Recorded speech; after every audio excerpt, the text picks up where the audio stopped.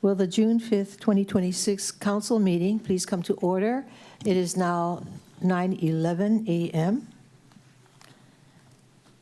And I would like to greet you in Filipino. Magandang umaga. Ms. Clerk, roll call. Thank you, Madam Chair. Proceeding with roll call. Any members participating from non-public location should state who, if anyone, except minors, is present with them as part of roll call. Councilmember Shane-Sinensi. Aloha Kakayaka Chair and Magandang Umaga. Councilmember Nohilani Uuhajans. Aloha Chair, happy Aloha Friday, Magandang Umaga. Councilmember Tom Cook. Aloha Friday Chair, Magandang Umaga. Councilmember Kiani Rollins Fernandez. Aloha Kakahiaka Chair, and Magandang Umaga Kako. Happy to be here in person, and we have no testifiers at the Molokai District Office. Mahalo, Chair. Councilmember Gabe Johnson. Magadan umaga to everyone. Good morning, Chair, council members, community members. There's no testifiers at the Lanai District Office, and I'm here and ready to work. Thank you. Councilmember Tamara Paulton.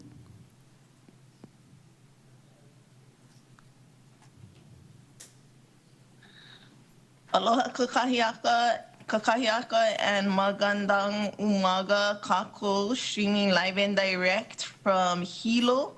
I have with me one Ele Makule dog. Her name is Hachacha. Vice Chair Yuki Sugimura. Good morning, magandang umaga, and wanted to say ohayo gozaimasu, and good morning, welcome everybody. Looking forward to a productive meeting. Councilmember Kawanoi Batangan. He can't hear us. Just need to unmute on your end, it looks like. Yeah, his head is his eyes are moving. Okay, We'll come back. Chair Alice Lee. you're going to get back to him. Yes. Magandang umaga. Councilmember Batangan, can you hear us?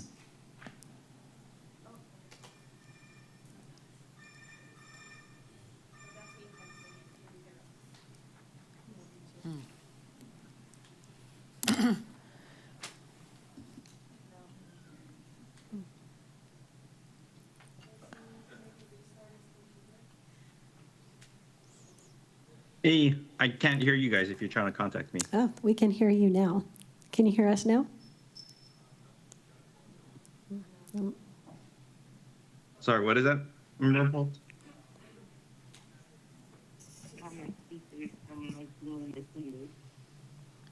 Okay, so how do you do that? I have the office surface. So I have my volume at full blast and my mic is unmuted.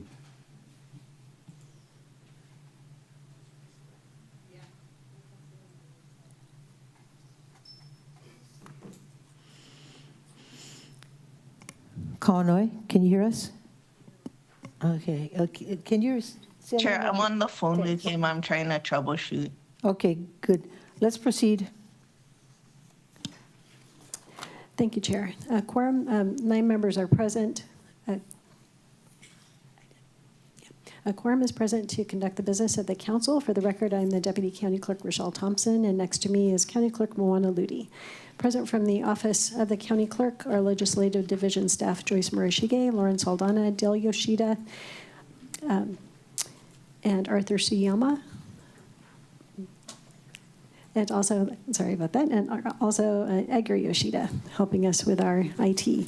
Assisting the council with maintaining order and decorum is Council Ambassador Ryan Martins, and joining the meeting from the Office of Council Services is Director David Rotz and Deputy Director Rochelle Kawasaki. From the Department of the Corporation Council is First Deputy Mimi Desjardins and Deputy Corporation Counsel Christy Rigglesworth. Thank you. And I have opening remarks today, and this is the reason why I asked if you wouldn't mind saying good morning in Filipino, because one of our former members passed away on April 11th, 26 of this year, and his name is Rick Medina. And so his wife, Millie, asked that we, give him a moment of silence, but not any type of official resolution or certificate. Okay, so we believe in compromise here. So we're not going to give him a certificate or the family a certificate, but I will be saying a few words because I think it's important that you know who he was. So let me give you a little brief background on him, and then we'll do the moment of silence, okay? And I won't be doing any more remarks after that, as far as a prayer or anything. So, Rick Medina actually is from Oahu. He went to Lelehua High School. His dad was in the Army, and they moved to Maui in 1964. And he was a well-known radio announcer for Kinui Radio and for KMVI. And he had the moniker, the Carabao, which means the water buffalo in Filipino. And it's actually symbolic of, it's kind of the informal animal representing the country of the Philippines. And he also went into the army himself and attended college and then eventually moved to Maui and then started his radio career. He became a state representative first and then was elected to the county council. And afterward, he was in the clerk's office. I believe he was deputy county clerk. And so Carabao means, it symbolizes resilience and hardworking person. And if I really wanted to describe Rick, it also includes a little bit of disobedience. He sat, Linda Lingle sat to the far right. I sat where you are, Yuki, and then Rick, and then Wayne Nishiki, and then Howard Kihuni, and Pat Kawano, and Joe Tanaka, and Velma Santos, and Gora Hokama. So in my first week on the council, I had to endure these two fighting all the time. Fighting, like kids, you know. And so one day, and I'm the rookie now, I stood up and I said, "You two, stop it. I'm going to twist your ears if you keep doing that." So I said, "This is what's going to happen. Rick, you go where I am, and I will go where you are, and I will be between the two of you." And here the council chair is listening to all of this. And so from then on, the rest of the term, that's how we sat. And they stopped fighting because they had a hard time fighting through me, right? So that was one of my memories of him. But he had a wonderful sense of humor, very active in the community, belonged to many, many organizations, very active with the Filipino community. And so he is going to be missed by his family, of course, his wife, Millie, and his children, Russell, Rosalind, Lance, and Delphine. So aloha to you up in heaven, my dear friend, Rick Medina.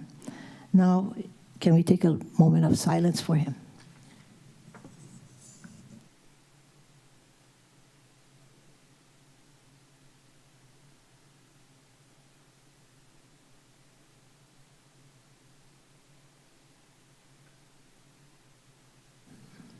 Thank you, members.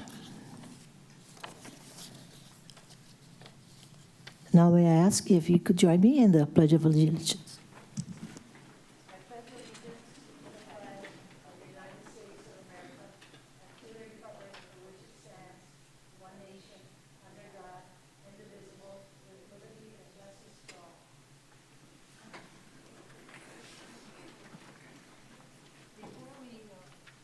Before we proceed with today's agenda, may I please request that everyone keep their microphones muted unless it's your turn to speak. As a reminder, testimony must pertain to items on the meeting agenda.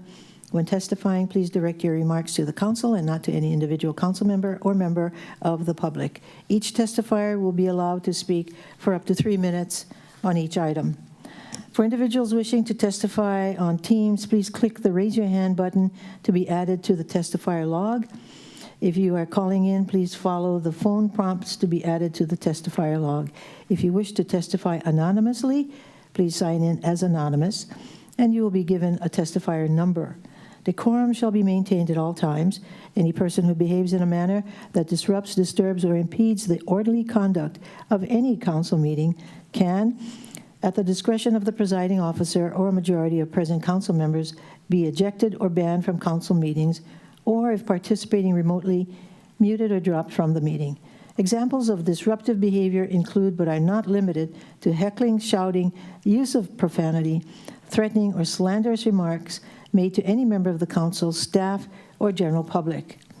All meeting attendees, whether online or in person, are expected to wear clothing which should not display profanity, obscenity, or any message that could be considered discriminatory, harassing, or inappropriate for these proceedings. Now then, Ms. Clerk, please proceed. Chair. Chair. Yes. You want to try Member Batangan again? Oh, I'm sorry, I didn't notice. Member Kawanoi Batangan? Thank you, Chair. Good morning. Can you guys hear me? Yes. Okay, I can hear you, so I appreciate the patience. I'm alone in my workspace, calling in from Kahului. Okay. Yeah, we heard that you were ill. Was it as a result of your trip? Oh, okay, don't answer. Let's move on. Ms. Clerk. Thank you, Madam Chair. At this time, individuals may testify on any item on today's agenda. And the first person to testify is Sunny Cave, testifying at Committee Report 2631. And that testify will be followed by Eve Hogan.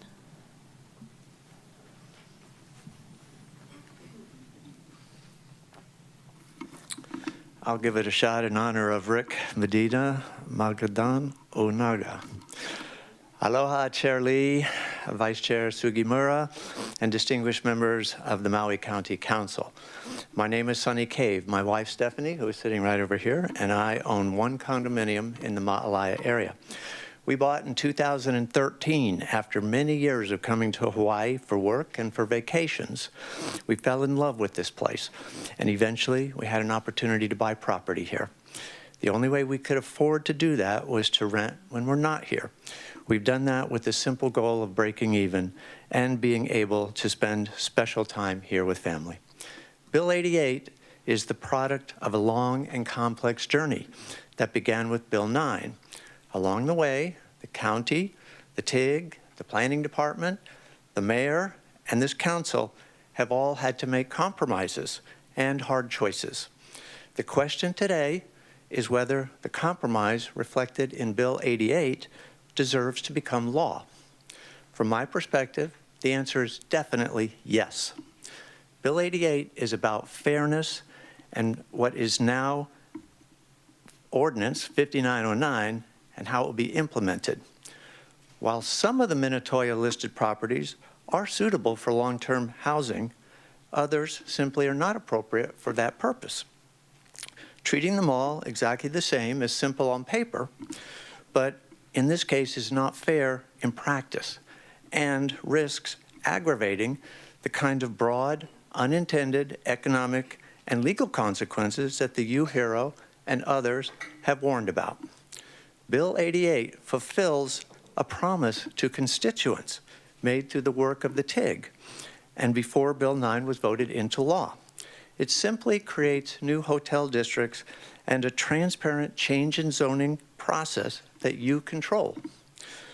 Judgments about individual complexes will be made case by case. For all these reasons, and with deep respect for the challenges that you face and the values the community holds, I respectfully ask that you pass Bill 88.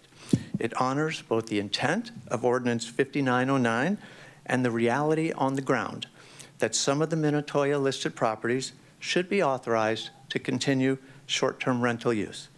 Mahalo for your time and your service to the community on this island. Thank you. Members, any questions? Okay. I see have a none. copy of Thank this you. if you want it. Oh, yes, that great testimony. Thank you.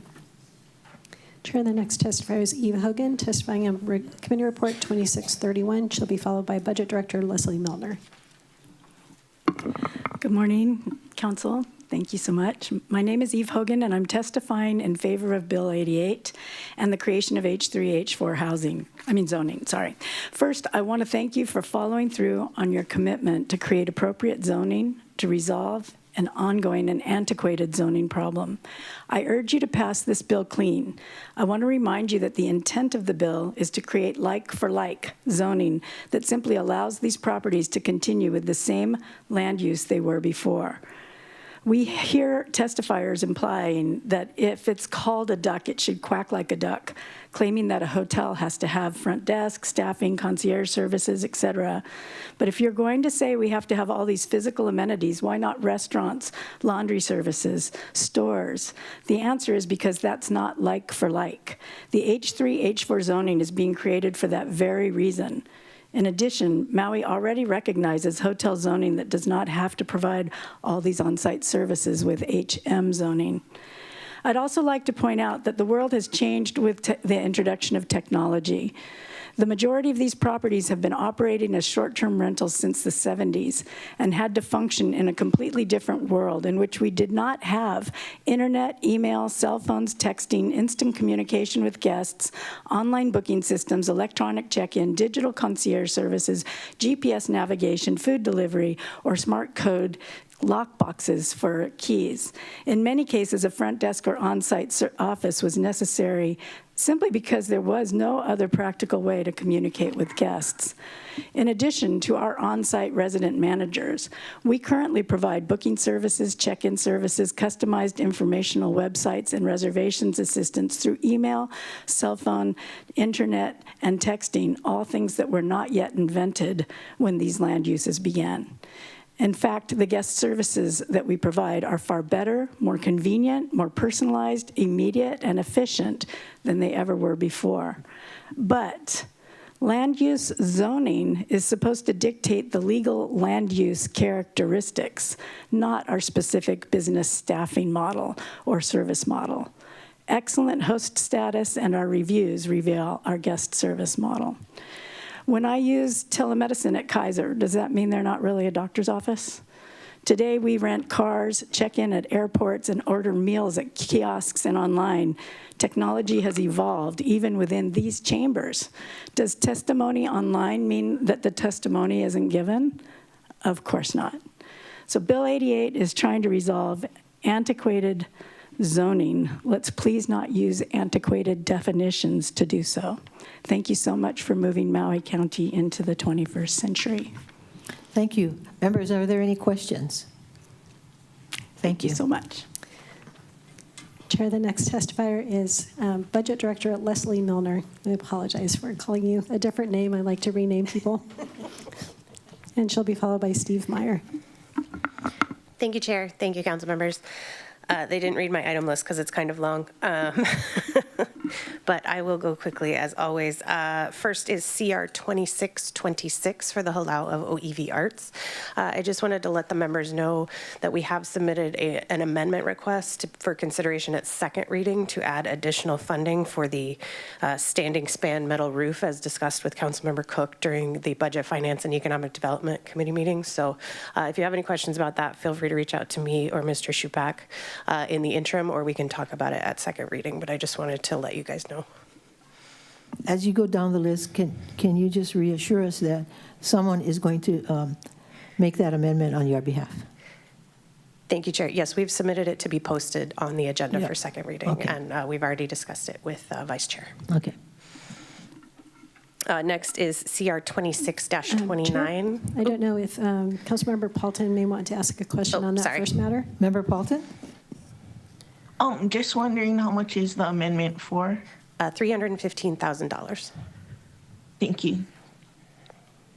Go ahead. Oh, I see it. I'm sorry. Got it. Thank you. CR 26-29. I had a conversation with Councilmember Rollins Fernandez earlier this week about the results of her meeting with the family. So in light of that conversation, which I know you'll get into the details of later, but we are supportive of filing of these items. Resolution 26-97. This is for the donation of soccer balls from FIFA in celebration of the World Cup. This will be 200 soccer balls. The administration intends to use them for the PALS program this summer, and then, and then work to get them donated to local soccer clubs and schools. So we'll keep you apprised of what's going on there, but hopefully you'll get to see some photos this summer of the kids enjoying them if we accept the donation. Resolution 26-98, this is another resolution for the Department of Public Works in light of the increasing fuel costs, moving funding from the A account to the B account. Bill 92, this is for to remove the, I got ahead of myself. That was 93. Bill 92 is adding grant funding to Appendix A, Part 1 for Office of the Mayor. This is for the Kona Low Business Recovery Grant in the amount of $500,000. The administration plans to partner with a local nonprofit to administer this program to award funds to our businesses who are affected by the recent storms. And Bill 90. Yep. Yes, Vice Chair Sugimura. So you have a nonprofit that you're going to work with? Thank you, Chair. Yes, we've talked to MEO, but we're still in final discussions and determining if that can fall under emergency procurement or if we need to go through a more extensive process. Thank you. Chair, also Councilmember Batangan has his hand raised. Member Batangan? Oh, you can wait to the end of her testimony. Okay. Go ahead, Leslie. Thank you, Chair. Yeah, I leave it up to the attorneys on whether he needs to recuse himself in light of us considering possibly subawarding those funds. Oh, that's what he was going to say. Okay. Bill 93, this is to move $300,000 from Office of the Mayor for Stewardship and Maintenance of County-Owned Land to the Emergency Management Agency for capital improvement projects for wildlife corridor fencing. The purpose of the funds hasn't changed. It is still for use on county land to maintain and remove fire hazards, but because of the amount of fencing and in light of MEMA taking a leadership role on that hazard mitigation, we're requesting this amendment. Thank you, Chair. Questions, Member Batangan? Thank you, Chair.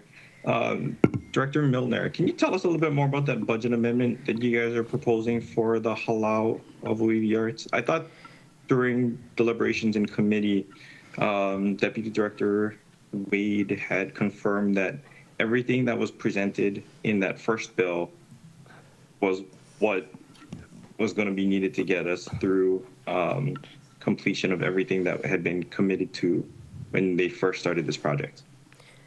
Thank you, Chair. Thank you, Councilmember Batangan. Yes, as was discussed at that meeting, there was a switch from a standing seam metal roof to asphalt shingles during the value engineering process. And after the discussion in BFED, it seemed the committee at the time was supportive of switching back to that standing seam roof. So that is the purpose of the amendment.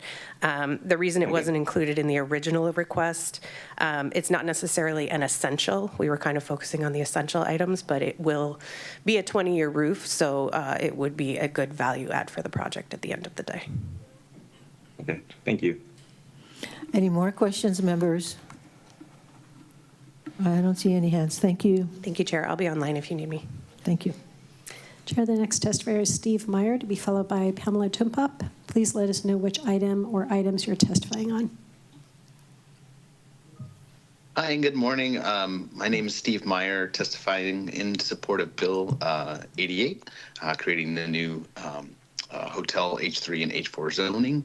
I am an owner and manager of vacation rentals and timeshare at the Maui Sunset there, right off of Waipualani Park. The Maui Sunset was built in the late 70s. It's one of the many condos along Waipualani Beach built and marketed to visitors and off-island buyers. Our family started there in the late 70s. I was quite a bit, I was a baby at that time, but it still happened. Built for mostly transient, but we do have a nice mixed use group here. We are asking to keep our current land use rights and restrictions. We also fill a needed gap in housing for those in that need transition. Transition where short term is anything less than 6 months. Those that need something for a week, a month, 3 months, they can stay at properties like the Maui Sunset until they find permanent housing or contract workers, nurses, things like that. So the Maui Census is also, and the neighbors are in primarily tourist areas along the ocean front there. Really appreciate the council hearing this and the moving forward and hopefully create this updated zoning designation. Thank you very much. Thank you. Questions, members? I don't see any. Thank you very much. Next testifier, please. Chair, the next testifier is Pamela Tumpop. Please let us know what item you'll be testifying on. She'll be followed by Brian Banks. Aloha. I will be testifying on Bill 88, and mahalo Chair Lee, Vice Chair Sugimura, and members of the Maui County Council. Magandang umaga, and really appreciate you, Chair, for the inclusiveness and education with cultural greetings. I also appreciate you honoring Rick Medina, who I had the pleasure of knowing and working with many, many years ago. He was an amazing man and great community advocate and servant. So I appreciate all of the words that you shared and the moment of silence. The Maui Chamber of Commerce has long and consistently been an advocate for attainable housing for local families and continues to work on solutions to address our housing crisis and housing desires for local families. We appreciate that the Housing and Land Use Committee passed this bill out on first reading and ask that the Council continue to move this bill forward. Through deliberations on Bill 9, many Council members committed to honoring and advancing the recommendations of the Temporary Investigative Group. Bill 88 is an important and needed part of that work and simply creates an additional zoning option for property owners.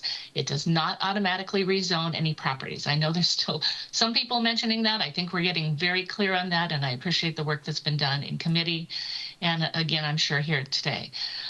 Again, I get to follow Eve Hogan, who made many great examples, and I appreciate her thoughtful comments as well as her educational examples, and so that she could share more on what this will do and how it will help, and also what it doesn't do. So in the interest of time, I won't repeat that information. But I also want to really clearly note, because there are some concerns about, what might happen in the future or what might happen with future leadership. And of course, we're not going to know that. This is an election year, but we're not going to know that for a period of time. But what is important to note is that the mayor, who was the sponsor of Bill 9, it was a program that he put forward with Keani Rollins Fernandez. The mayor has come out and said that this is an important bill. And so he has supported Bill 88. And council members through the TIG said this was an important measure, right? Because we had to, again, it just puts in a mechanism, right? It doesn't automatically address the situation. It puts in a mechanism to explore and address the situation. So we respectfully ask that you uphold the commitments on this because that's what came out of the Temporary Investigative Group, and pass Bill 88. Again, as we address these critical housing issues, delays only cost us more. And the more time we take on solutions when we have come to consensus, when we have people who are saying we need to support this bill, continuing to revise, regroup, change things just adds more delays. What we need is a clean bill today, and we ask for your strong support and the commitments being honored from the Temporary Investigative Group. Mahalo nui loa for the opportunity to testify. Thank you, Ms. Tumpop. Any questions, members?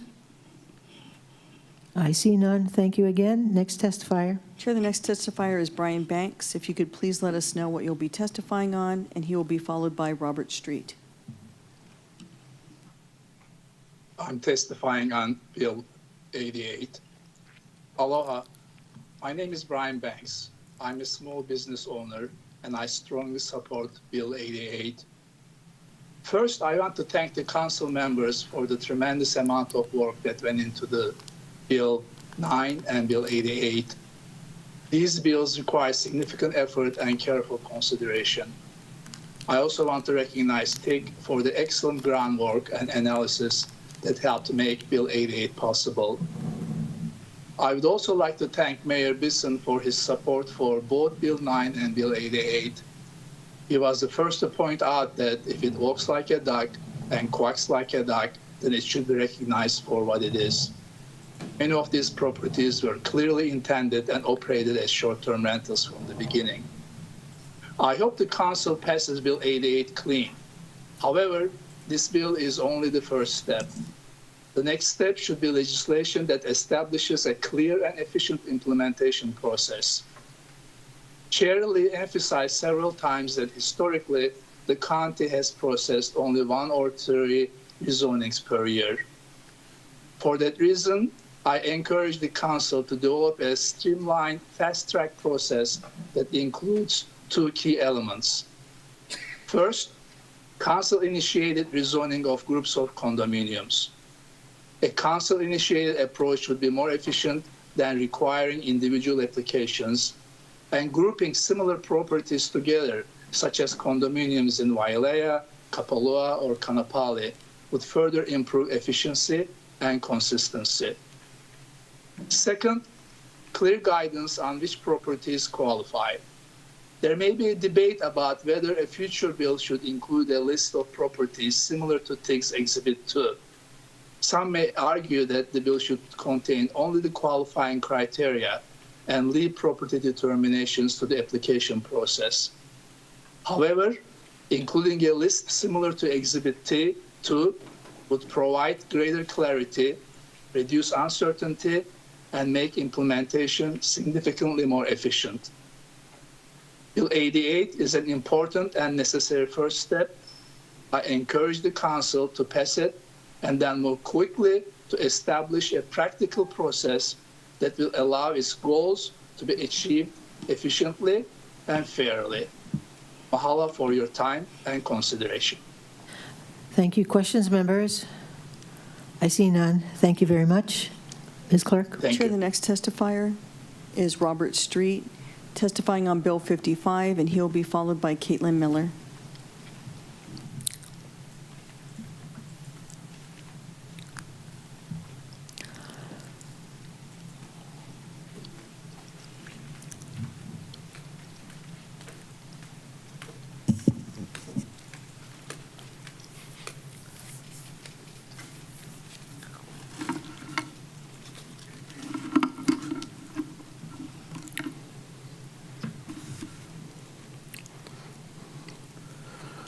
Aloha mai and good morning. I'm going to be referencing your regular meeting of March 6, specifically Bill 29. It's an ordinance amending the fiscal year 2026 budget, Department of Management, Office of Mr. Recovery. Street, that's not on our agenda today, I'm sorry. I am coming under a bill for an ordinance relating to the operating budget. And I'd like to have the opportunity to finish what I have to say. A bill for an ordinance amending the fiscal year budget, Department of Management of Recovery Program, adding conditional language for the Native Hawaiian Education Association and Imua Family Services for Imua Garden Discovery. What I don't understand is this money, the recovery program, is geared and directed for Lahaina. It is not to be used, and I can't understand why you are giving Imua Family Services this money for what they're doing in Historic District Number 3. Right here is the Bible for Historic District. Right here is a Bible for Historic District Number 3, and it spells out what you can and cannot do. Imua Family Services has failed to follow this. I have been bitching about this for days and years, ever since I had to tangle with Leslie Dean Wong. Malfeasance is the intentional conduct that is unlawful or wrongful. Malfeasance involves a deliberate act that is legally and morally wrong. This nonfeasance is the failure to act when there is a duty to do so, which results in harm or damages. Malfeasance refers to the lawful act performed improperly, negligently. The individual involved had a duty to act and did act, but their actions were conducted in a harmful way.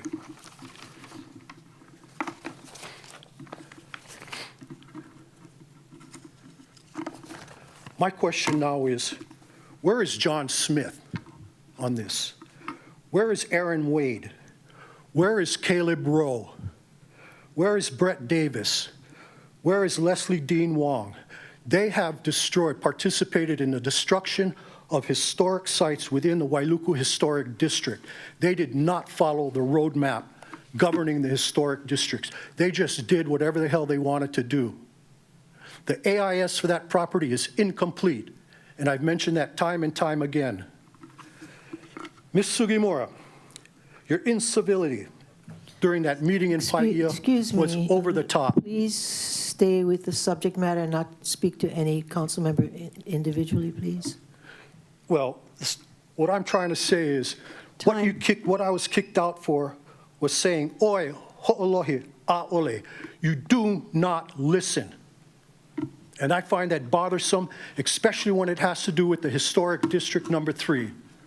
Your time is up. Thank you. Okay? Mahalo.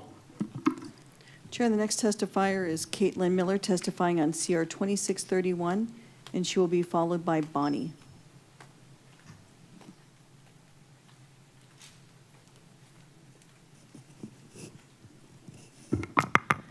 Good morning, Chair, Vice Chair, and members of the council. My name is Caitlin Miller. I'm testifying on behalf of Maui Vacation Rental Association in support of Bill 88. I want to begin by thanking the council, the administration, the planning department, and the TIG for their tremendous amount of work that has gone into this effort. We appreciate your commitment to addressing longstanding zoning issues that have existed for decades and your willingness to take on work that many have recognized needed to be done for a long time. We appreciate the council's commitment to continuing the work of the TIG and bringing forward the zoning tools necessary to address these longstanding issues. We support Bill 88 because it helps create a zoning framework that is internally consistent, legally defensible, and easier for the public to understand. It recognizes longstanding established uses and provides a practical path forward to address a longstanding inconsistency in Maui County's zoning code. While today's discussion focuses on zoning, it's important to remember that these decisions affect real people. They are residents, workers, and small businesses throughout Maui County whose livelihoods are connected to this industry. Mahalo for your time, your work on the issue, and your continued commitment to seeing it through. We respectfully ask that you support Bill 88. Thank you. Members, do you have any questions? Seeing none, thank you. Ms. Clark? Chair, the next testifier is Bonnie, and if you could please let us know what you'll be testifying on, to be followed by Malama Min.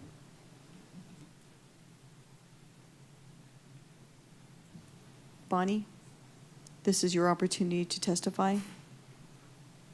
Online? Yes. Chair, do you want to move on to Malama Min and we can circle back to Bonnie? Yes. Malama Min will be testifying on Committee Report 2631.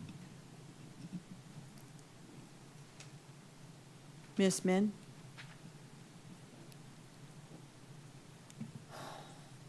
Next. Chair, the next testifier, let's see here. Ms. Min was in chambers, but I don't see her, is Greg Royowski, testifying on a Committee Report 2631, and apologies if I mispronounced your last name. I had to be an adult. Good morning, Council. I no longer oppose this bill. I don't support it either, with reservations, because I know that's a thing. But after hearing council or committee testimony and explaining everything, it does make it sound like this is not what it's portrayed by a lot of people. So the next step of this, of course, will be putting properties into it, and that's another argument for another day. So I do want to thank the one member of this council that did vote no. I know we can't name names, but I just want to thank any of the members, all of the members that voted no. But I also want to thank the members of the council that were on the TIG, because one of the big questions that come up was, how can they possibly continue voting the way that they've been voting, because it was made very clear by many of the members they wanted to continue down this line of companion bills. And so I just want to thank them for keeping their word, for saying and keeping true to what they said they would do, because there were a lot of accusations within the public, and they proved them all wrong. I also want to say that some of those companion bills that we haven't seen yet, I'm excited to come and be part of. The empty home tax, I know we talked about that last year. We had shoreline armoring, shoreline access. There are a lot of things that all kind of partner up with this. And so I think it's not unreasonable to change my mind and not oppose this anymore. But I do look forward, like everyone else is looking forward to this. And the speed by which this happened has been amazing. I mean, this is less than 6 months, and here we are, frankly, getting ready to pass this thing. So we know that this council, within the next 6 months, could make all of these other companion bills happen. The Planning Commission, I do appreciate all their hard work. I do agree with them on this, but I do not oppose this bill any longer. That's all I have. Thank you very much. Thank you. Members, questions? I see none. Thank you. Ms. Clark? So we're going to circle back to Bonnie, who has now been unmuted, and she'll be followed by Malama Min. Aloha, Chair Lee and council members. Thank you for hearing my testimony in favor of Bill 88. Bill 88 provides necessary zoning clarification. It's understandable to the public and makes it easy to consistently apply. It provides the option, only the option, for some properties in residential areas clearly meant for visitor accommodations and not for workhouse housing, but currently zoned as apartment district, to continue their legal historical use of providing short-term rental options in those areas. Bill 88 is not a rezoning bill. Instead, it produces regulatory clarity and would establish zoning districts that better reflect the historic and actual use of these properties. It does not rezone any properties. It simply gives future councils the ability to evaluate individual properties and determine whether H3 or H4 zoning is appropriate based on location, infrastructure, community impacts, and public testimony. It allows the county to balance housing goals with economic realities rather than take away income from the state, county, and local residents with no other options in place to replace it. It provides certainty for residents, employees, property owners, and small businesses that have relied on these historically permitted uses. In areas like Wailea, intentionally planned as a mixed visitor residential community, H3, H4 zoning is an appropriate planning tool, not an expansion of visitor accommodations. I'm a 40-year property owner in Wailea and have supported the community working with school tutoring and reading and math, done beach cleanups in Kihei. I dine out, I shop locally, and employ housekeepers, handyman, plumbers, electricians, builders, and so many more. When I am not here, my renters do the same. Recently, I have watched my friends here suffer because of the downturn in tourism and lack of other options for them to earn a living. Their stress because of the uncertainty is telling. For these reasons, I respectfully urge the council to support Bill 88. Thank you. Thank you. Members, questions? Seeing none. Ms. Clerk? The next testifier is Malama Min, and she'll be testifying on Committee Report 2631. Aloha, Chair and members of the council. Thank you for the opportunity to testify. I'm Malama Min. I'm here today on behalf of the Realtors Association of Maui. We support the passage of Bill 88 and the creation of the new H3 and H4 zones. I also submitted written testimony via email, so I'll keep it brief. And thank you again for putting forth this legislation that was a recommendation of the temporary investigative group, and we appreciate all the work of the council. Well, thank you. Members, questions? If not, thank you very much. Thank you. Ms. Clark? Chair, there's currently no one else signed up to testify, so if there is, oh, I'm sorry, there's Johan Lal. I missed you, Mr. Lal, and if you could please tell us which matter you'll be testifying on, please. Johan Lal, I am testifying on the item for Bill 88. And I am in favor, so I urge passing the new zoning. I'm glad I'm not the only one anymore who is in favor of this and also was in favor of the Minnesota phase out. And the main reason I'm in support is because I think it's important to give due process to those owners who are being phased out to be able to apply to get changes in zoning and retain their current use. And I think it makes Bill 9 stronger. I spent quite a bit of time last year looking into land use cases and lawsuits. A lot of them, even when they're about takings, the rulings end up not being about takings, but being about due process. And I can't name any of them off the top of my head, but that's what I kept seeing like over and over again is people would sue because they had some of their rights taken away, and then they had no way to apply to change that. So I think if this doesn't pass, it probably helps the lawsuits against Bill 9 quite a bit. So I'm in support. Thank you. Thank you. Questions, members? If not, thank you very much. Next testifier. Chair, the next testifier signed up with the initials SKB online. Can you please let us know which item you'll be testifying on, to be followed by Andrew Church? Hello, thank you. I know we're almost at the end. Thank you, everybody, for your patience and your hard work. I am here again to testify in support of Bill 88 in creating the new hotel zoning like for like.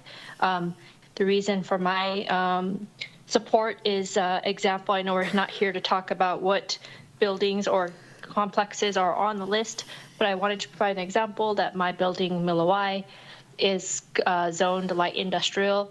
So there needs to be a place with Bill 9 passings for buildings like mine to be able to have some sort of zoning to fall into. So that's all I had to say. I really appreciate everybody's endurance and support and flexibility in considering this. Mahalo.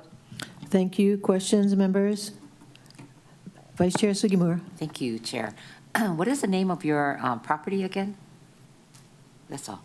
Milawai in Ma'alaya. Thank you. Any more questions? Thank you.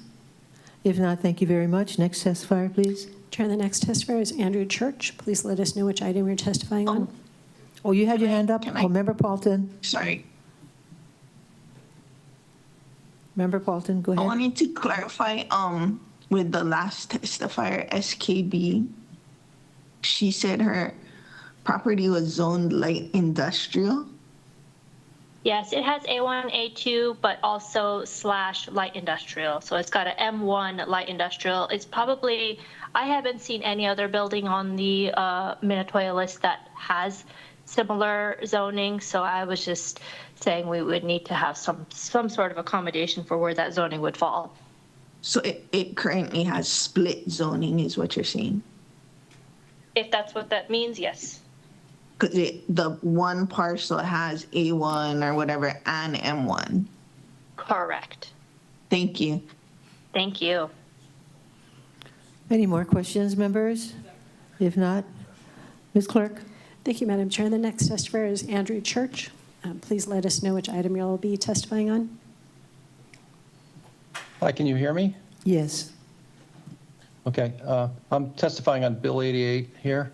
Aloha, Chair and members of the Maui County Council. My name is Andy Church. I'm a small business owner, father, Maui resident for 27 years. My daughter, her mother, her grandparents, and great-grandparents, and great-great-grandparents were all born and raised on the islands of Maui, Molokai, and Oahu.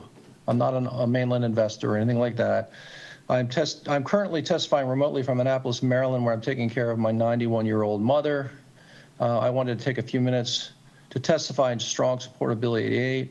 First, I want to extend a huge mahalo to the Housing and Land Use Committee and the Maui County Council for advancing Bill 88 through the public process and for taking the time to carefully evaluate this important issue. For me, it's not just about zoning, it's about certainty. As a father raising my daughter on Maui and as a small business owner, I believe zoning regulations should be understandable to the public and consistently applied. Local residents, local employees and property owners and small businesses and visitors all benefit from rules that are clear. For years, there have been significant uncertainty surrounding many visitor accommodations properties that have legally operated on Maui for decades. Many of these properties were originally built, marketed, financed, purchased, taxed, and operated as visitor accommodations.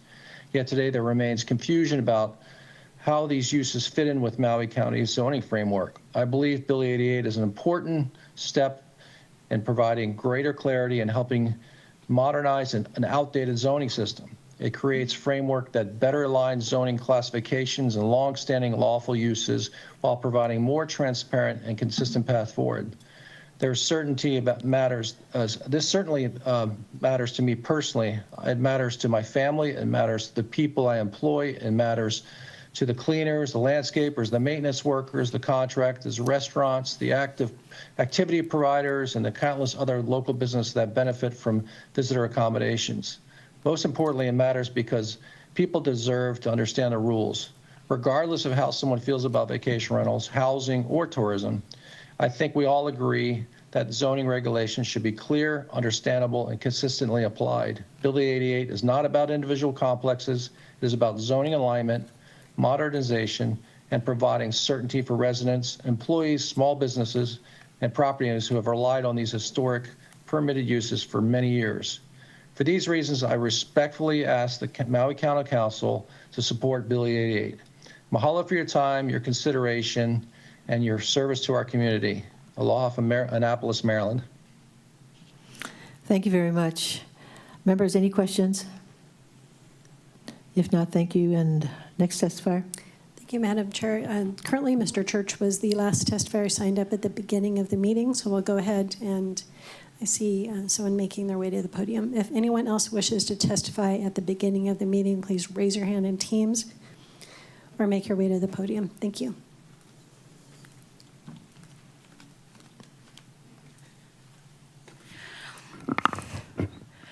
Maganang umaga. Good. And aloha, Chair, Vice Chair, and members of the Maui County Council. Olala Johnson Ko'inoa of Wai'ehu, also a descendant of Hamakualoa by my tutu Puakalaumea. I am testifying in opposition to Bills 89, 90, and 91 regarding the proposed acquisition, community plan amendment, and zoning changes associated with the proposed Ha'iku Fire Station site at Kuiaha. I incorporate the entirety of my 9-minute of testimony into all 3 agenda items. I respectfully ask the Council to review these bills, not as a separate action, but as part of a single proposal that would permanently change the future of this land. While I understand and support the importance of public safety and emergency preparedness, I believe there are significant cultural, historical, environmental, and community concerns that remain unresolved.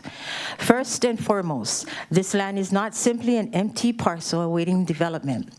It is part of a cultural landscape that has meaning to Kuleana families and lineal descendants whose connections to this area extend across generations. There are concerns regarding iwi kupuna burials and ancestral resources associated with this area. For Kanaka Maoli, our burials are not archaeological sites. They are our ancestors. They deserve dignity, respect, and protection. Once land is acquired, redesignated, rezoned, and developed, the risk to cultural resources increases dramatically. Any disturbance to iwi kupuna cannot be undone. Beyond burials, this area continues to hold cultural significance today. Families maintain relationships with this land through genealogy, history, and cultural practice.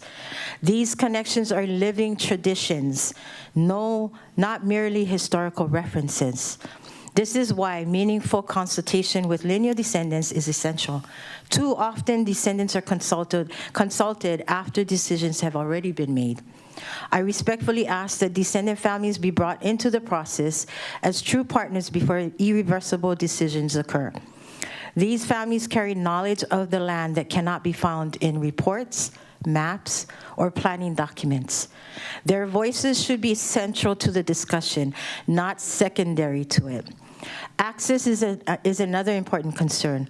For generations, families and cultural practitioners have maintained access to this area.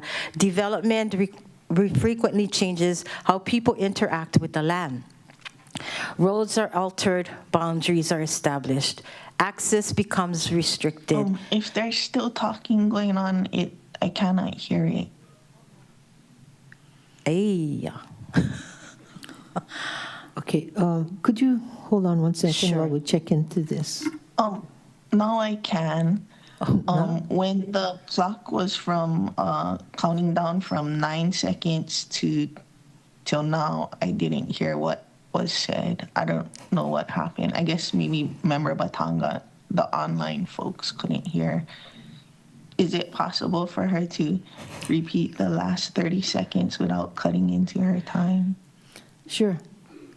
If you don't mind, can you repeat the last part? I'm just going to do like an approximate 30 seconds. Oh, don't worry about the that time. would be. Don't worry about the time. Okay. If not, can you give me 30 seconds after? Okay, so let's try this part. There are concerns regarding, can you hear me now? She can. She can, okay. There are concerns regarding iwi kupuna burials and ancestral resources associated with this area. For Kanaka Maoli, our burials are not archaeological sites. They are our ancestors. They deserve dignity, respect, and protection. Once land is acquired, redesignated, rezoned, and developed, the risk to cultural resources increases dramatically. Any disturbance to iwi kupuna cannot be undone. Beyond burials, this area continues to hold cultural significance today. Families maintain relationships with this land through genealogy, history, and cultural practice. These connections are living traditions, not merely historical references. This is why meaningful consultation with lineal descendants is essential. Too often, descendants are consulted after decisions have already been made. I respectfully ask that descendant families be brought into the process as true partners before irreversible decision occurs. These families carry knowledge of the land that cannot be found in reports, maps, or planning documents. Their voices should be central to the discussion, not secondary to it. Access is another important concern. For generations, families and cultural practitioners have maintained access to this area. Development frequently changes how people interact with the land. Roads are altered, boundaries are established, access becomes restricted. Sometimes those changes happen gradually, but the result is the same. Connections between people and places become weaker. I ask the Council to consider what future generations may lose if access is diminished. As you review Bill 89, Bill 90, and 91, I also encourage you to ask whether all reasonable alternatives have been fully explored. Public safety infrastructure is important, but is this particular site the only option? The county should carefully evaluate other potential locations, including North Holokai Road and areas associated with recent and planned development in Paia. Recent approvals for additional development in Paia may create opportunities for future public facilities closer to growth areas and existing infrastructure. If a second fire station is needed to serve the region, alternative locations should be thoroughly evaluated before converting agricultural land that holds cultural significance and raises concern regarding iwi kupuna and descendant access. I am also concerned that the justification for this site has not been fully demonstrated. Available wildfire data generally indicates that the Haiku area experiences lower wildfire risk than many other parts of Maui, given the county's limited financial resources and competing priorities. I respectfully ask whether this location represents the highest and best use of public funds, and whether areas facing greater wildfire threats have been adequately considered. Equally important is the precedent these bills establish. Bill 89 involves acquisition. Bill 90 changes the community plan designation from agriculture to public quasi-public. Bill 91 changes the zoning from agriculture to public quasi-public. Chair, I'm sorry to interrupt the testifier. It looks like we may have some issues online. Councilmember Paulton, can you still hear us? Yes. Okay, thank you. Apologies for that. We'll just need to take a short break after Ms. Johnson is finished and then reset the computer. Okay. And then, Chair, real quick, I've been watching the time. She's testifying also on Bill 89, Bill 90, and Bill 91 for 3 minutes each. It sounds like she's coming to a close and won't need 9 minutes, but I just wanted to make sure she had that time since it wasn't being. Yes, we were going to allow her the extra time because we've interrupted her twice. Mahalo, Chair. The plus 30, right? No, just kidding. Okay. Okay, so as I said, viewed individually, each bill may seem like a routine administrative step. Viewed together, they represent the permanent conversion of agricultural land into a different land use. The Paia Haiku Community Plan designated this land as agriculture for a reason. Agricultural lands provide open space, food security, environmental benefits, and protection against unchecked growth. They help preserve the character that residents of Haiku and Kuiaha have worked hard to maintain. Many residents throughout Maui are increasingly concerned about overdevelopment. We have watched agricultural lands disappear. We have watched rural communities change. We have watched culturally significant places become increasingly vulnerable. Each individual project may seem small, but collectively these decisions reshape our island for future generations. Once agricultural lands are redesignated and developed, they are rarely returned to their previous condition. Once cultural landscapes are fragmented, they are difficult to restore. Once access is lost, it may never be fully regained. The decisions before you today are not simply about 6 acres of land. They are about stewardship. They are about balancing public needs with cultural responsibility. They are about whether we are willing to slow down and ensure that descendant families are heard before permanent changes are made.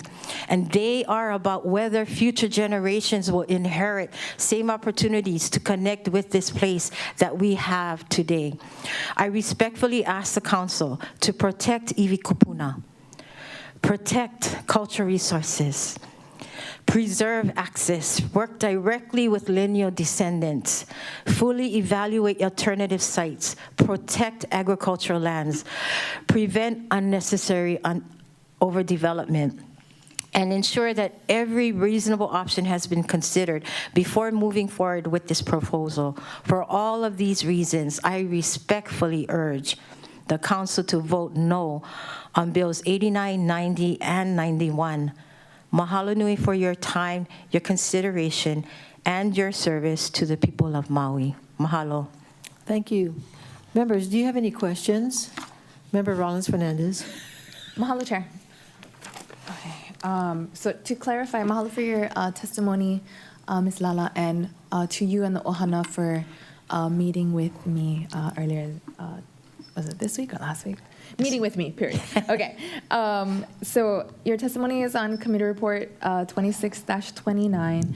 And to clarify, you're requesting that we file Bill 102 and Resolution 25-53.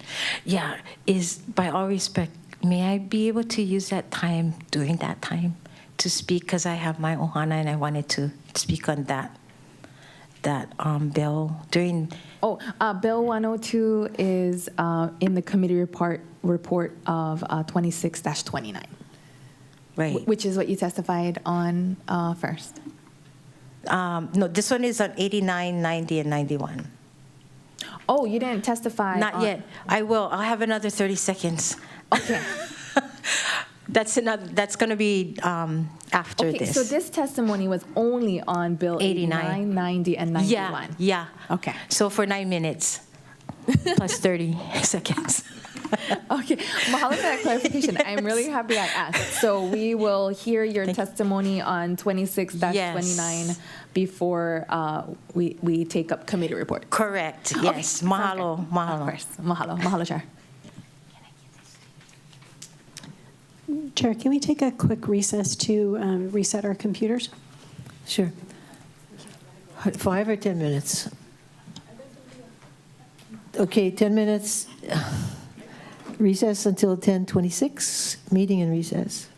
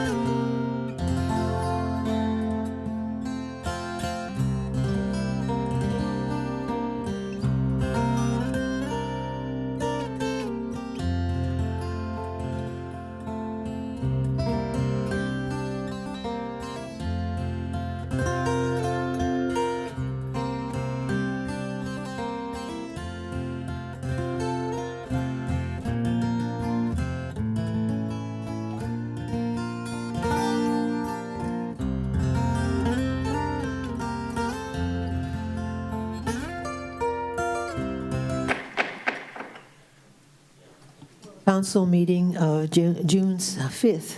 Please return to order. Ms. Clerk. Thank you, Madam Chair. Moving on with testimony. The first person to testify is Rob. Please let us know which item you're testifying on, and he will be followed by Kahala Johnson. Go ahead, Rob. Aloha. I wanted to echo the previous testimony on 99 through 101. I wasn't aware of that, but I support keeping ag lands in agricultural use and protecting all the cultural resources. I know everybody's just gonna vote the same way they voted anyway for Bill 88, but I really want to congratulate the council members that are already unopposed, so that are gonna be representing us next year, because they seem to be the only two that really represent the people. So I really appreciate that. Everybody else that's gonna vote for this against the planning commission, saying that they didn't want it, all the locals that don't want it, gonna do whatever they're gonna do, but hopefully next year we get a more progressive council, at least. Thank you. Have a good day. Questions, members? If not, thank you. Chair, the next testifier is Kahala Johnson, who will be followed by Connie Williams.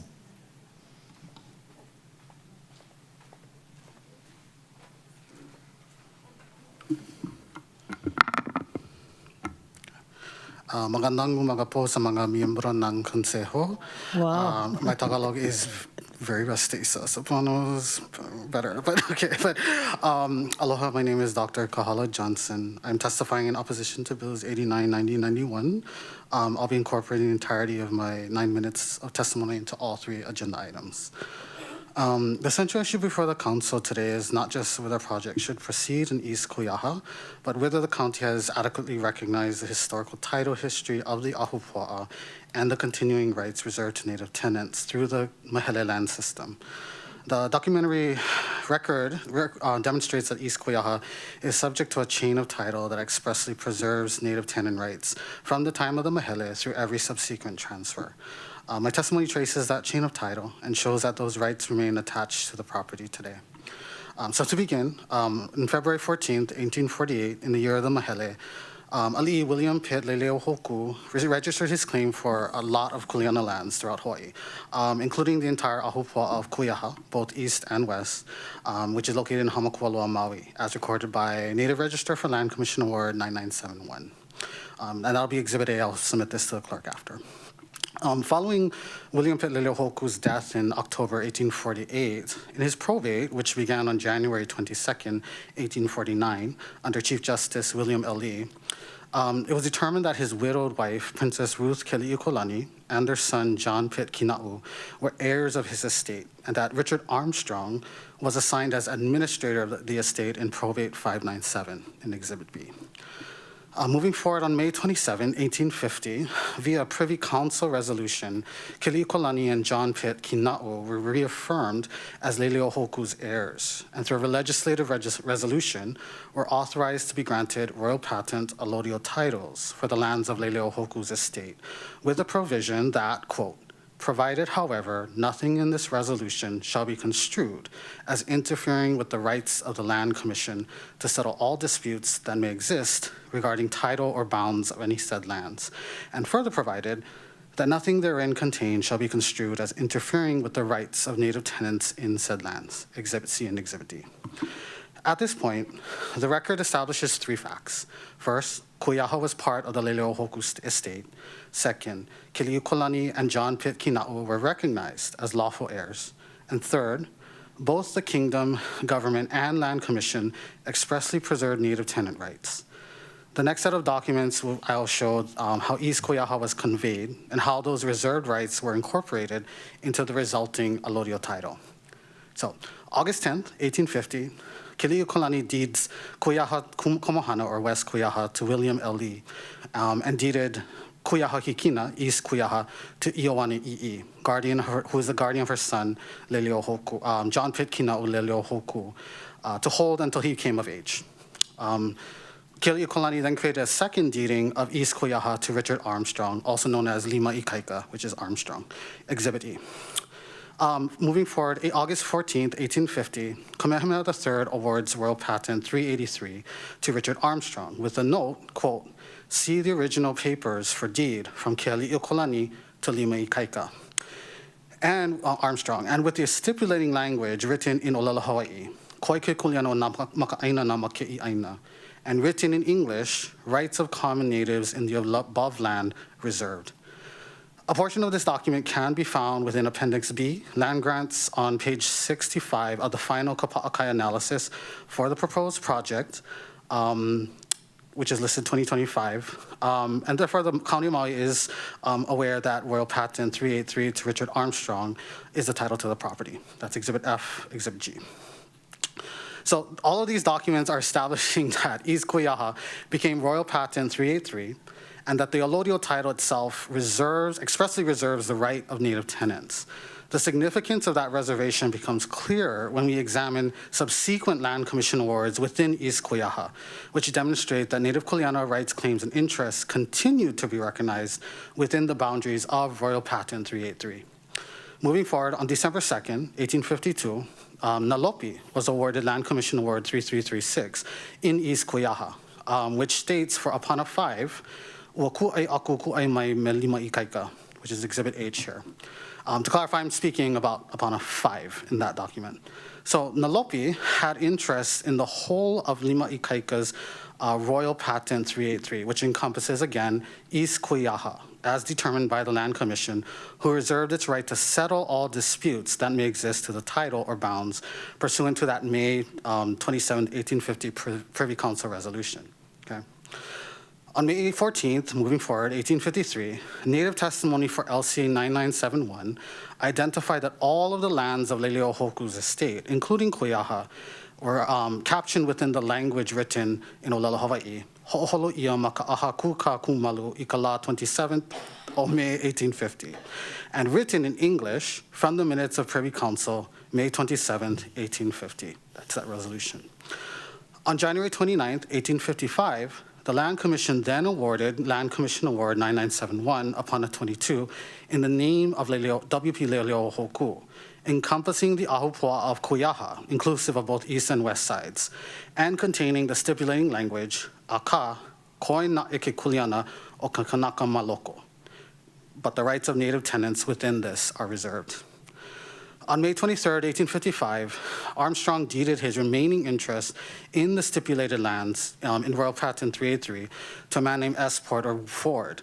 On September 30th, 1851, Ethan and Dowsett, assignees of the estate of S. Porter Ford, deeded those lands to Catherine N. Lee, with the deed containing that same stipulating language, pursuant to the law of the property. Taken together, these records demonstrate a consistent legal pattern. The Kingdom Government, Land Commission, and the Royal Patent on all subsequent conveyances all recognize that native tenant rights remain attached to the land. So the final question, therefore, is what legal consequence follows from that continuous chain of title for the property, which is the subject of Bills 89, 90, and 91. Through those collective documents, the heirs of Nalopi, which was mentioned before, maintain their rights to the title and land ownership of the subject property of TMK 27708. And all the other TMKs in East Kuyaha that are within the bounds of Royal Patent 383, which is deeded to Richard Armstrong. And so to summarize and conclude, not only is there an existing Land Commission Award 9971 to William Pitt Leleohoku and Royal Patent 383 to Richard Armstrong, which together include the entire boundaries of the East Kuyaha Ahupua'a, where the project is planned. But not only that, but through this allodial title and every subsequent transfer, the native tenant rights and rights of the Maka'ainana are reserved throughout the East Kuyaha Ahupua'a, which includes all awarded apana as well as unawarded apana of the smaller Land Commission awards that were within LCA 9971, RP 383 of East Kuyaha. So those rights are further protected by the Privy Council Resolution 1850 of the Hawaiian Kingdom government, and that remains in effect today through the various transfers of LCA 9971 and RP 383, which occurred. So it is the law, in conclusion, it's the law of the property that rights of Native tenants of East Kuyaha including their traditional and customary practices are protected by the allodial title. So that's what I'm submitting today. It's a long genealogy of title, and I know that bears more research, but that's what we have, the exhibit, which I'll be submitting to the clerk. Mahalo nui. Members' questions? Member Paulton. First clarifying question, in addition to the exhibits, are you also submitting written testimony of your oral testimony? Yes, I did. Thank you, Member Paulton. And then, thank you. The next clarifying question I wanted to ask was your reference to the kapa'akai analysis. Was that done as part of a EA or EIS process? Usually that is the case, not always, but I can also look that up for the. It's a 2025 document, so recent. Yeah. And then you said that it's noted on page 65 of the final kapa'akai analysis. What was the result? What was the? I mean, the purpose. What was the? Yes. Yeah. So that was to the mentioning of the kapa'akai analysis was just to show that the county does have the Richard Armstrong document, which contains that phrase "koina eke kuleana," preserving the native tenant rights. Yeah. And then, you're saying that the changing of zoning, community plan amendment, all the things would limit the rights of the native tenant to the parcel because it would prevent what the lineal descendants need to go onto the land to do.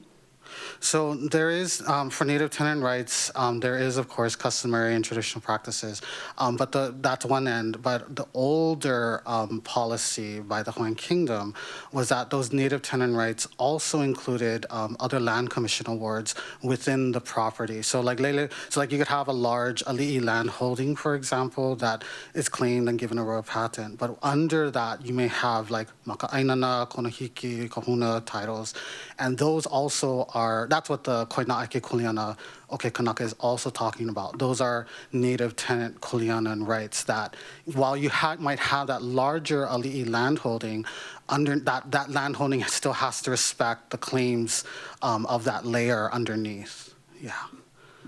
Kind of like there's kuleana parcels within the land commission award.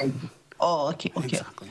All right. I think that's my questions for now. You guys, have you spoken to the administration, whether the Public Safety and Fire Commission or the mayor's administration, about these concerns at all? For myself personally, no, not yet. But that's because we are from Wai'ehus and trying to deal with all this stuff there. So, but thank you. I'll make sure to put a note on that. Yes. Okay. Thank you. Other questions? Thank you, Malani. Thank you. Chair, currently the last person signed up to testify is Connie Lee Williams, testifying on bills 89, 90, and 91.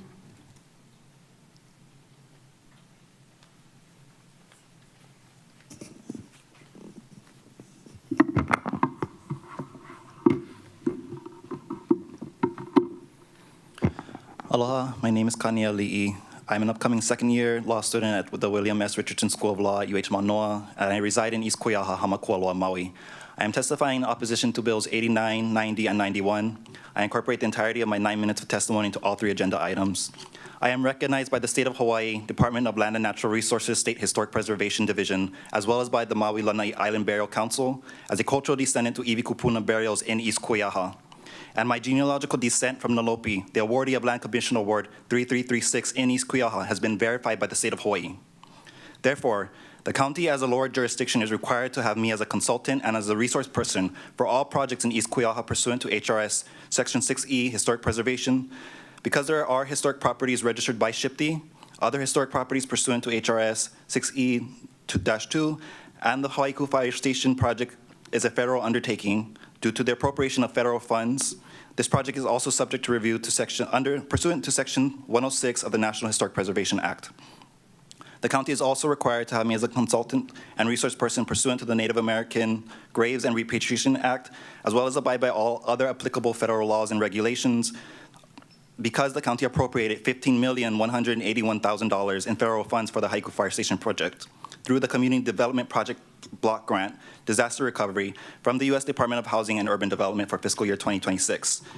On that note, I wonder how the Lahaina families would feel this election season to know that the federal funds for disaster recovery are being used for a project in Haiku.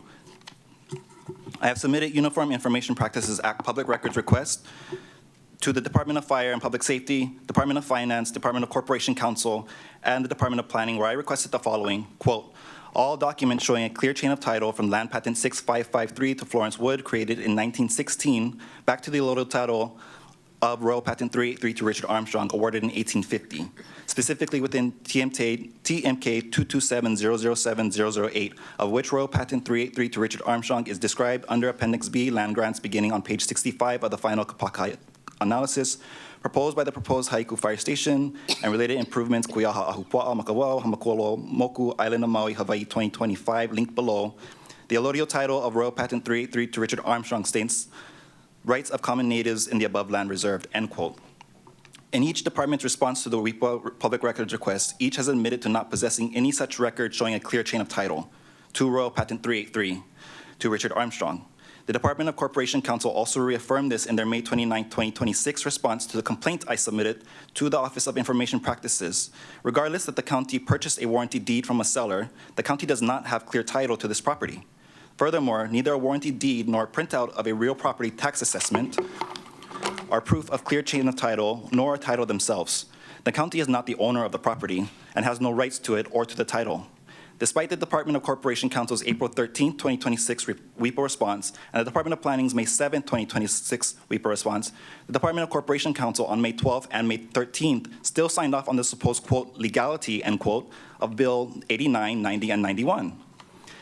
At the March 10, 2026 BFID committee meeting, the administration on public record made its policy regarding land acquisitions known and stated, quote, it has been our policy that if the county acquires land and is legally determined to belong to someone else, we will hand that land over, end quote. On March 30th, 2026, the Department of Corporation Counsel provided its legal services opinion to the BFID committee in response to the question, quote, what remedy will the county have if the county purchased real property and another person or entity is later found to hold valid title, end quote, and wrote, quote, if the county acquired the property by a warranty deed with seller assurances related to title, and there is a valid claim by another, the county could have a claim against the seller for breach of covenants in the warranty deed, end quote. At the May 19, 2026 BFID committee meeting, the administration on public record then reaffirmed its policy of the county handing over county purchased property that is owned by families and stated, quote, there needs to be a clear title or some sort of court process to solidify that in order for that to occur, end quote. That being said, a court process is not the only option. A clear chain of title by families will suffice. Dr. Kahala Johnson's testimony solidified the rights, interests, and the clear chain of title to the subject property that the heirs of Nalopi have regarding Royal Patent 383 to Richard Armstrong upon a 5 of Land Commission Award 3336 to Nalopi and upon a 22 of Land Commission Award 9971 to William Leleohoku.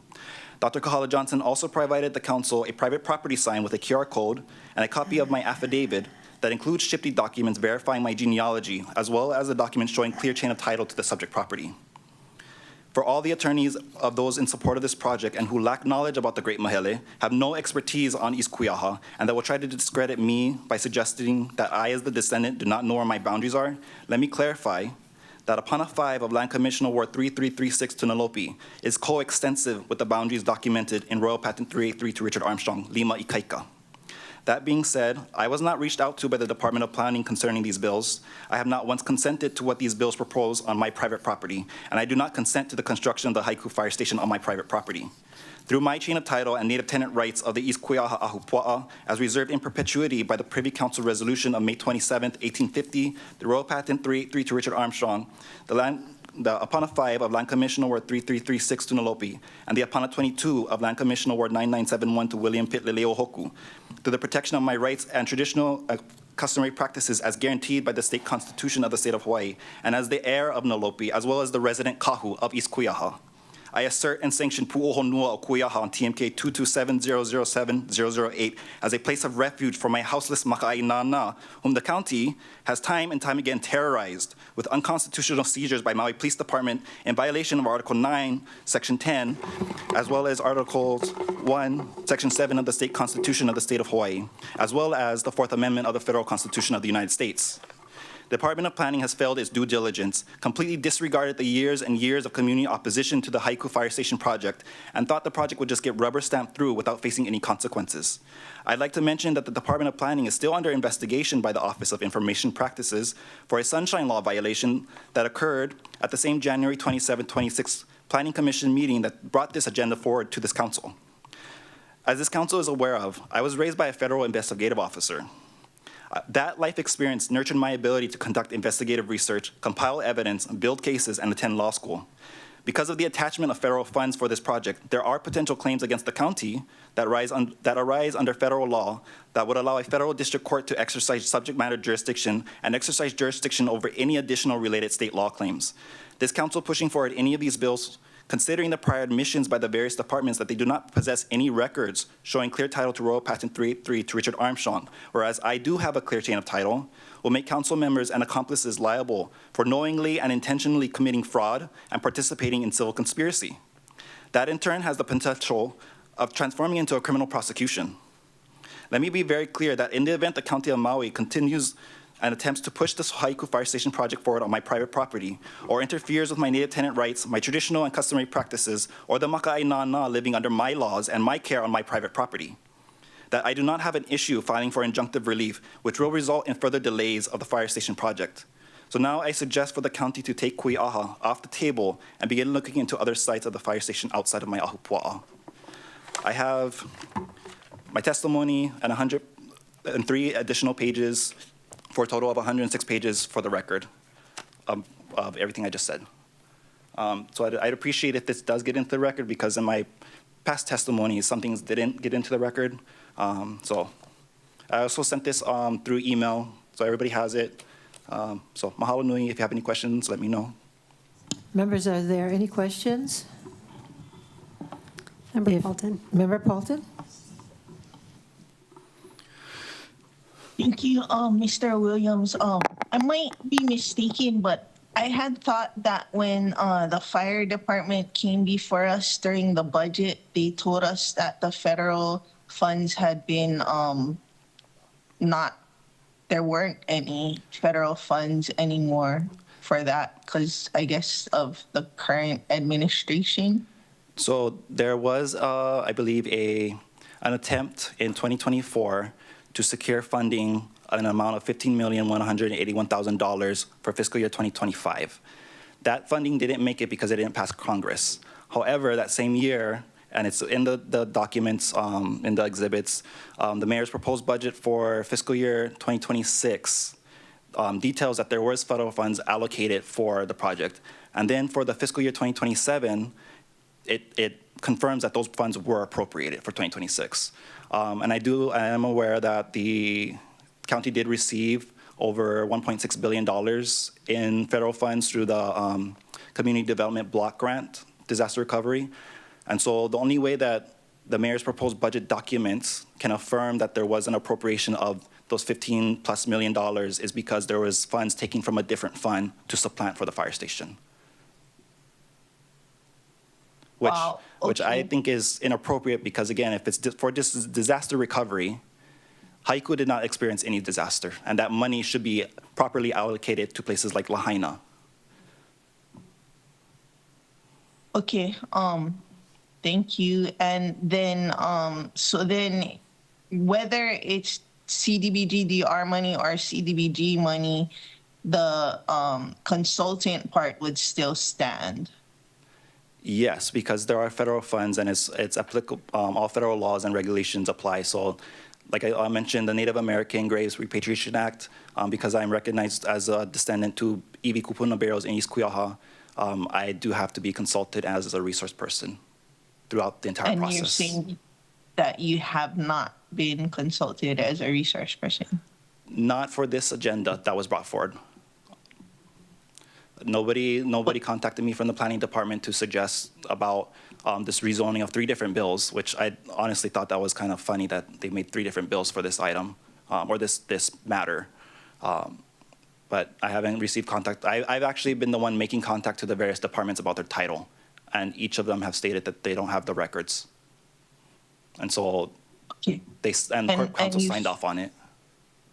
You've spoken to Corp Council about your concerns about like the NAGPRA and the federal money? No, everybody's finding that out now because I became aware of this throughout doing the research over the past 2 weeks and pulling records. Okay, I see that there's another question, so I'll yield. Mahalo. Who has another question? Chair, I raised my hand. Oh, okay, I didn't see. Oh, yeah, now I see it. Member Batangan? Thank you, Chair. Can I ask whether or not you were consulted during the EA process? So when the department was doing its AIS, for example, or the CIA, were you consulted at that point? So I was a participant in the Kapa'akai analysis, and I did provide certified copies of the Land Commission Award 3336, which does mention the Apana 5. Whether or not others were able to understand that, because that's not my responsibility to provide all that information, but we've gotten to this point where the county keeps trying to push and push and push against what us as families and as community members living there have pushed against. And so, yeah, they consulted me for the Kapa'akai analysis for actually an area where the water line is supposed to go through. And I'd also like to make a note that at the Planning Commission meeting in January 27th of this year, consultants for the county mentioned that the water line was no longer planned to come through down Haiku Road into the Gulch, and that was no longer part of the plans. However, on the mayor's proposed budget for fiscal year 2027, which is, I got on just last week, I received a copy of that. There's a map on the paper, and it still shows the water line coming through. So the Planning Commission lied to me and on public record at that time. Okay, thank you. I don't have any further clarifying questions at this time, but when the item does come up, I do have a question for Corporation Counsel. Thank you. Any more questions for the testifier? If not, thank you. Mahalo. Chair, we don't currently have anyone else signed up to testify at the beginning of the meeting, so if there is anyone who would like to testify, this is your opportunity. Mr. Lal, I see that your hand is raised, but you've previously testified. So we'll do last call. If there's anyone else who would like to testify, this is your opportunity. You can raise your hand in Teams or make your way to the podium. And the countdown is 3, 2, 1. Chair, there's no one indicating a desire to testify. Any objections to close? Any objections to? Pardon me? Check if Mr. Law wants to testify on a different item than he previously testified on. Because you can't testify on the same item, but he didn't. Ms. Clerk? Mr. Law? Yeah. If you're testifying on a different item, it's your opportunity to wait for that, or do you want to testify now on a separate item? I would like to testify now on a separate item, if that's all right. Yeah, please let us know what item. Okay, Johan Lau, I'm testifying on my own behalf on Bills 89, 90, and 91. I didn't realize what these items were about until I saw the previous testifier's testimony. He had mentioned an Office of Information Practices appeal, which was filed by myself. and they are currently investigating. It's regarding the Kapa'akai analysis, which was, I believe, improperly accepted by the Planning Commission during the meeting rather than posted beforehand along with the rest of the board packet. So I just want to make that clear. And the appeal number is 26-31. And I also wanted to point out that the Kapa'akai analysis, like by definition from that court case that created that term, can't be done by the applicant.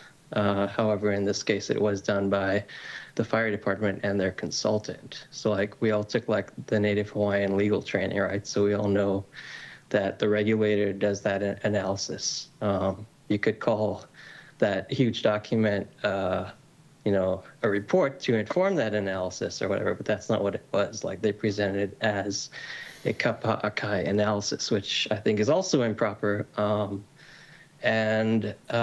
So I just wanted you folks to be aware that there is that ongoing investigation. I'm not sure how it would affect your decision today, but it would be something to discuss. Thank you.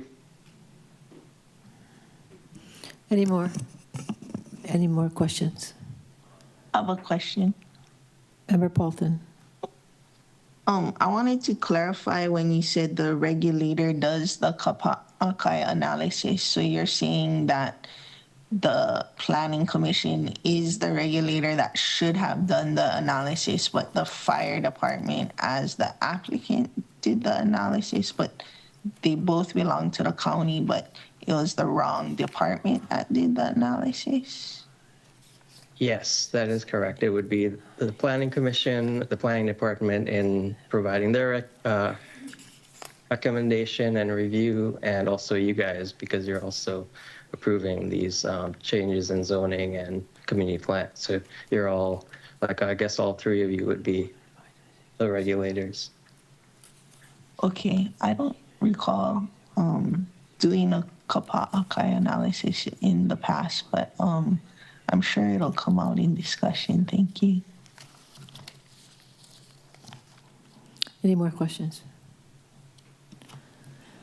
If not, thank you. May we have the next testifier? Chair, there's no one else currently signed up to testify at the beginning of the meeting.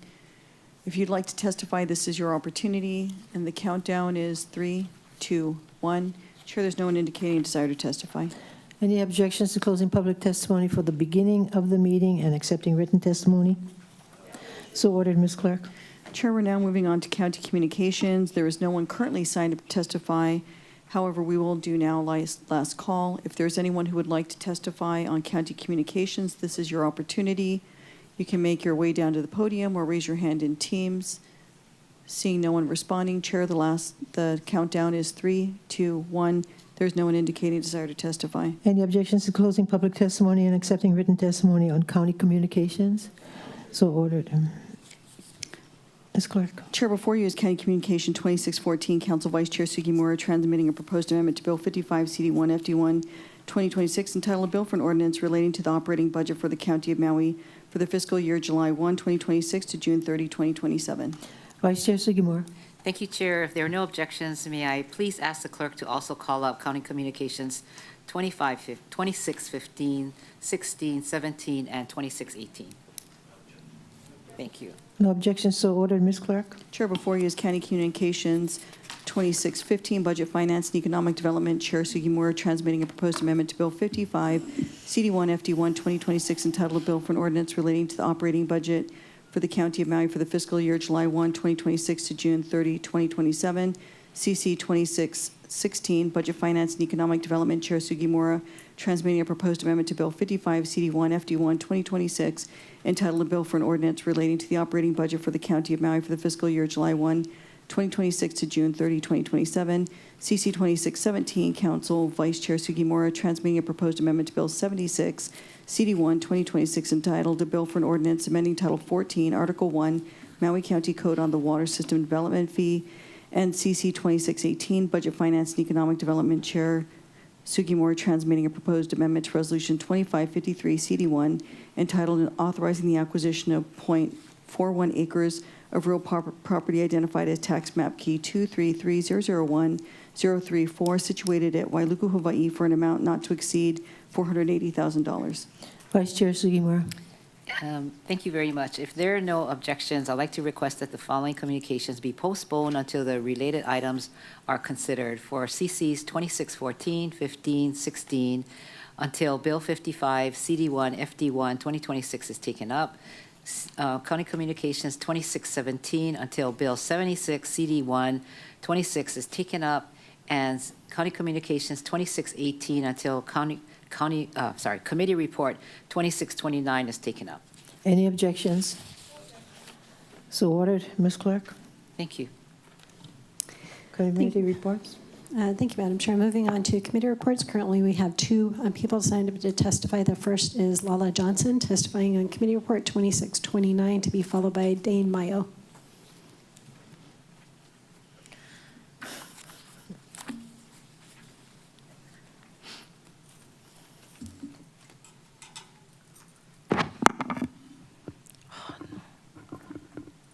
Hi.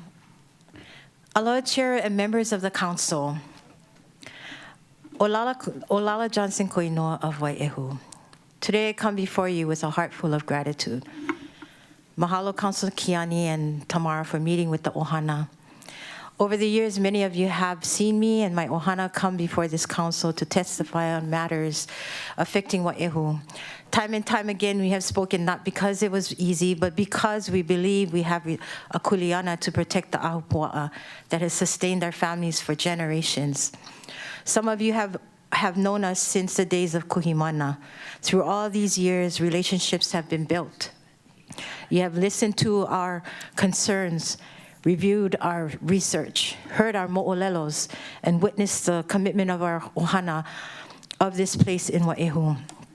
My hope is that through those years, you have come to know that we are not strangers to Wai'ehu. We are of Wai'ehu. Today, I want to thank the Department of Finance for their decision not to move forward with the release of funds for the acquisition of 104A Lower Wai'ehu Beach Road. I also want to thank the Council for taking the time to hear our voices throughout this process. For our Ohana, this was never simply about a parcel of land. It was about honoring the generations before us who fought to remain connected to this place. The struggles we face today are not new. They are the same struggles our kupuna faced when they worked to preserve that little they had so that future generations would still have a place to call home. When I was younger, I watched the generation before me do exactly what we are doing today. They researched, they documented, they spoke up, they protected our history and our connection to the land. Because of them, we know our stories. Because of them, we know where we come from. That is how I know this work will continue. One day, none of us in this room will be here. I will not be here. Yet I know future generations of our ohana will continue to stand for Wai'ehu because they will inherit the same stories, responsibilities, and love for this aina that were passed down to us. I think of my cousin Henry and all those who have gone before us. Though they are no longer physically present, their guidance remains in the records they preserved, the stories they shared, the lessons they taught us. Their voices continue to remind us of our kuleana. Over the years, I have explained many times why our answer has been a'ole. Today, I do not feel the need to repeat all of those reasons. Instead, I simply ask that you continue to trust. When our ohana comes before you, it is because we are acting from the generations of knowledge, responsibility, and love for this place. Most importantly, I want to say mahalo. Mahalo for listening. Mahalo for the respect you have shown for our families whenever we have appeared before you. Mahalo for taking the time to understand that some places carry significance that cannot be measured in dollars, acreage, or property values. As we move forward, I hope we can continue working together to preserve this place of Wai'ehu, histories and cultural landscapes that make Maui what it is. Mahalo nui for allowing our voices to be heard. Mahalo. Thank you. Members, any questions? Member Rollins Fernandez. Mahalo, Chair. Mahalo, Ms. Johnson, for your testimony. And again, to you and the Ohana for meeting with myself and Member Polton. So your request today is for us to file both items. Was there anything else that we could? Yes. I wanted to request also for if you could help us with requesting for a cultural review process by the Department of OEV, if that's possible. Okay, we'll look into it. Mahalo. Mahalo, Chair.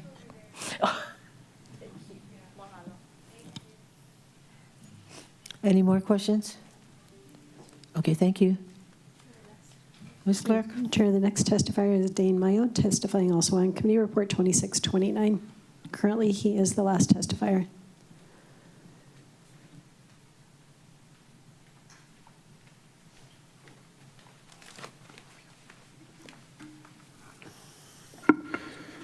Aloha, Chair and council members. Aloha.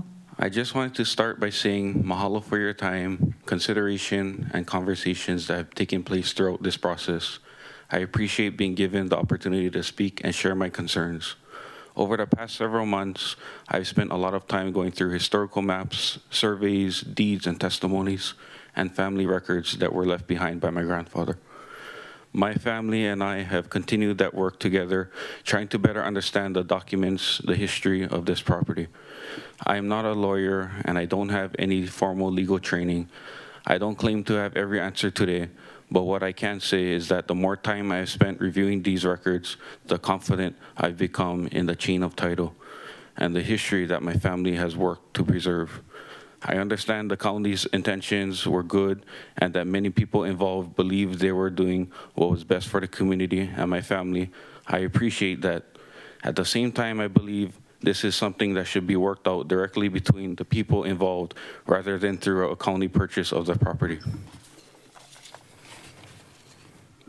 My family and I prepare to continue those discussions with the church and continue moving this matter forward ourselves.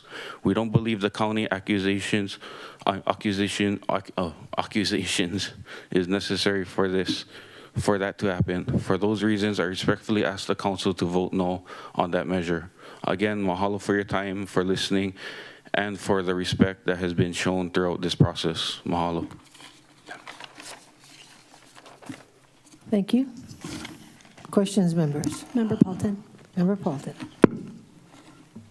Thank you, Chair. Thank you, Mr. Mayo.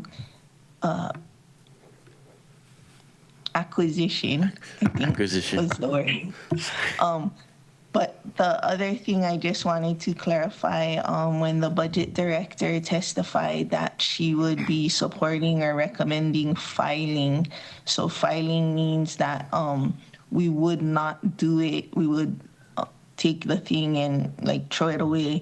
And so then us voting yes on filing is to not vote yes on acquisition. So if the motion is to file it, we'll vote yes, and that's not a motion to acquire the land. Mahalo. Okay, thank you. Thank you. Okay. Chair, currently we have no one else signed up to testify on the committee report, so we'll go ahead and give last call. If anyone wishes to testify on the committee reports, please make your way to the podium or raise your hand in Teams. Chair, seeing none, we'll count down 3, 2, 1. There's no one else to testify on the committee reports. Any objections to closing public testimony on committee reports and accepting written testimony? So ordered, Ms. Clerk.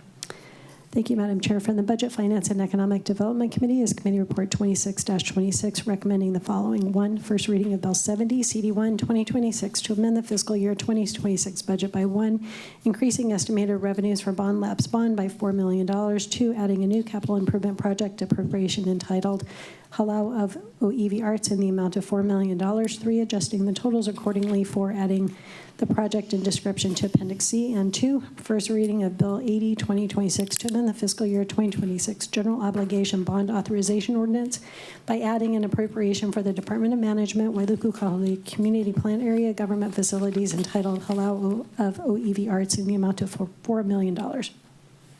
Vice Chair Sugimura. Thank you, Chair. I move to adopt recommendations in Committee Report 26-26. Moved by Vice Chair Sugimura, seconded by Member Cook, to approve the recommendations in Committee Report 26-26. Discussion, Vice Chair Sugimura. Bill 70 CD1 would amend fiscal year 26 budget by adding a $4 million appropriation for Halau of OEV Arts. Bill 80 would authorize a corresponding $4 million in general obligation bond funding. Together, the bills would provide the appropriation and bond authorization needed to restore project components for the facility's cultural community, emergency shelter, and recovery functions. The restored items include kitchen equipment, telecommunications, security and data infrastructure, photovoltaic and audio-visual systems, acoustic treatments, and related project costs. Your committee voted 9-0 to recommend passage of Bill 70, CD1, and 80 on first reading. Respectfully ask for the members' support of my motion. Thank you. Any more discussion, members? Rollins Fernandez. Mahalo, Chair. I fully support the motion on the floor and would like to request a non-substantive amendment to Halau of OEV Art without the S. OEV art is a type or genre of art, like fine art, and is not a category or group, which the S implies. So if we can make that amendment, yeah? Okay. Second. Second. Okay, moved by Member Rollins Fernandez, seconded by Vice Chair Sugimura to remove the S in the word arts. Any more discussion? Member Rollins Fernandez. Mahalo, Chair. I was requesting a non-substantive. I don't know if we can make amendments to this bill because it's the operating budget from the administration. Corp Counsel. Corp Counsel. Or David. If we would need to make a motion, or if my request for a non-substantive amendment could just be made without a motion. Thank you, Chair. I think you can make a request for it, but I don't think you can make the change, but your non-substantive is fine. Mahalo, Chair. So you withdraw no the motion. Yes. Withdraw the motion and the second. Yeah. And I'll just take a consensus here, get consensus. Any objections, members, to making that non-substantive change instead of the motion? No objections. No objections? Okay, so ordered. That's to remove the S. Any more discussion on the motion, the main motion? No? There's tomorrow. Oh, okay. Member Paulton. Thank you. I just wanted to, while I'm very happy that Maui County is the first to make a place dedicated to OEV art,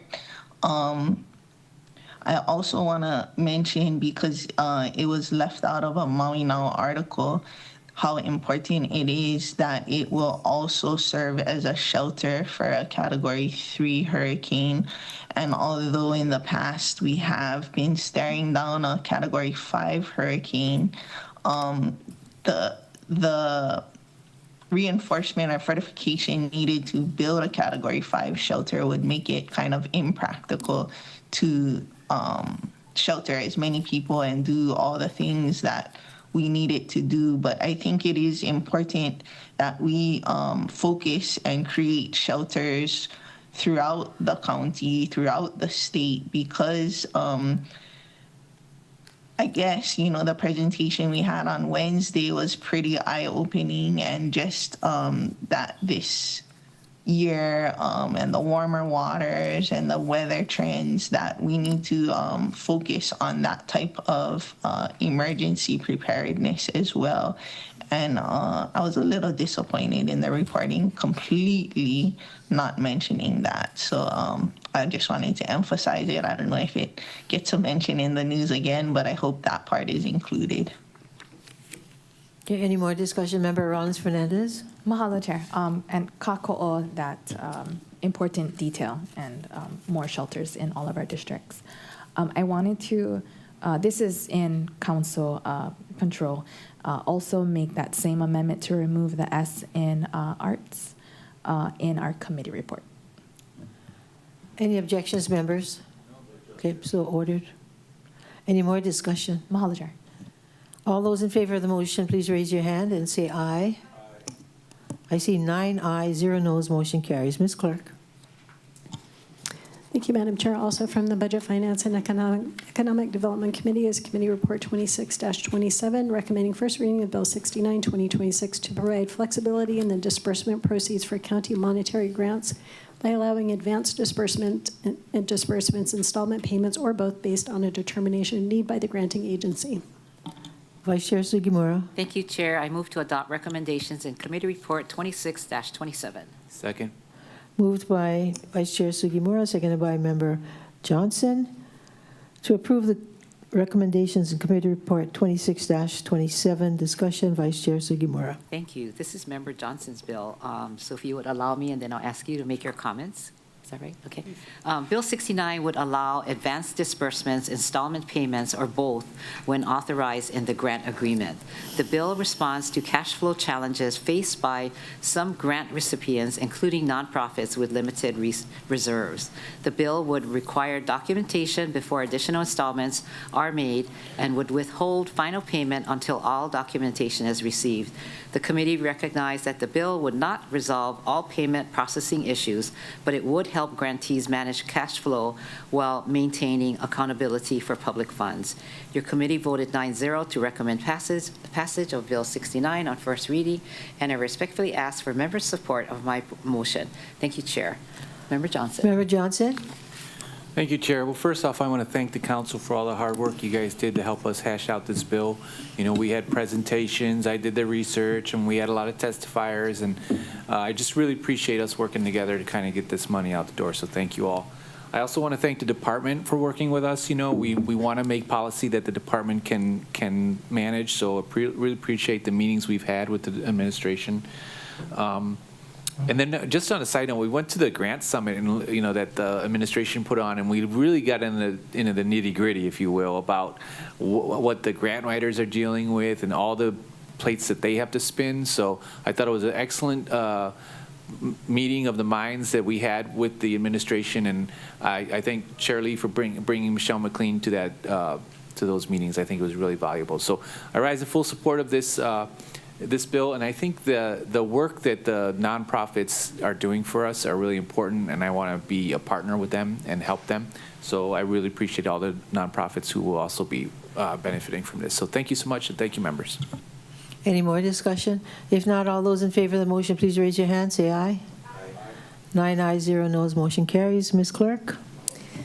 Thank you, Madam Chair. For the budget, from the Budget, Finance, and Economic Development Committee is Committee Report 26-28, recommending first reading of Bill 83, CD1 2026, to amend the fiscal year 2026 budget by 1, adding a sewer fund appropriation in the amount of $372,933 entitled Transfer to the Open Space, Natural Resources, Cultural Resources, and Scenic Views Preservation Fund for Tax Map Key 238005023.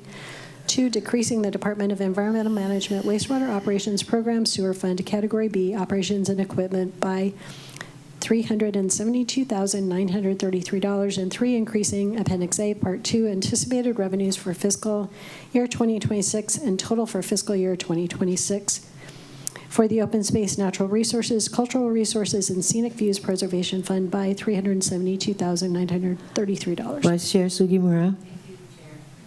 I move to adopt the recommendations in Committee Report 26-28. Moved by Vice Chair Sugimura, seconded by Member Hodgins, to approve the recommendations in Committee Report 2628. Discussion, Vice Chair Sugimura. Thank you. Bill 83 CD1 would transfer $372,933 from the Sewer Fund to the Open Space Fund. The transfer would reimburse the Open Space Fund for the 4.9-acre portion of the Central Maui Regional Park parcel used for the Central Maui Wastewater Reclamation Facility. The facility is intended to support housing, commercial development, wastewater capacity, and wastewater reuse in the Central Maui, Pulehunui, and Pulehunui. Your committee voted 9-0 to recommend passage of Bill 83 CD1 on first reading. I respectfully ask for the members' support. Any more discussion? If not, all those in favor of the motion, please raise your hand. Say aye. Aye. 9 ayes, 0 noes. Motion carries. Ms. Clerk. Chair, before you from the Budget, Finance, and Economic Development Committee is CR 2629, recommending the following. 1, first reading of Bill 102 CD1 2025 to amend the fiscal year 2026 budget Appendix A, Part 2, Special Purpose Revenue Schedule of Revolving / Special Funds, Open Space Natural Resources, Cultural Resources, and Scenic Views Preservation Fund by 1, adding $500,000 appropriation for the acquisition of 104A Lower Waiahu Beach Road in Wailuku, Hawaii, and 2, deleting the prior year $1.3 million appropriation for the acquisition of 131 Shaw Street in Lahaina, Hawaii, and 2, adoption of Resolution 2553 CD1 to authorize the acquisition of vacant land consisting of 0.41 acres located at 104A Lower Waiahu Beach Road, Wailuku, Hawaii, for $480,000 plus expenses. Chair. Yes, Member Rollins-Fernandez. Mahalo, Chair. I move to not adopt the recommendations from Committee Report 26-29 and to instead file Bill 102 CD1 and Resolution 25-53 CD1. Moved by Member Rollins-Fernandez, seconded by Member Hodgins, to not adopt the Committee Report 2629. Discussion, Member Rollins-Fernandez. Mahalo, Chair. I think the Ohana said it all in testimony. Again, Member Paulton and I did meet with the Ohana to share some of our thoughts and to convey this council's concern about the parcel going to the open market, and that the recommendation from the committee was our attempt to support the Ohana and protect that aina from the open market, from anyone that may want to, buy that area and develop in the way that would be even worse than the county buying it. But I trust the Ohana and will continue to support them in the protection of this aina. Mahalo. Did you confer with the administration? Budget Director Milner, which is why she testified this morning to support the Ohana's request to file today. Okay, any more discussion from the seconder? Sure, thank you, Chair. I also had the opportunity to talk to Mr. Dane Mayo and had a very similar discussion. Member Rollins-Fernandez kind of said our concerns during committee as well, and I'm happy to support them, and I'm hoping that they're able to figure it out with the church and that they're able to come to a resolution. Thank you. Vice Chair Sugimura. Yeah. Thank you. I appreciate the discussions that you and Member Paulton had with the family over the years. I mean, plural, right? I got calls from, Grandpa, who has now since passed away, but he was so adamant about this being his family land, and I did encourage him, like I'm sure he called other members of the council, to talk to the church, because that's who is saying they own the land, and this disagreement is happening. But if the family wants to move forward in this way, I support what they want to do just as much as I was trying to support, Grandpa, who has since passed. But anyway, thank you. Thank you for doing Any more discussion? All those in favor of the motion? Oh, Member Paulton. Thank you. I just wanted to clarify that I am in support of deleting the 1.3 million appropriation for the Shaw Street acquisition, but it doesn't need to be done at this time in this motion. It can be done at another time because they wouldn't accept the money because they wanted a land swap. But that's besides the point, just clarifying that. I guess the other discussion I had in support of filing is of all the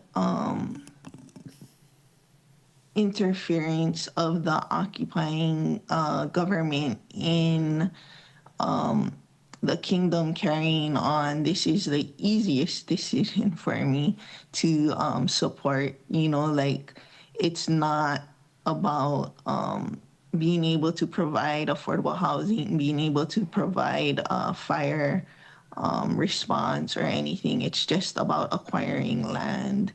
And, you know, it was good because the family made it clear what they want and you know, laid it out. I was able to, not that I'm any kind of expert on anything except for maybe I can do CPR, but the maps from the late 1800s and then the map from 1924 where it shows very clearly that now after the illegal overthrow and occupation, that land is somehow in somebody else's hands. And I think that, you know, I'm not a Mormon person of that religion, but I think, you know, truth is universal, and especially for churches and religions, that I hope that they do the right thing and, you know, do their own research and due diligence and return the property to the family. And I guess in the fiscal year 27 budget, we already deleted the 1.3 million. So we already did it. So no sense doing it again. Thank you. Any more discussion? If not, all those in favor, do we need a roll call? No? Okay, all those in favor of the motion, please raise your hand, say aye. 9 ayes, 0 noes, motion carries. Ms. Clerk. Madam Chair, just for the record, County Communication 2618 will automatically be filed. Chair, from the Government Relations Ethics and Transparency Committee is CR 2630, recommending adoption of Resolution 2682 CD1, authorizing an increase of $240,000 in compensation for the employment of Special Counsel Myers Nave, a professional corporation, for total compensation up to $740,000. Myers Nave was employed to represent the County of Maui as a defendant in current and anticipated legal actions related to the August 2023 wildfires. Member Batangan. Thank you, Chair. I move to adopt the recommendation in CR 26-30. Moved by Member Batangan, seconded by Vice Chair Sugimura, to approve the recommendations in Committee Report 26-30. Discussion, Member Batangan. Thank you, Chair. At its meeting on May 19, 2026, your Great Committee discussed Resolution 26-82 and received comments from the Corporation Council. The proposed $240,000 increase in compensation is necessary to pay outstanding invoices for Special Counsel Myers Nave, a professional corporation who was employed to represent the County of Maui as a defendant relating to the August 2023 wildfires. The original balance of $854,000 was reduced to $240,000 after negotiations with Safety National, Maui County's insurance carrier, regarding coverage. Safety National is now covering the county's defense costs. I respectfully ask for the member support on my motion. Any second? Oh, that was discussion. Okay, no more discussion. All those in favor of the motion, raise your hand, say aye. Member Paulton. 9 ayes, 0 noes, motion carries.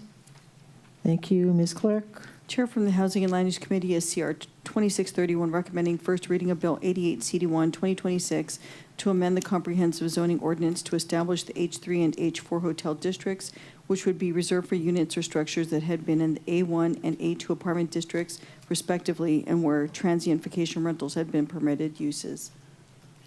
Member Hodgins. Thank you, Chair. I move to adopt the recommendation in Committee Report 26-31. Thank you. Okay, moved by Member Hodgins, seconded by Member Cook, to approve the recommendations in Committee Report 2631. Discussion. Member Hodgins. Thank you again, Chair. Your Housing and Land Use Committee met on May 26 to discuss Bill 88 2026, which would establish the H3 and H4 hotel districts. The districts would replicate the A1 and A2 apartment districts, except that TVR uses, which are being phased out of the apartment districts, would be conditionally allowed. The Planning Commission's recommended disapproval of the districts, but at your committee meetings, both the mayor and the Department of Planning expressed support. Your committee supported amending Bill 88 to include revisions to the recommended by the Department of Planning, including the criteria formerly used in the apartment districts to determine whether a property was eligible for TVR uses. I'd like to note that while the bill would establish H3 and H4 districts, it would not automatically rezone any properties. If the bill is approved, that could happen separately. Your committee voted 6-1 to recommend the approval of Bill 88 CD1. I do have an ASF for the council's consideration that was just delivered. Thank you very much. Referencing the ASF, I move to amend Bill 88 CD1 2026 by replacing it with the attached FD1 version. Mr. Cook. Oh, okay. Moved by Member Hodgins, seconded by Vice Chair Sugimura to amend the first motion. Discussion. Member Hodgins. Thank you. The FD1 version incorporates a few changes. First, it strikes the notification requirement for certain A1, A2 properties to qualify for the H3 and H4 hotel districts.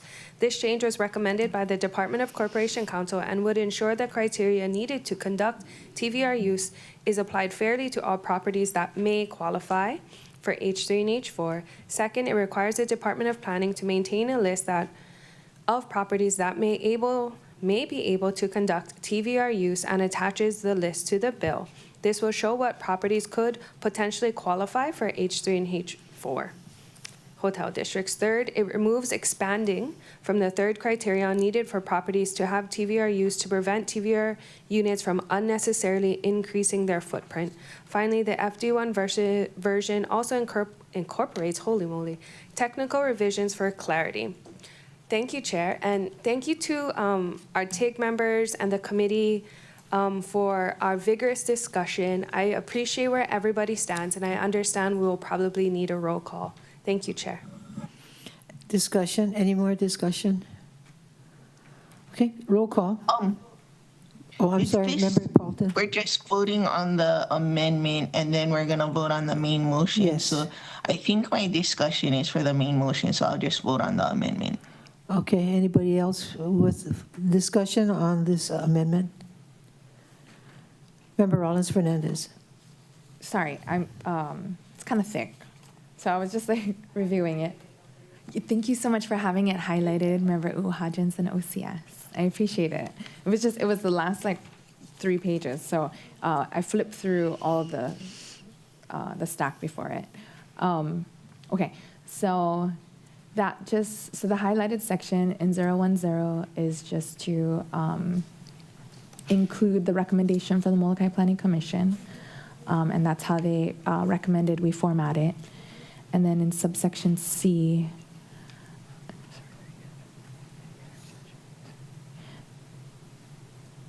okay, so that's just asking that the list be not confirmed of zoning determination. Okay.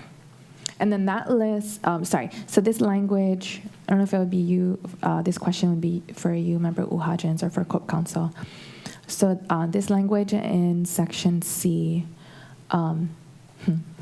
does it jive with the language on real property tax page or that disclaimer? Cook Council? It should. We did go back and forth about it yesterday, but I think Nohulu was helping us write this language along with OCS attorney, Ms. Carla Nakata. Okay. And I know they've been working on it, but they can clarify for you if you'd like that to be clarified, but it should, unless Ms. Desjardins wants to do it as well. Corp Counsel? Thank you, Chair. So I did speak with Mr. Nunakawa this morning. He did say that he worked with OCS. My understanding is that everything is copacetic, but if you want to hear from Mr. Nunakawa, he is on standby and can answer your questions if you need him to. Okay. And then it strikes property. Yeah, I might need a recess because I thought this was more administrative cleanup, which I'm supportive of the B and C of 010. But in 020, subsection 2C, that strikes a section that the TIG asked for the creation of this new zoning because of these sections that would not allow for the continued growth of TVRs, that it would remain what it is now. And so striking the expanded or it may be reconstructed or renovated, does that allow for more vacation rentals? I can answer that question. Okay. At least I can attempt to answer that question. Okay. So this is another thing we went back and forth with yesterday, and I do want to recognize the paragraph above was kind of reworded and put into the section C. The other section C in 010. And then for the other section C, so this was kind of, we discussed it some in committee, but this just says if it like needs to be repaired or maintained, or if something was to happen to it, they're allowed to like fix it. But notice we remove the word expanded. So they cannot expand their footprint. And okay, so that's in C. In 010C or in 2C under 020? Okay. In the permitted uses. Existing rooms or units for which transient vacation rental use is permitted may be reconstructed or renovated if no new rooms or units are added. I think it might be better if Nahulu discusses this because this was his recommendation, but it's basically allowable to improve your unit in the event that it needs to be approved, but you can't expand it. And I think we just wanted to make it very clear that you can't expand it. Did you need a recess? Is Nahulu available? Yeah. Yeah, I asked him to come up, but I do see where or expanded, removing that it makes it clearer that you can't make it bigger. I like that, but he is on his way. So if you want to take a quick recess, we can wait till he gets up here. No, I mean a long recess. Oh, like take lunch now Yeah. and then like review the Did you proposed need that amendments. time? I mean, just say yes or no. Yes. Okay. Members, we'll recess until, like, how about 1 o'clock? Sure. 1 o'clock, everybody? Oh. Meeting and recess till 1.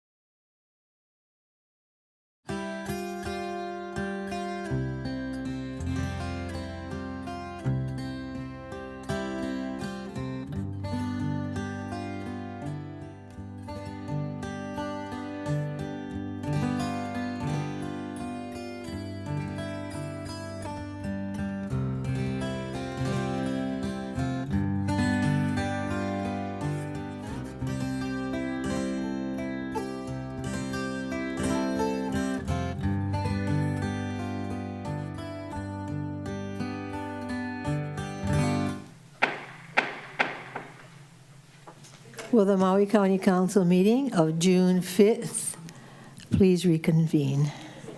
Now we were on, Ms. Clerk, CR 26-31 on the proposed amendment, and then we had some questions from Member Rollins Fernandez. Mahalo, Chair. All right. So we are on 19.14.020 permitted uses. Under Section 2, subsection C, and then after subsection C, I have a question for subsection B. And so with subsection C, we discussed the recommendation from the TIG, one of the recommendations of which I do support, which is no expansion of the footprint, or whatever the recommendation would be to achieve that goal from Corporation Council.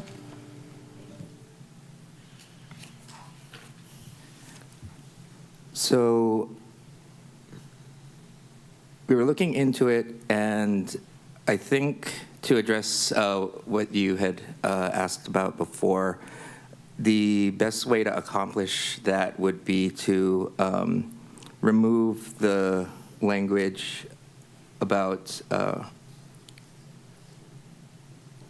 is this the correct one? Yeah.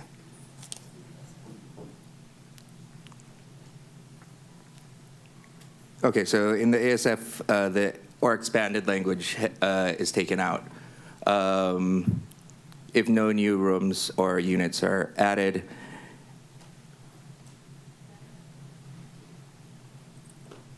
but we wanted to make it explicit, so I think if you added units,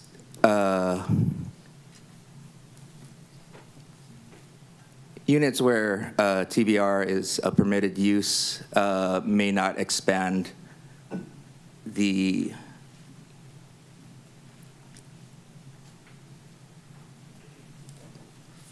floor area. Sorry, I had to go through the definitions because there's subtle differences between all of them. Yeah, I think going by floor area would be the best way to do that. It doesn't capture everything, but it would prevent any expansion of usable space, essentially. And I think that that is tight enough to what we're trying to do while not being overly broad.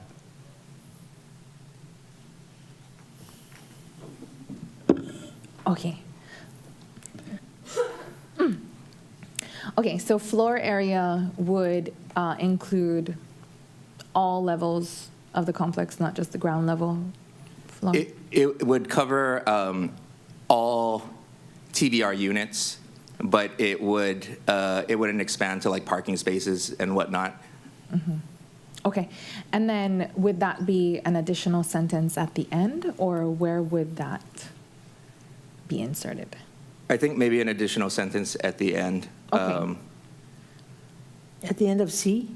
Yes. Yeah. So it would say existing rooms or units for which transient vacation rental use is permitted may be reconstructed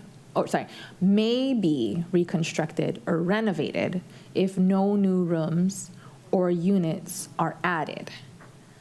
And then something like no expansion of the floor area would be permitted?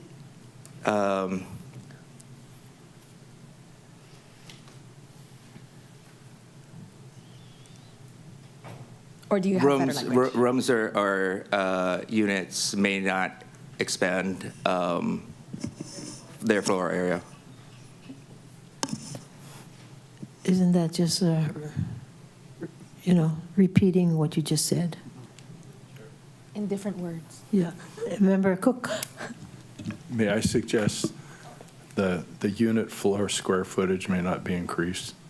It's like what you're trying to do is not get it bigger. Mm-hmm. And you can renovate it, you can do something, you can't add rooms, and you can't increase the square footage. That's, I think, what you're trying to say, and I'm just trying to help so that it sounds more like you would normally read something like that. Yeah, I think as long as it's tied to the units, the TVR units themselves, that language works as well.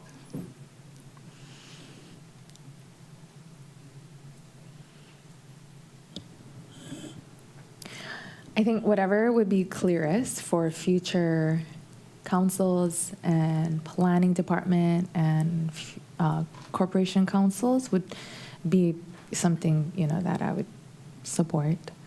And perhaps, what Mr. Nunakawa suggested can be included today, and then we'll have second reading if we need to fix it.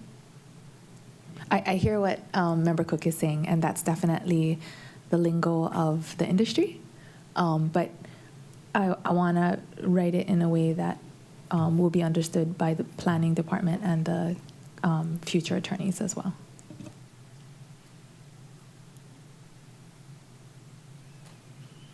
Yeah, and just for clarification, Chair, the reason why this sentence, we're trying to work on this sentence is because the concern was the expansion of the outside walls. And so it was tried to clarify that they can do interior renovations and exterior facial renovations, but the size itself can't expand. Okay. So what did we land on? What exactly are the words? I have a suggestion, kind of going off of what Member Cook also said, is what about something along the lines of expansion of the original floor square footage is prohibited?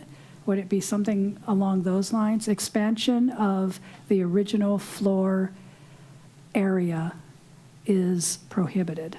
Would that make sense, and is that clear enough? Chair, one consideration for these, if it's a condominium unit and they own the inside of the unit, they have control over that. Anything that's going to be done to the exterior, doors, windows, structural things, is going to have to be done by the entire building. So it's, that's just a consideration. So in order for them to increase their square footage beyond 1,200 square foot, 3-bedroom or whatever it was, if they were going to do anything with the exterior of the building, that would be basically the whole unit is going to be going in for that. So I just, they're going to be fixed within their envelope of their condominium unit. Okay, Mr. Cook, I think Member Rollins Fernandez agrees with you, but thinks that the interpretation by the folks who will be actually interpreting, like planning and Corp Council, may not necessarily think about the condo unit and the structure and so forth. And so they're just saying, to make it really plain and clear to the average person. I agree. I was just waiting to let you know what, if they wanted to, they couldn't. Yeah, but let's finish this show. Okay. Okay, and then I guess for First Deputy Desjardins' suggestion, original would, I guess original. If I was an attorney, I'd lawyer that part.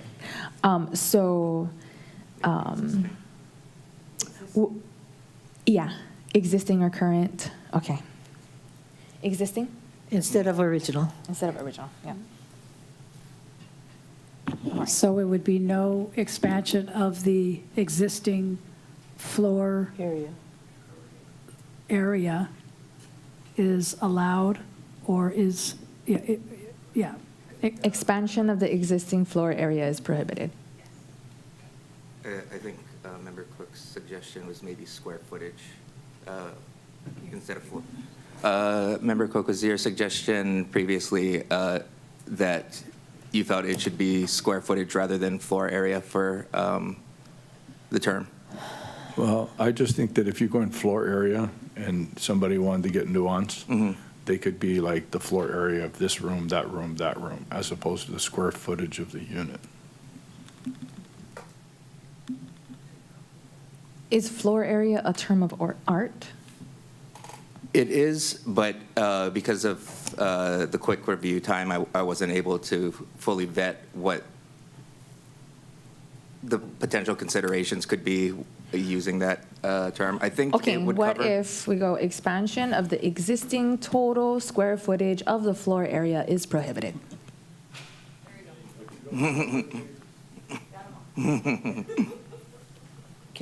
Can you repeat that? Expansion of the existing total square footage of the floor area is prohibited. Yeah, okay. Okay. Everybody okay with that? All right. Okay. All right, so we got that, and then I guess Member Uhajans can say if that'll be included in the amendment. And then for subsection 2B, the section that is being stricken from the bill was the recommendation from the planning department about the planning department confirming the units that are part of the 1,700 units that are in apartment district that are unknown whether they're operating as TVRs or not. So that was the recommendation, and so we, in committee, put that into the bill, and that was the recommendation, but now it's being stricken. If you could explain why it's being stricken? Yeah, I think that one was suggested by Council Member Paulton separately from the department's recommendations. But as we were going over the language, trying to implement that language generated a lot of procedural and due process concerns. And so we felt it would be best not to put it in to this bill. Okay. Okay, and then for the new section 7, the list required under subsection 19.14.010C, Maui County Code is attached as Exhibit 1. Exhibit 1 must be published on the Department of Planning's website and be available for public inspections. And so that's the reference in 010 in subsection C that Member Uhajans added. And those are all the amendments now that I've gone through them publicly so that everyone knows, that are watching or following along. And you don't have to take a roll call. I'm supportive of this motion. Mahalo. Thank you. Member Uhajans. Thank you, Chair. After some back and forth with OCS and Corp Counsel with the consideration of committee's discussion, we did come up with this language. So while the original language was removed, we attempted to reword it to basically carry what intent we could carry over from our committee discussion, which is what you see here now, noticing that we do have a list that we use to make our determination for not only Bill 9, but what will come in the future. So making sure that we note that there is a list, and the list does not confirm the zoning designation. And to be able to qualify for H3 and H4, they had to have done as described in the earlier sections of the bill. So we had to make a note that the 1,700 units that operate in the ether may operate in the ether, but we're not saying that that's exactly what they're doing. We don't know. And I hope I didn't confuse anybody, because that is a little bit confusing, but we had to do our best to acknowledge that there are units that may be operating, but we don't know, and nor does that list confirm that they are operating and they are in the A1, A2, and they're not necessarily able or exactly able to qualify, but we needed to make note. But I do see Member Paulton's hand up. Member Paulton. Can't hear you. How about now? Good. Okay, cool. My question is probably for a lawyer or something. I understand what the list is, but I'm not sure I understand what the purpose of the list in this here legislation is. Is it that only the properties on the list can apply for H3, H4 zoning? Nahulu, are you something? Yeah, I can answer that question. No, the list is just there as an informational point. It doesn't prohibit people not on the list who might meet the criteria from requesting change in zoning, but that would still have to be vetted by both Planning Commission and this body, and there would have to be a determination to rezone it before it could. The list is just some point in reference on things that have some level of review and to give the public an idea of what might be things that would qualify. Okay, and then I guess my follow-up question is, the list is not exclusive of the properties that can change. And this whole thing right here, I mean, I guess is for a small sliver of my discussion is part of the reason why I'm supporting the H3 and H4, because this confusion is a big part of the problem. Like, it needs to be clear cut. Like, if you can, if you cannot, who can, who cannot. And one thing I'm not 100% clear on is the criteria to operate as a TBR lawfully. Like, it was said, some people like, oh, we're always meant to be a STR. But if your CCNR say you're not doing short-term rental, then obviously it wasn't always meant to do a short-term rental. And then, so the question is, if your CCNR say you can't do short-term rental, but the code allows for it, you meet the criteria, who's right? Is it lawful? Is it legal? Is it right? A general answer to your question, council member, is that CCNRs are between private parties. It's a civil matter. And for the purposes of government, CCNRs don't restrict the government from doing things, but it does give cause of action between the private parties if one party violates something that was in an agreement that they were a part of. And if a number of years back we said taxed at highest and best value, then we would retroactively then tax at highest and best value regardless of what the CCNR say?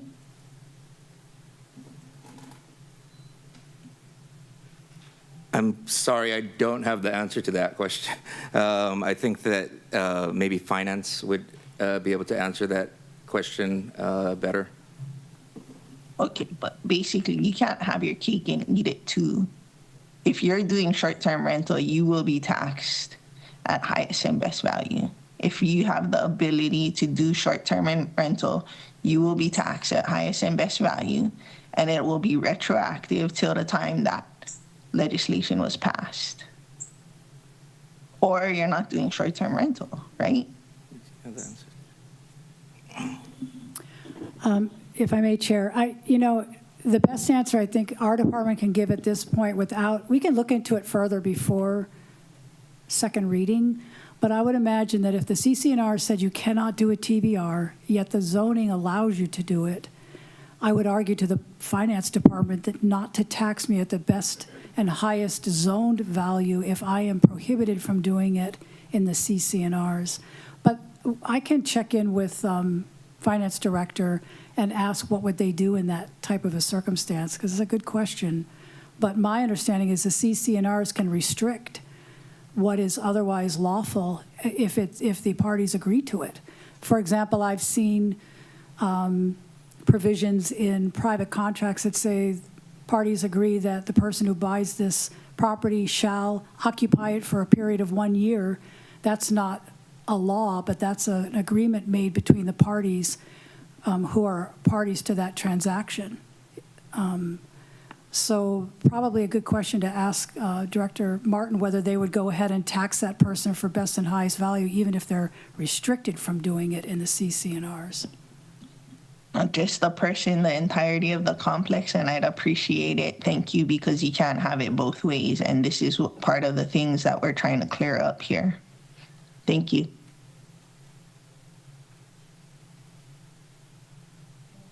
Any more questions?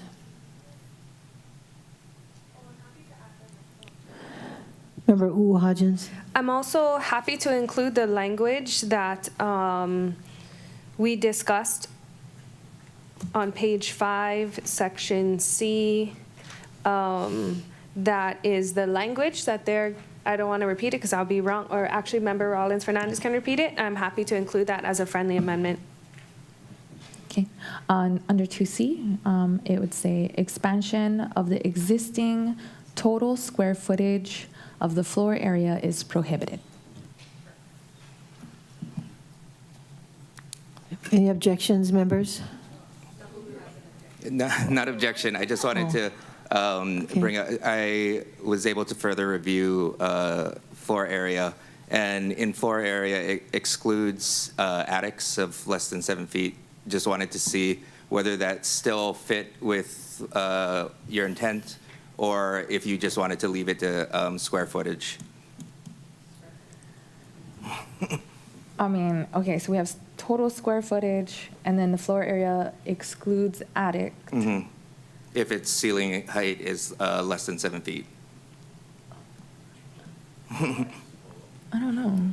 Can I ask a question? But the attic space doesn't necessarily count as a dwelling space in square footage. Square footage is the floor section. And so the attic space doesn't count unless you're doing some sort of cubic yard measurement, but not square foot. Yes, Member Cook? Yeah, that's the really hot area that nobody wants to climb up in. Mike. Yeah, we know what an attic is. Can you put on your mic, though? Member Okay, Cook. never mind. We're just going to go that I'm correct. Microphone. Normally the attic would be like you'd climb up in a closet. It's a really hot place in the thing. It wouldn't be a livable space. And there again, broad strokes, most condominium units wouldn't let you do any of that. Like they're they're very, very strict on what you can and can't do. And I agree with my colleagues in this narrowing down, defining what is possible and what is not possible. It's very, very appropriate. So my adding things isn't, it's only simply to help to clarify some of the terminology. Thank you. So would square footage be better? It sounds like they both sort of would have the same result. Okay, because I want to avoid what happened with the Greg Brown house and the mezzanine and the attic and the basement and yeah, okay. Okay, so leave it or remove floor area? Okay. Okay, then what I read. Who was the person that brought up the attic?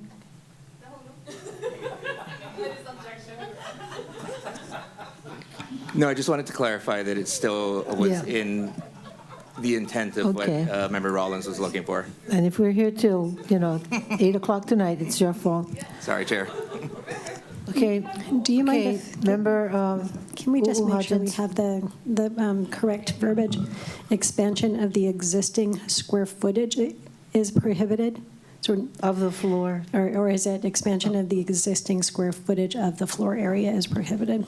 I had expansion of the existing total square footage. I don't know if that matters, the total or not, of the floor area is prohibited. You want total? Yeah, you had total. Okay. Member Cook said total. So expansion of the existing total square footage of the floor area is prohibited. Okay. You realize this will probably never happen, but okay. We want to make sure, you know. I think we just made sure Garen not going to. Yeah, Garen, okay. Member Uhajins, so you're going to include that in your. Yes, please. Friendly amendment. Your amendment, and Because it's anything just else? clarifying what's existing. Nothing else other than the ASF as Okay, handed out so we're earlier. ready to vote on your. Yes, please. Amendment. Any more discussion, folks? If not, all in favor of the amendment, raise your hand and say aye. Do I see 9 ayes and 0 noes? Okay, now the main motion as amended. Okay, roll Thank call. you, Chair. I have no further discussion, but I do believe my colleagues would like a roll call. Thank you. Okay. You have discussion too. Member Paulton? Oh, thank you. This bill is related to Bill 9, but it's not tied to Bill 9. And the reason that I voted for Bill 9 was not just one reason, more opportunities for local folks to be able to own the homes, over tourism that I'm seeing in my district, and also fix some of the nonconformities that we see. I told someone, when I married my husband, I didn't just marry him for one reason. There can be multiple reasons. It's not just that I think he's hot or anything like that, But similarly, I think that when we all can agree that there are some properties on the Minatoya list that are operating as hotels that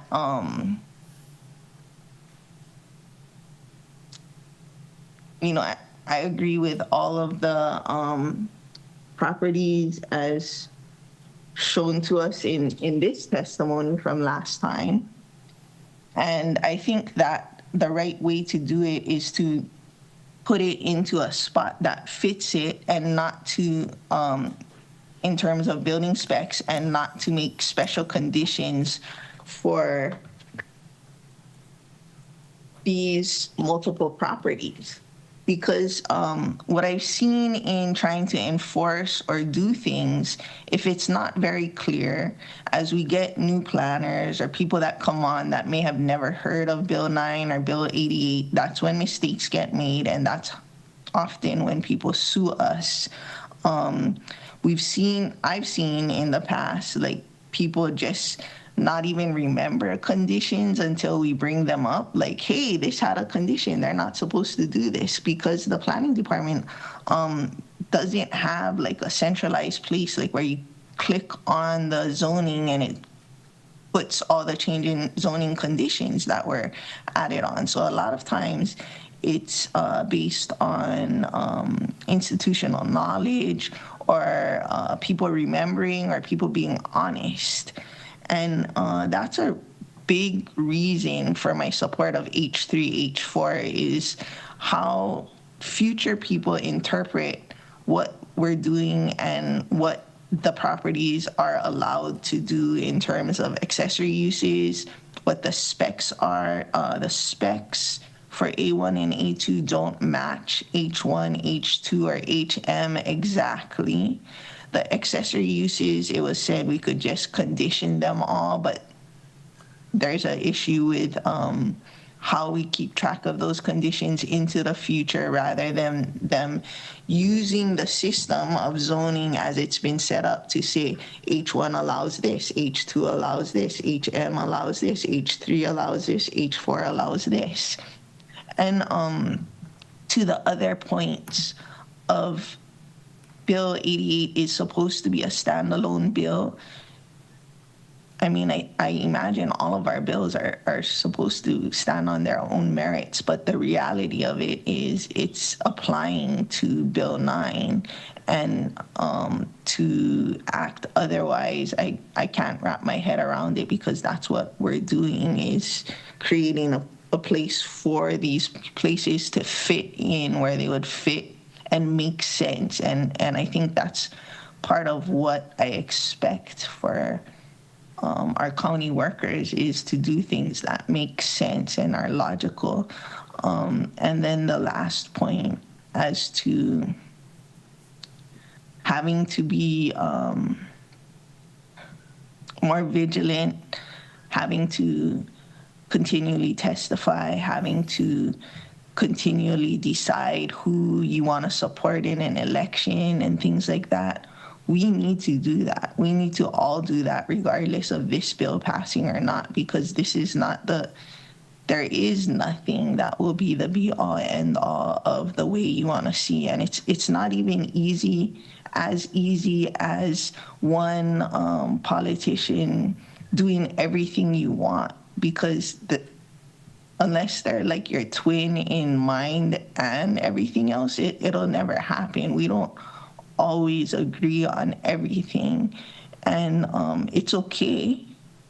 There's nothing wrong with that, because we're all our own people with our own brains and things. And so my vote is based on the experiences I've had to date in dealing with the planning commission, planning department, county, and just trying to reduce the lawsuits, make it more logical, and make it easier to understand. And to not do it this way doesn't make sense to me, although I'm not supportive of all the properties transitioning over.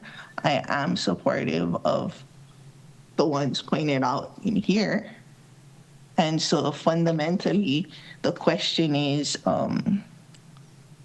to do it in a logical way that makes sense for our county workers to implement, to follow, not just today, tomorrow, but 20 years into the future, that they'll understand the things we did. Because there's a lot of times I look back at old legislation, like Old Wong Store, and what were they thinking? Because we don't have Old Wong Store anymore. You know, like, I don't know where the Old Wong Store was. I could ask around, but it's not a clear way to make legislation for me 20 years or 5 years into the future. So just, I was asked to do a live explaining my stance on the H3, H4 vote. I didn't get around to it because I got a lot of things going on in my personal life. So I figured I'd just do the live and direct. Thank you. Next. Anybody else? Member Johnson. Thank you, Chair. I appreciate the roll call vote. I won't be supporting the bill. I was one of the folks that voted for the hotel moratorium, if you recall. I stand by that. The way we manage tourism is how you deal with seats on a plane or rooms that are available. And we can't, the county doesn't touch the airlines, but we can touch the rooms available. If you recall, in 2019, this island was exploding with tourism, and we tried to find a way to manage tourism. And that's why I, as chair of economic diversity, I've always pushed for diversifying our economy. We just went to the Ag Fest. You could see all the county money going into helping farmers. We go and see all the filmmakers, and we put all the money towards helping that industry. Tourism as an industry is a bucking bronco. Quote me correctly now. All right, it means it goes up and it goes down. We're at the whims of the price of oil, the wars in here, wars over there, 2008 crisis, pandemics, fires. It's always a bucking bronco. So we need something more steady.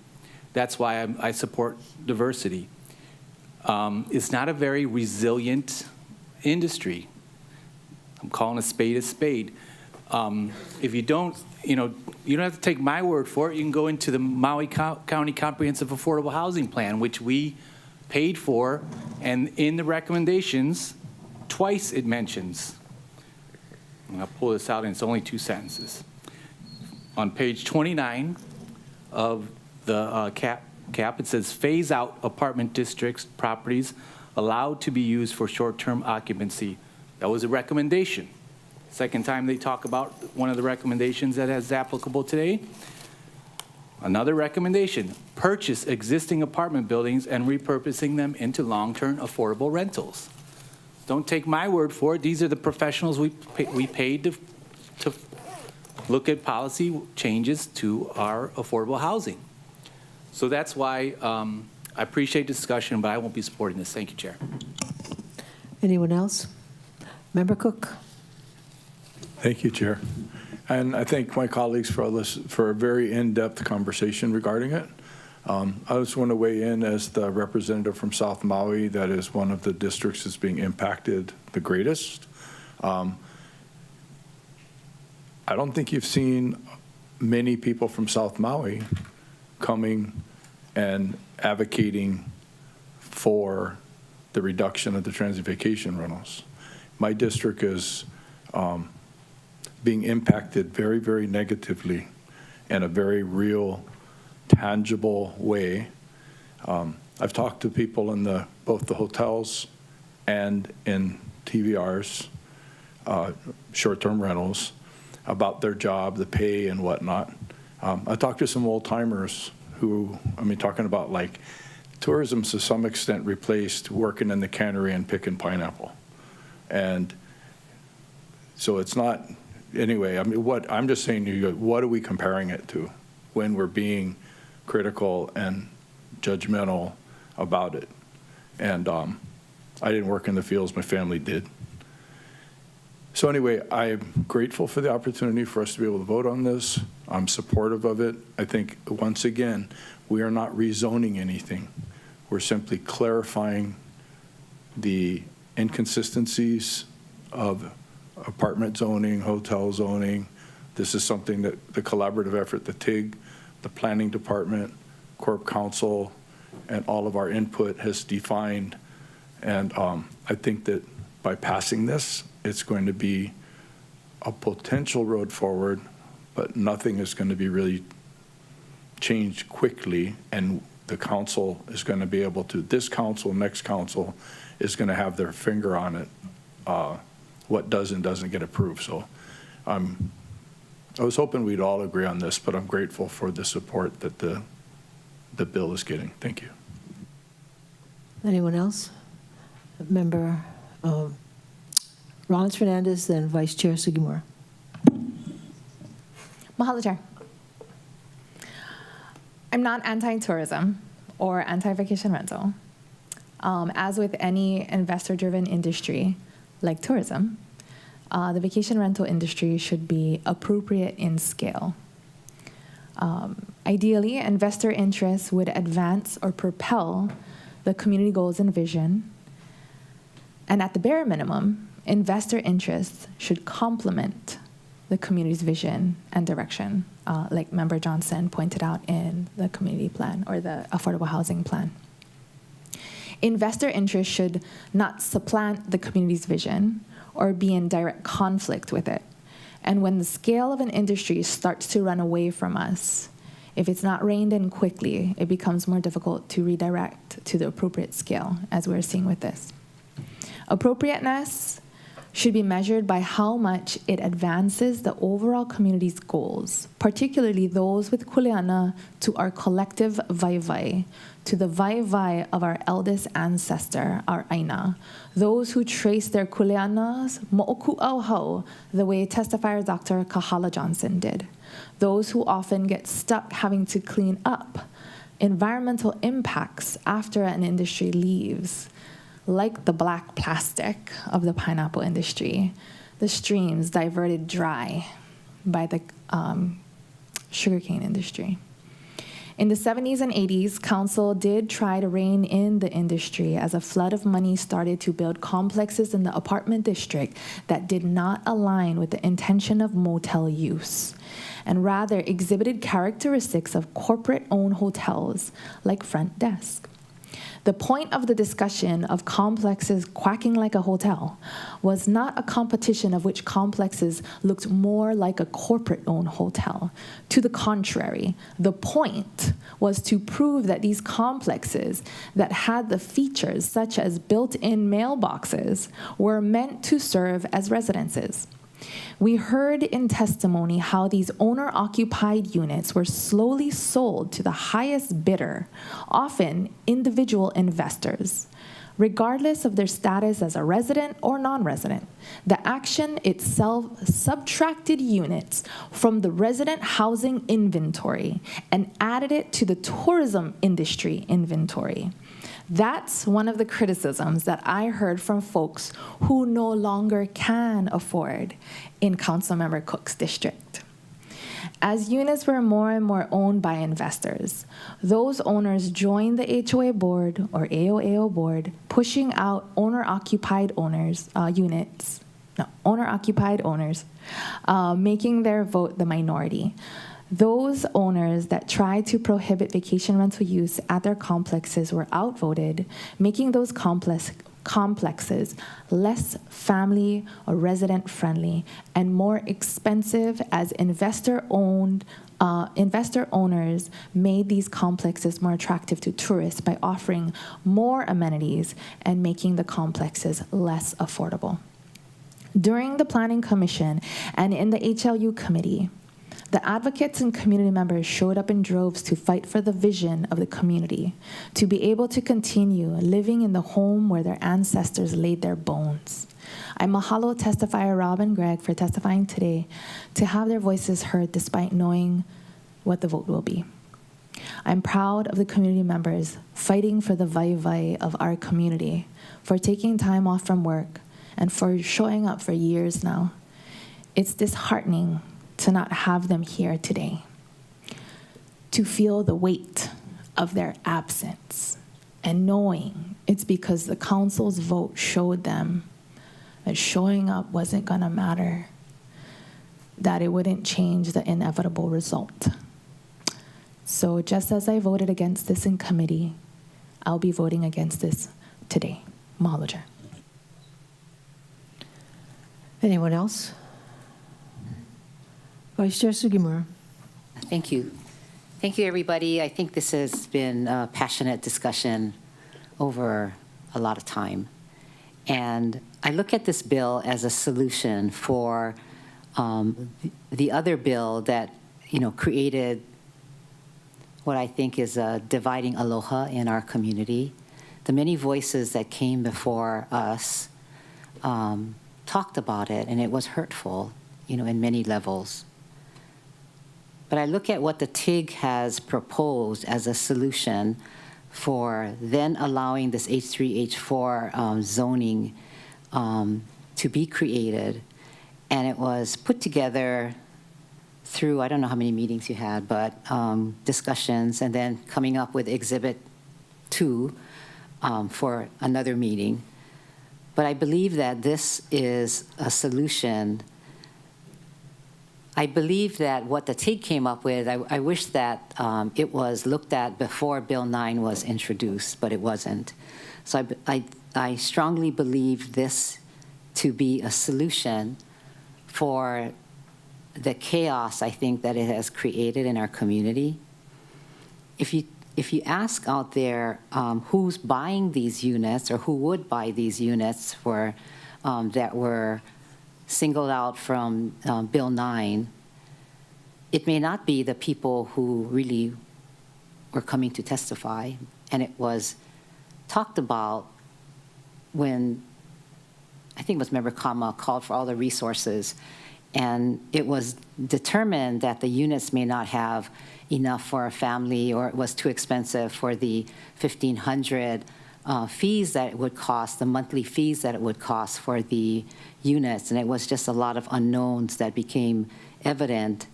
And the reality was that maybe those units would not solve the problem that we were being told, for the Kama'aina families to be able, or even want to, maybe even want to, is what it is.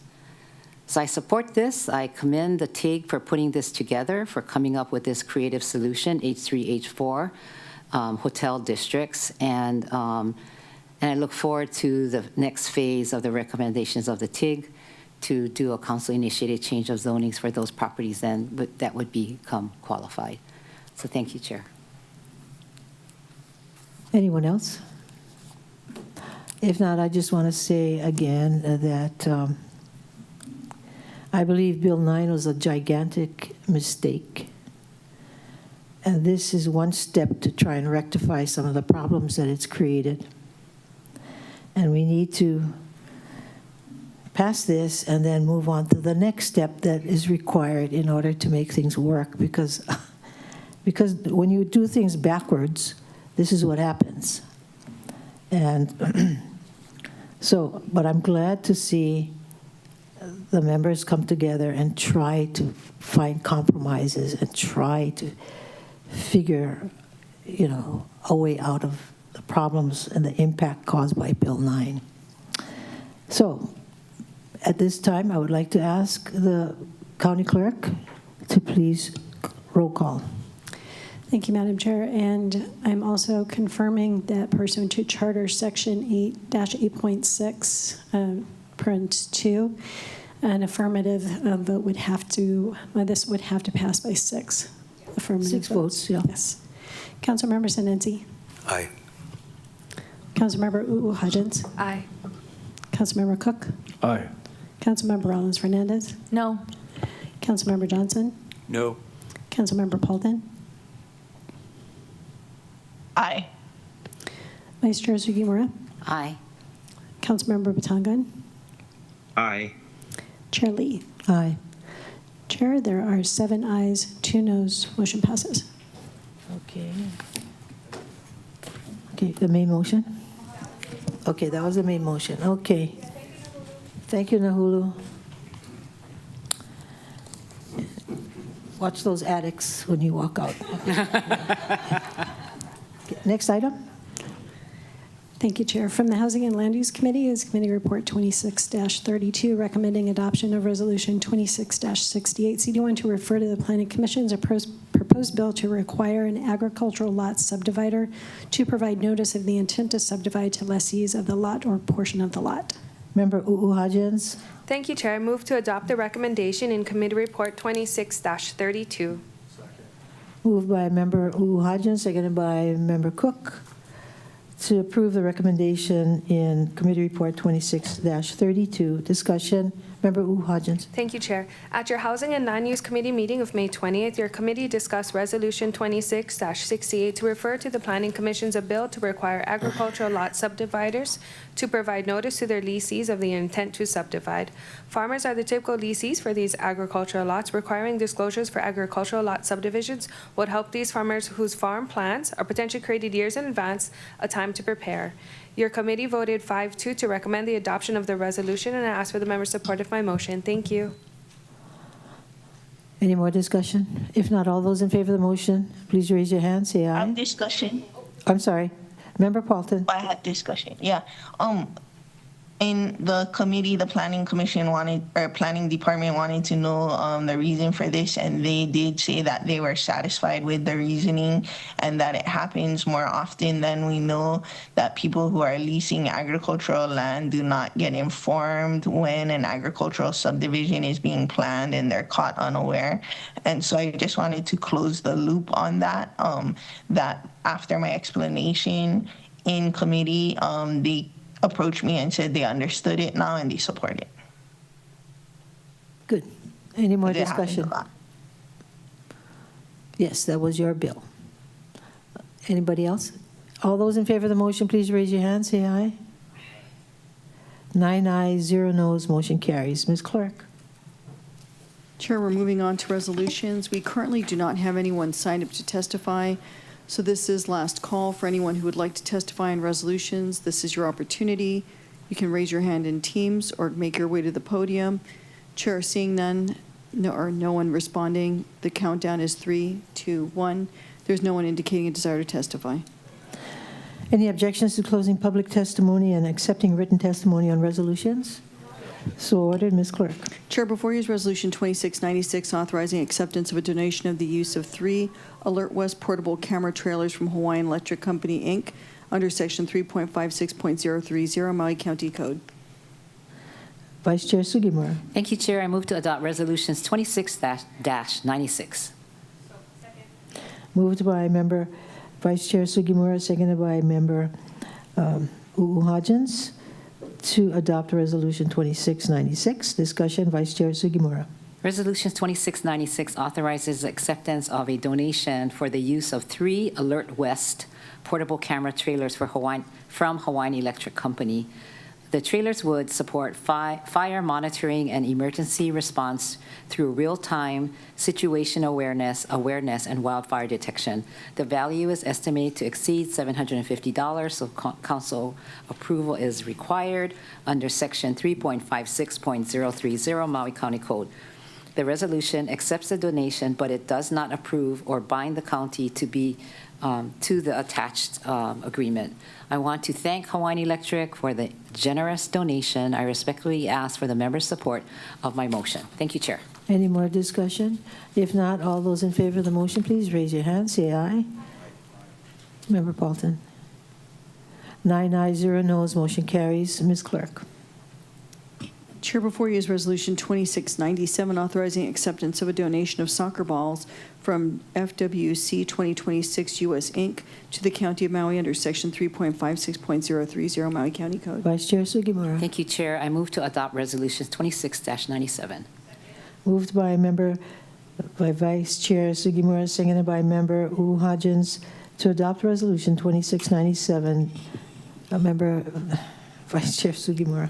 Resolution 2697 authorizes the acceptance of a donation of 200 size 4 soccer balls from FWC 2026 US, Inc.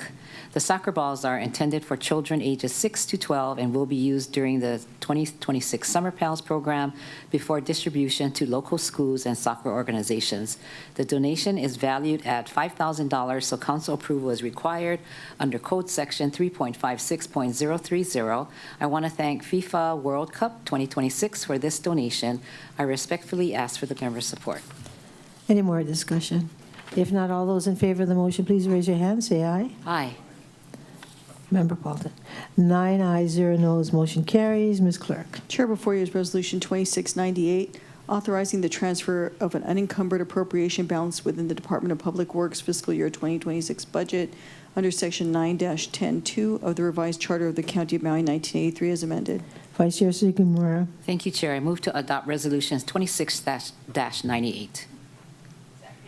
Moved by Vice Chair Sugimura, seconded by Member Hodgins, to adopt Resolution 2698. Discussion, Vice Chair Sugimura. Resolutions 2698 authorizes a $240,000 transfer within the Department of Public Works. The transfer would move $240,000 from Engineering Program Category A, salaries, to Special Maintenance Program Category B, operations and equipment. The transfer would cover unanticipated operational costs in the Special Management Program. The transmittal says funds are needed because of shortfalls from rising fuel costs. I respectfully ask for the members' support of my motion. Any more discussion? All those in favor of the motion, please raise your hand. Say aye. Aye. 9 ayes, 0 noes. Motion carries. Ms. Clark. Thank you, Madam Chair. Moving on to the ordinances on today's agenda. At this time, there is no one signed up to testify on the ordinances, so we'll give last call. Anyone wishing to testify, please raise your hand in teams or make your way to the podium. Chair seeing none, counting down 3, 2, 1. There's no one to testify on the ordinances. Any objections to closing public testimony and accepting written testimony on the ordinances listed on today's agenda? No objections. So ordered, Ms. Clerk. Thank you, Chair. For referral to the Housing and Land Use Committee on our Bill 89, 2026, a bill for an ordinance to amend the state land use district classification from agricultural district to the rural district for a 6.097 acre portion of tax map key 227007008, Hamakua, Hawaii. Bill 90, 2026, a bill for an ordinance to change the Paia Haiku Community Plan 1995 as amended land use designation from agriculture to public, quasi-public for a 6.097 acre portion of tax map key 227-007-008 Hamakolo, Hawaii. Bill 91, 2026, a bill for an ordinance to change the zoning from the agricultural district to the P1 public, quasi-public district for a 6.097 acre portion of tax map key 227-007-008 Hamakolo, Hawaii. Any objections to referring these items to the HLU committee? No Chair. objections. Member Johnson. Okay, real quick question for Councilmember Hodgins. Seeing that this is being referred to your committee, do you have a time or how's your calendar looking for? I would have to double check. I'm not too sure yet. We don't have too much on right now, but I don't know when this is going to be on. I know my next meeting is July 1st. All of our committee meetings are that week, and then we take a 2-week break, and then it's at the end of July. But I only kind of know what's on my July 1st, but not necessarily what's on the next one. Okay, I just wanted to see if what the schedule was. Okay. Because obviously today's testimony, folks would want some opportunity to talk about it. I just thought maybe we could get a date down, but I understand. I'm Thank sorry, you. I don't know yet. It's fine. Thank you. Thank you, Chair. Member Paulton. Thank you, Chair. I'll support this going to committee because I have many questions based on the testimony. I would request that Corporation Counsel look through the 106 pages that we received in a Google Doc. I would ask that they familiarize themselves on the funding sources and look into all the things that were said and make sure that we're doing things correctly. Also, that if the administration can come and has or have identified other lands that may be a smoother, quicker route. I just wanted to, when we get there, have people be prepared to answer questions and tell us the information that we want, not we come there and then we ask and then you're like, oh, let me look into it because it's been provided already. That's just because I'm not a lawyer. Vice Chair Sugimura. Yeah, thank you. I was going to ask something similar. I think I see Kane Ali'i, got your name right, sitting in the chambers, and he was the one that handed us that document. So I was going to ask that we be ready to talk about it since we've heard, besides his detailed documents, that there were other testifiers. I also want to say for haiku that I know Member Hodgins, this is a hot issue for your community because they have been waiting years for a fire for this, because in the site that was selected before was turned down by the community because of different reasons. So we should, whatever we end up doing, this community has waited a long time and has talked about safety and health. And I heard lots of testimony over years. So Member Hodgins, I stand by whatever you can find out and recommend. Thank you. Anybody else? If not, I'm sorry. Chair. Member Batangan. Thank you, Chair. This goes back to my comment during public testimony in which I had a question for Corporation Counsel. I guess it's not super urgent right now since the motion on the floor is to refer it to committee. But one of the things that the testifier had brought up was that he needed to be consulted prior to the change in district classification and change in zoning. So I just want to make sure that we are doing all of the consultations required. If I remember NAGPRA and Section 106 correctly, the individual. The individual said he was consulted during the environmental review. I was not aware that we needed to do consultation for change in district classifications or change in zonings, but I just want to make sure that's clear before we come up in committee. Corp Counsel. Yeah, thank you, Chair. As you all know, this is a project that's been going on for years and years, and there's a lot of information. I think the record that was transmitted to you folks on this is like 1,000 pages. We do have, I understand that the testifier submitted written information as well, and we'll make sure that we're ready to answer all your questions at the HLU committee. Thank you. Member Sinensi. Thank you, Chair. I would also request the budget director to just provide a list of funding that has already been spent on the process. I know we did in the budget that we're approving, there were some funds that were appropriated for this project. So if we could get that too as well. Thank you. Thank you. Sorry, one more. Oh, Member Paulton. Being that the Burial Council recognized Mr. Williams as a lineal descendant, would it be possible for him to also be contacted if he can be a resource as well? We'll ask the HLU chair. Thank you. I spoke to him during lunch, and I told him I'll let him know when it comes up, and he can come and participate for sure. Thank you. Anyone else? Okay, this matter will be referred to the HLU committee. Yep, no objections. Then we have the next item. Thank you, Madam Chair. Before you is Bill 92, 2026, a bill for an ordinance amending the fiscal year 2026 budget, Appendix A, Part 1, Office of the Mayor, new grant appropriation from the State of Hawaii Department of Business, Economic Development and Tourism, Kona Low Business Recovery Grant Program in the amount of $500,000. Vice Chair Sugimura. Thank you, Chair. I move to pass Bill 92, 2026 on first reading.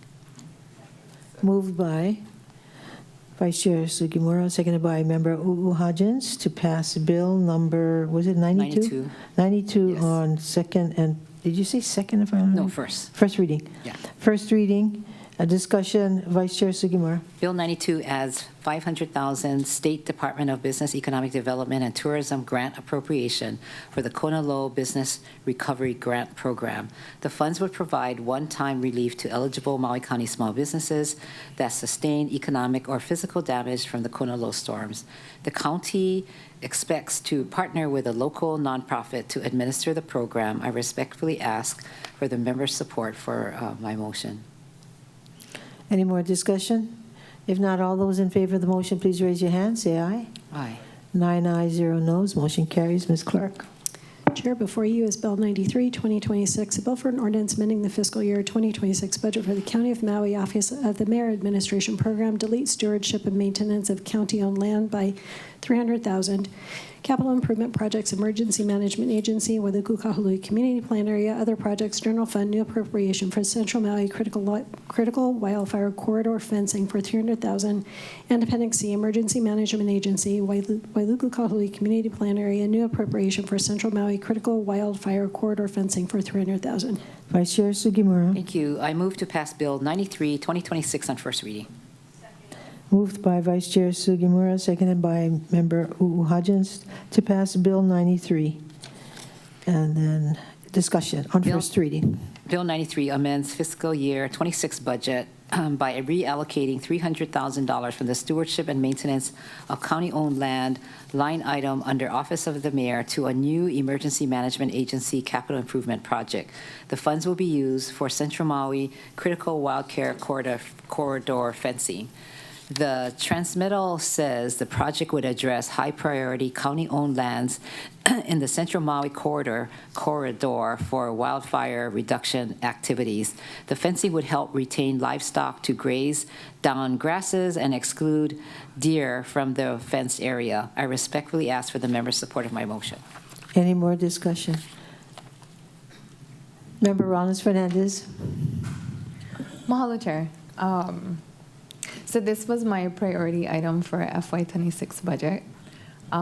It's not exactly what I had envisioned for the funding when I put it in there. It was more to support the organizations that are maintaining the county-owned land.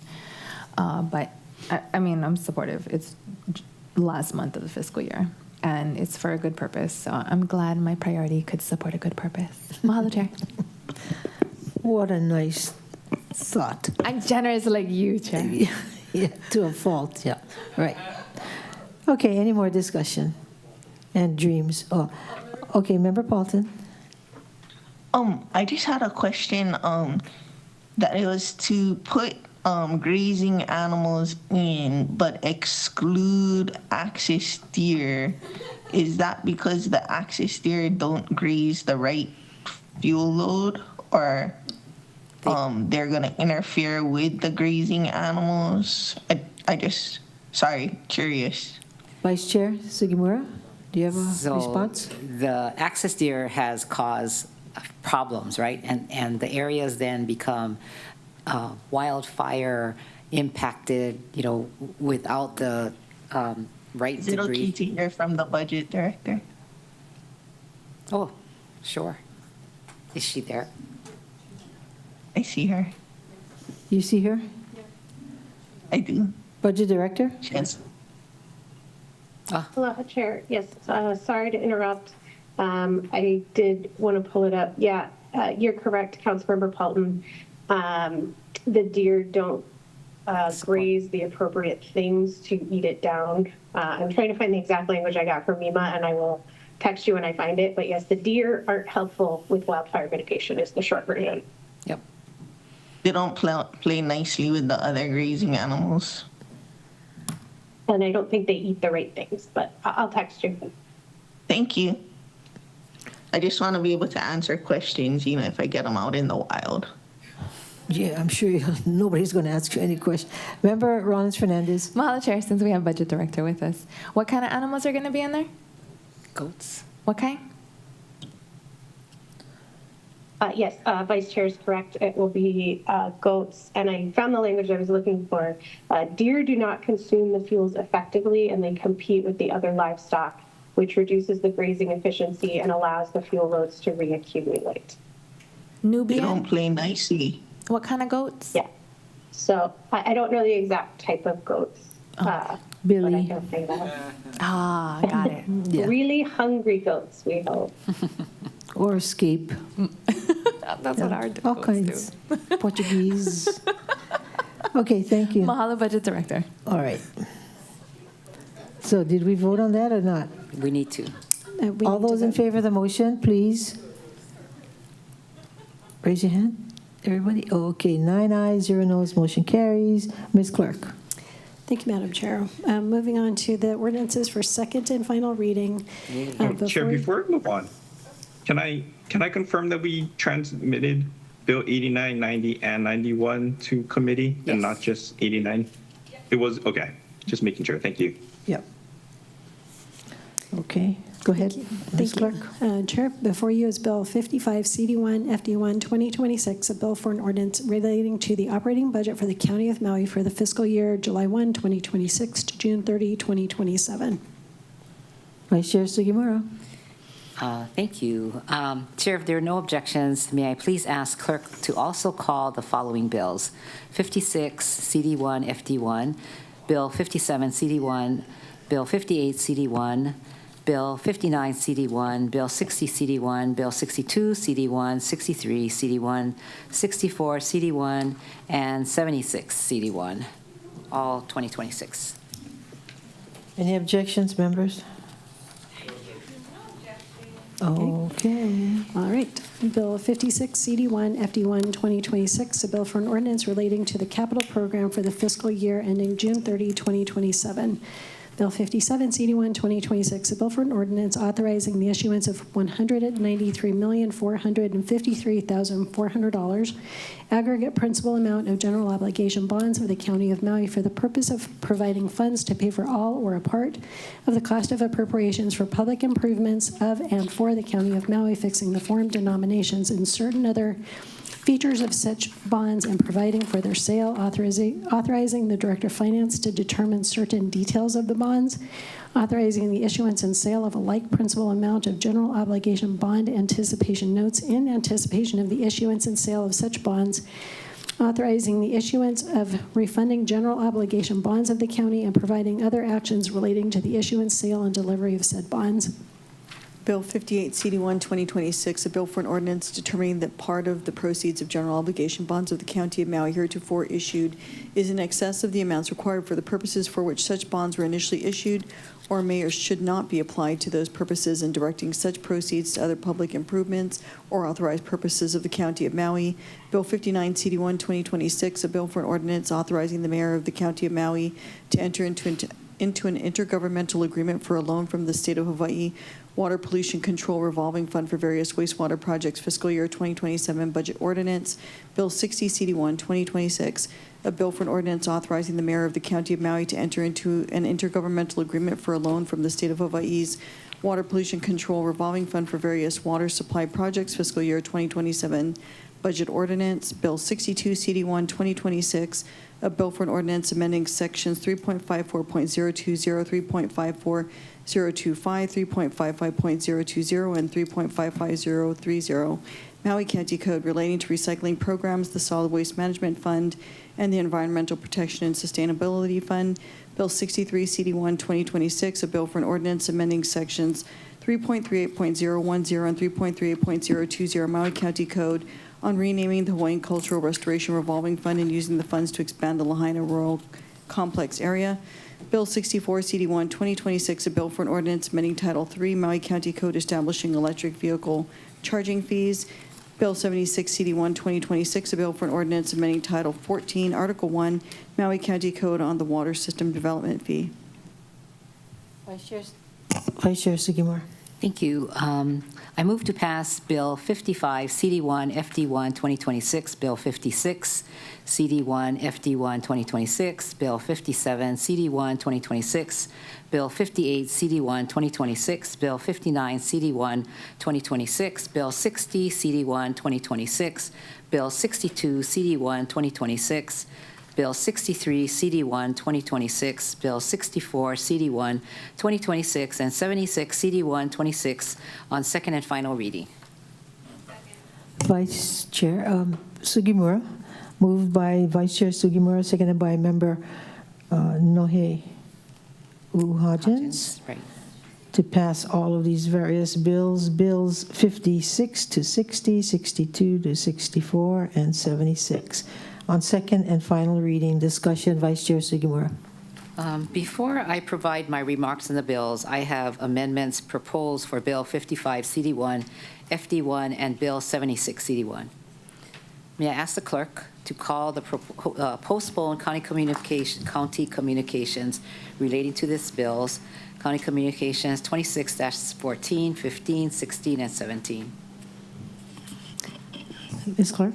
Thank you, Madam Chair. I'm recalling County Communication 2614 from Council Vice Chair Sugimura, transmitting a proposed amendment to Bill 55, CD1, FD1, 2026, entitled A Bill for an Ordinance Relating to the Operating Budget for the County of Maui for the fiscal year July 1, 2026 to June 30, 2027.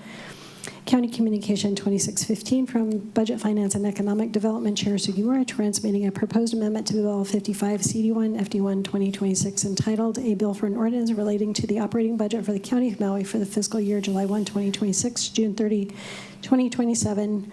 County Communication 2616 from the Budget, Finance, and Economic Development Chair Sugimura, transmitting a proposed amendment to Bill 55, CD1, FD1, 2026, entitled A Bill for an Ordinance Relating to the Operating Budget for the County of Maui for the fiscal year July 1, 2026 to June 30, 2027. And County Communication 2617 from Council Vice Chair Sugimura, transmitting a proposed amendment to Bill 76, CD1, 2026, entitled A Bill for an Ordinance Amending Title 14, Article 1, Maui County Code on the Water System Development Fee. Vice Chair Sugimura. Thank you. Chair, referencing the ASF attached to County Communications 2614, I move to amend Bill 55, CD1, FD1, 2026 by amending Appendix B, page 65, Department of Water Supply, Water Fund, as shown in the attachment to the amendment summary form. I need a second. Second. This amendment... Moved by sorry. Vice Chair Sugimura, seconded by Member Uhagens. and I'm not going to repeat the whole motion, but discussion now. Yeah, the amendment conforms Appendix B to the proposed amendments to the county chapter, code chapter 14.07 in the proposed FD1 version of Bill 76. The Water and Infrastructure Committee discussed this matter during a Rule 7B meeting on May 18, 2026. I respectfully ask for the members' support of my motion. Thank you, Chair. Any more discussion? Member Batangan? Thank you, Chair. I noticed that this posted ASF was not signed to form in legality. Can I just confirm that Corporation Counsel was able to look it over and doesn't have any issues? Corporation Counsel. Thank you, Chair. I don't know whether our office reviewed this or not. I know Ms. Rigglesworth is on her way back into the meeting, so if we can just hold that question. I don't know whether it was reviewed by our office. So she should be back soon. She's on her way now? Okay. What do you want to do? You want to?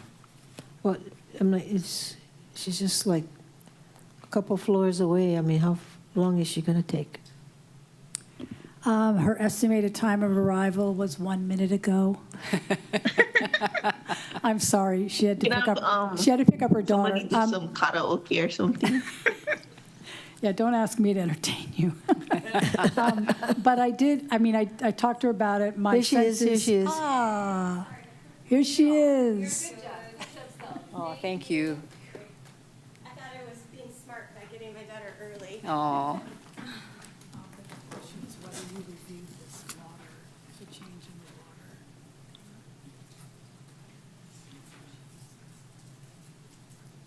I guess that means no karaoke.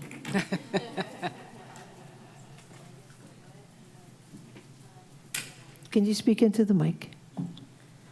It didn't go through our formal Corp Council review process, but I have reviewed it and approved it myself, and I know the water director has also approved it. Okay, so we're good. Well, it came from him, right? From the administration, anyway. Okay. Chair, just since the normal review process involves me approving it, I approve it. I did have a chance to read it, and I believe it's just making changes consistent with the change in the law, is my understanding. Thank you. Thank you. Okay, is that satisfactory, Mr. Batangan? Okay. So proceed. Excuse me, could I just clarify, are we, was the motion made on County Communication 2614 or 2617? Both of them reference various water funds. I just want to make sure we're on the right one. Vice Chair? So we are now into 26, we're talking about 2614, I'm sorry. Thank you. County Committee 2614. Yep.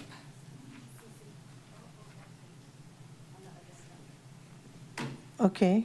Okay.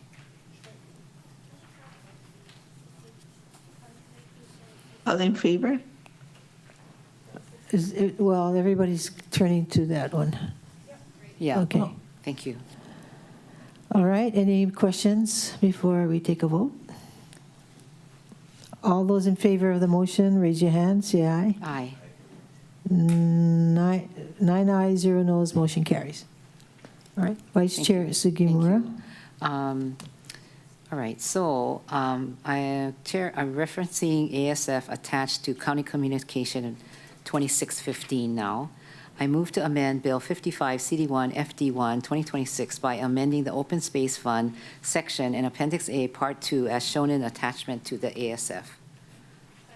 Thank you. Moved by Vice Chair Sugimura, seconded by Member Uhajens. And this is, what did you say, calling up the County Communication? 2615. 2615 regarding Bill 55. 5055. Okay, discussion.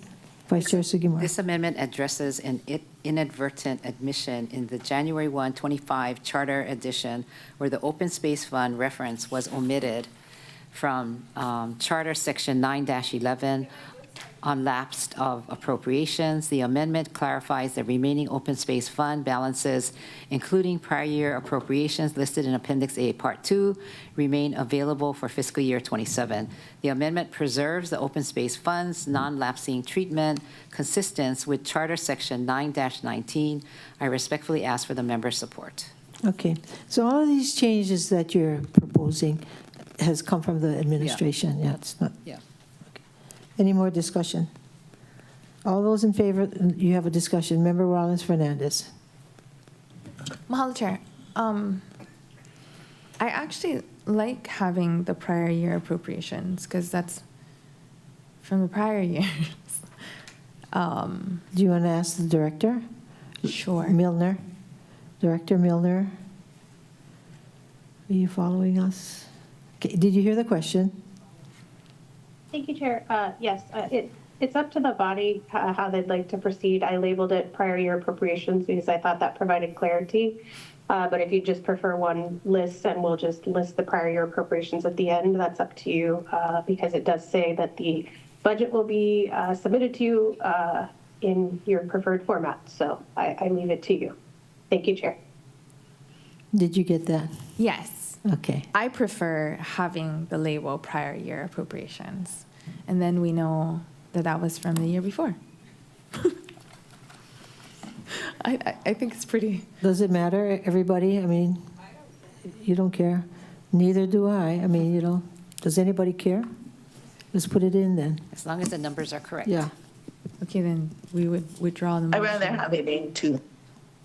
And then we would file CC 26-15. You sure now? We're talking about the budget. Chair, I wouldn't do anything crazy. Chair, if I could add something. Yes. Yes. Thank you. The reason that Michelle Yoshimura actually caught this, there was an error made by myself back when we did the housekeeping amendments to the charter. It was a couple of years ago. And there was a phrase taken out of the charter that should not have been taken out. And it was that appropriations from the open space fund do not lapse. And the mistake that I made, and you know, and it went into the charter. So this is a formalization that the prior year appropriations do not lapse. And we've submitted a bill is in review by Corp Council right now to fix that error. So it should not have been eliminated from that section of the charter. So that's what this is intending to address. So we should leave this. Yes, please. Okay. Wait. So your recommendation is to remove prior year appropriations? No, the recommendation would be to go ahead and adopt this or pass this amendment. As proposed. Yeah, the amendment is to remove prior year appropriations. The label. Right. I know that, well, Michelle Yoshimura might be able to help, but my understanding is... Michelle, can you come down? Sorry, Michelle. My understanding is that this is the preferred way to list it. Preferred by who? Because my preference is to leave it in. According to the charter. Sit where Kawanoi would sit. Member Yoshimura, please join us on the floor. All the mics are taken.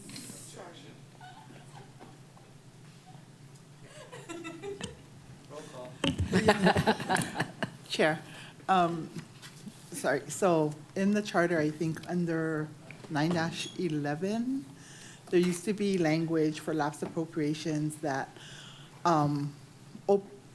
appropriations from the open space would not lapse.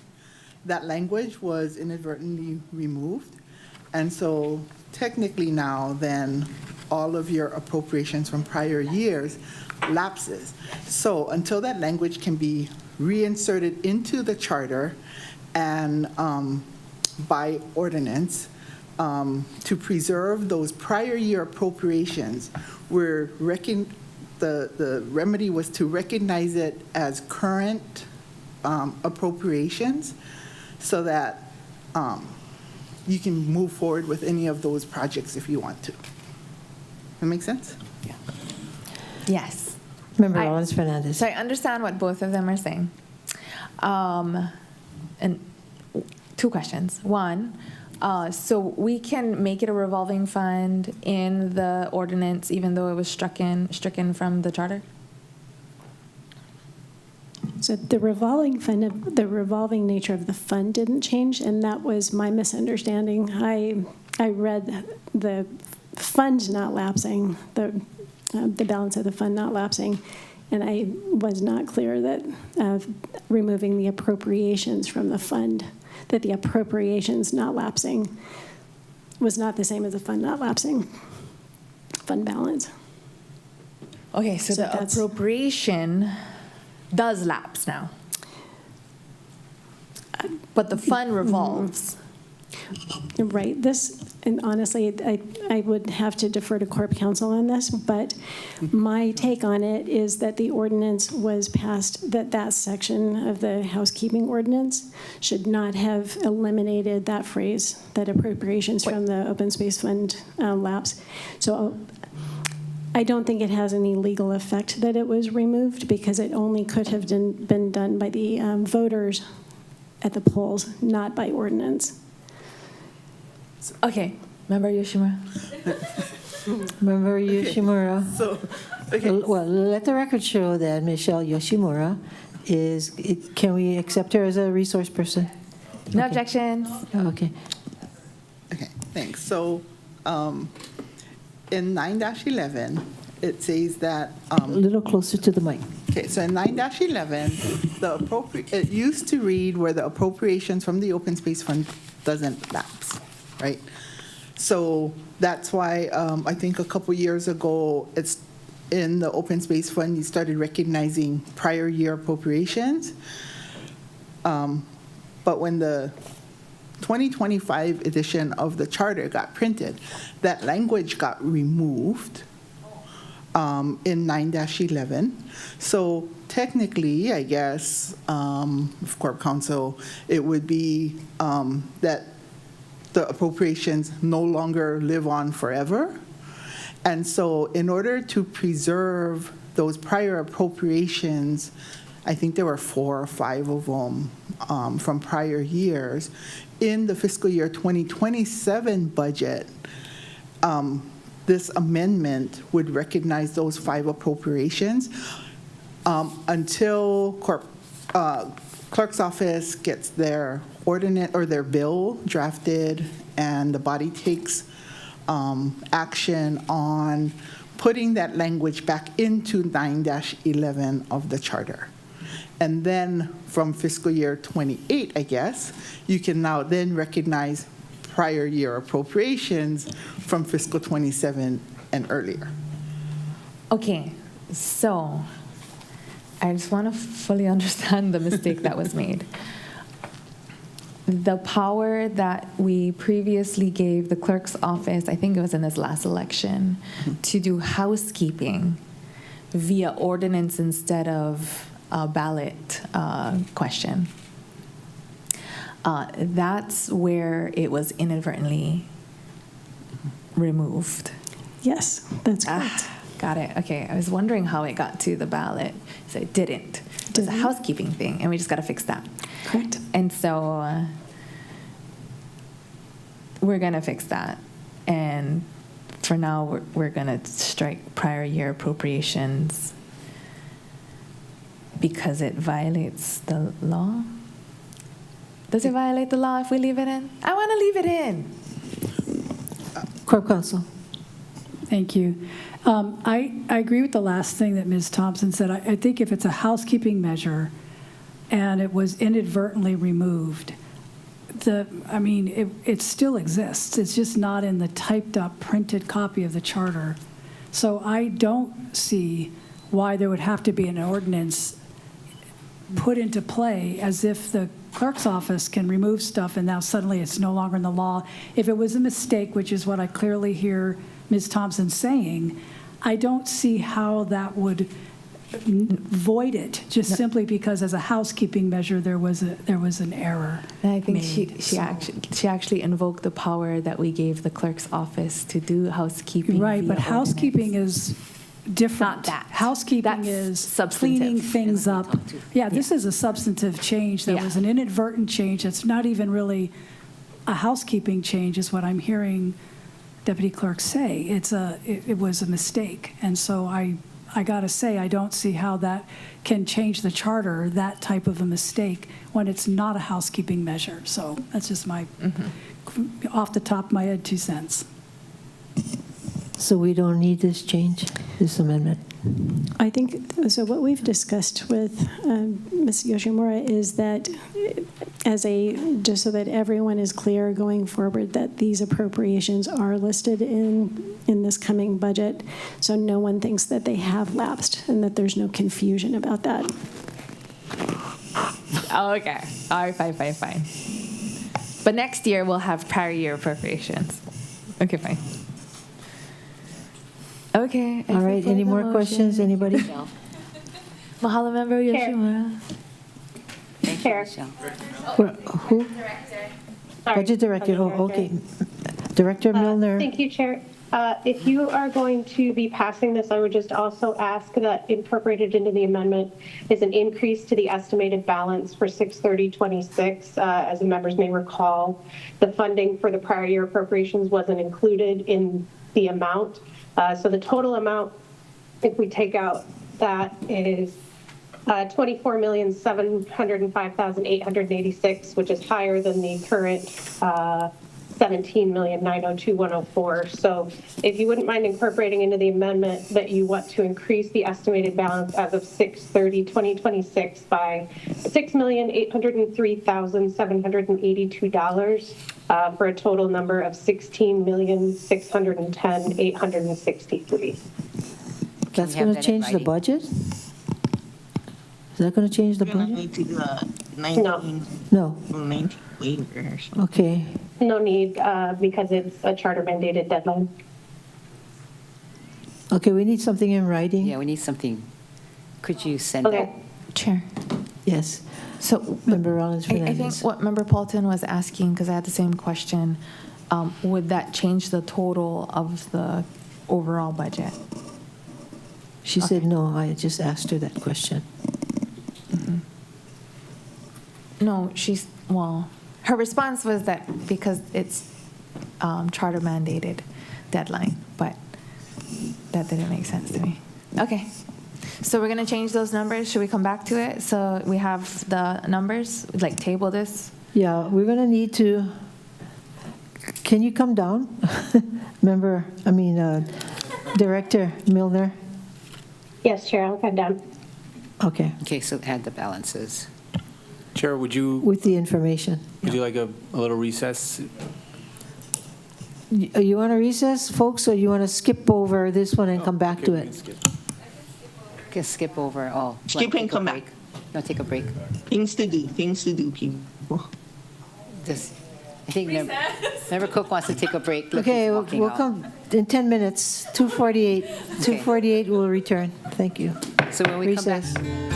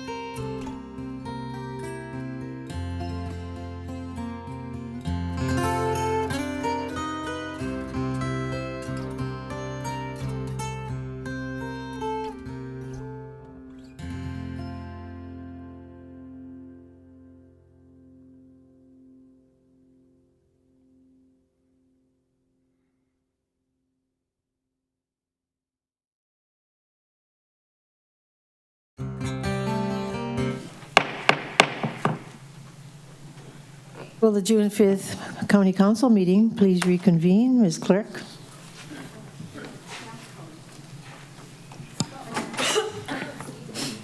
Okay, so I have, are we ready? I have a motion. Wait, before you make the motion, in case there's any questions from the budget director, can you give us clarification? And then people can ask you questions, and then we'll do it. Thank you, Chair. Thank you, council members. Yeah, I sent you all an email that I think the clerks have distributed, but just for the record, as we discussed during the budget session in April, the prior year appropriation totals were not included in the total balance as they're still encumbered. But because we're taking out that differentiation between the two and just doing one solid list, we need to update the total to match the total amount of appropriations in the bill. So the request is to update the amendment posted as 26-13 to update the estimated balance as of 6/30/26 by $6,803,782 for a total estimated balance of $16,610,863 and an updated overall total of $24,705,886. And this won't change the overall budget. No. Thank you, Chair. That's correct, because these funds are already encumbered. We don't need to increase anything else. Okay. So you ready, Vice Chair Sugimura? Yeah, so based upon what louder. She said, okay, so based upon what we just heard, so I move to amend the estimated balance and total by $6,803,782 to $16,610,863 and a total balance of $24,705,886. And after that, I need a second, and Court Counsel can talk about this bill we need. All right. Correction. Seconded by Tom Cook, and under discussion, you're asking Corp Counsel for clarification of some kind? So I guess a bill was submitted to Corp Counsel, so maybe if Corp Counsel can re-clarify what we need to do to move forward. Thank you, Chair. We can just move forward as is, and we will get on that clarifying ordinance and approve it and move it through as quickly as we can. Okay. Thank you. Yeah, great. So that'll Okay. solve that, yeah. All right. Any more discussion? Member Hudgens? Thank you, Photo. I would just like to note for the record that I hope, thank you, Chair. I hope a photo was taken in case we're ever accused of not working well with administration. We have budget directors sitting amongst them. I took that. Well, we didn't take a picture with Member Yoshimura when she was sitting there. Okay, no more questions. All those in favor of the motion, please raise your hand. Say aye. Aye. 9 ayes, 0 noes. I see the lollipop there, so 9 ayes, 0 noes. How did she get one? Oh, I found my brother's popsicle stash. Motion carries. What about Member Batangan? Okay, the next, he's not, did you vote, Member No, he has no Batangan? popsicle. Yeah, I voted chair. Oh, okay. I just didn't get up. Popsicle. Oh, you see, we left him out. No melona We'll for deliver you. to your house. You will deliver it I'll to his. deliver to his house. Yeah. Okay, next Okay, item. next. Yes. Was that the motion to amend the main motion, or was that the main motion? Because we got to do the main motion, yeah. Oh, I think you have a couple more amendments? No, on the Reso or CC 26-15, we amended it to change the amounts. I don't know if we voted on that, and then the main motion. We did? No, you're correct. We need to vote on the 2615. adopting County Communication 2615. 2615. Okay, main motion as amended. Yes, Vice Chair Sugimura. Oh, main motion as amended. Yes, let's vote. You're voting. Yeah. All those in favor say aye. Aye. Raise your hand. 9 ayes, 0 noes. Motion carries. I'm putting my hands under the table. Yeah. Okay, Vice Chair Sugimura. Okay. Next one. All right, now we're at the next one, right? County Communications 2616. Okay. So an updated attachment is being distributed to show only the section being amended. The updated attachment does not change the substance of the proposed amendment. I move to amend Bill 55 CD1 FD1 2026 by amending Section 15 of the General Budget Provisions, page 40, as shown in the updated attachment to the ASF, and to add reporting requirements for general excise tax fund transfers. Second. I need a second. Moved by Vice Chair Sugimura, seconded by Member Uhajans. On your motion, discussion? This amendment adds reporting requirements for general excise tax fund transfers under Section 15 of the General Budget Provisions. The purpose is to provide clearer tracking and reporting under the revised transfer structure. I respectfully ask for your members' support of my motion. Thank you, Chair. All right. Under discussion, Member Rollins Fernandez. Mahalo, Chair. Okay, so where the motion is not to take action on CC 26-16 and to only take action on the ASF distributed on the floor? What was the motion? If someone can repeat it, please. Well, the motion is to, regarding 2616, update the attachment. An updated attachment is being distributed to We show, got that. Okay. And I move to amend Bill 55, blah, blah, blah, by amending Section 15 of the General Budget Provisions, page 40, as shown in the updated attachment to the ASF, to add reporting requirements for general excise tax fund transfers. And that's this, that everybody got, right? Yellow highlighted for County Rollins Fernandez. There was a motion. That was my motion. Was there a second by Member Uhajans? Right. The attachment adds reporting requirements for general excise tax transfers under Section 15 of the General Budget Provisions. The purpose is to provide clearer tracking and reporting under the revised transfer structure. I respectfully ask for the members' support for my motion. Right? Not that part. So you're not taking action on CC 26-16. You're just amending Bill 55. Are you going to file CC 26-16? No. No? What are you going to do with it? My understanding is that the highlighted handout was simply showing what was attached to CC 2616. So we need to approve 2616. No, but it's a revised attachment. So is it verbatim?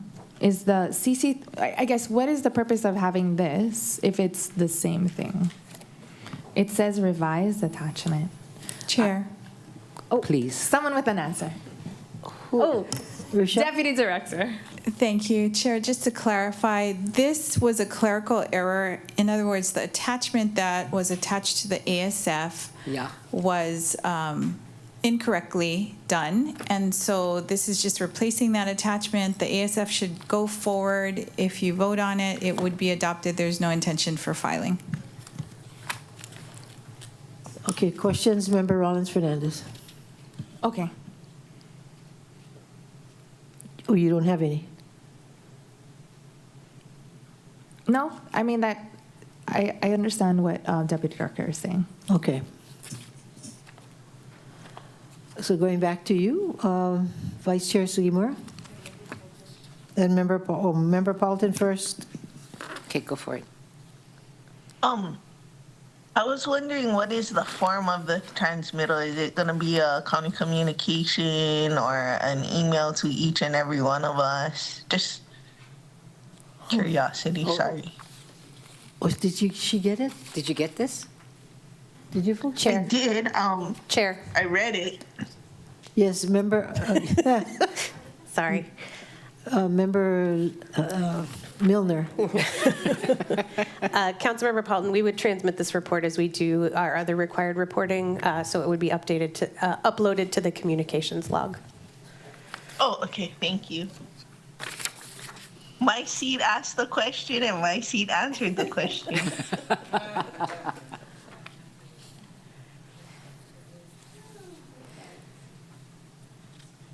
Do you have a question, Member Rollins Fernandez? Oh, I do.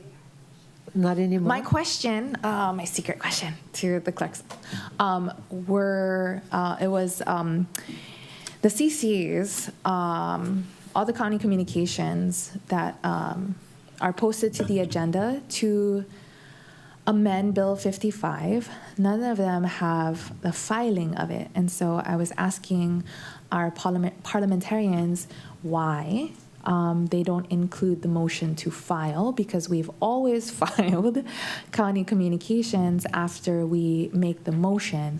And the clerk said that, Director Rott said that we don't need to file it anymore. Oh man, this Rosenberg thing, it just like changes things. It's just constant. There is like no constant anymore. And I don't, I like to file it because there's closure to it, and we've always done it that way. But maybe if Director Rotz can explain why we're not filing county communications mid-year. Director Rotz. Rosenberg said. Thank you, Chair.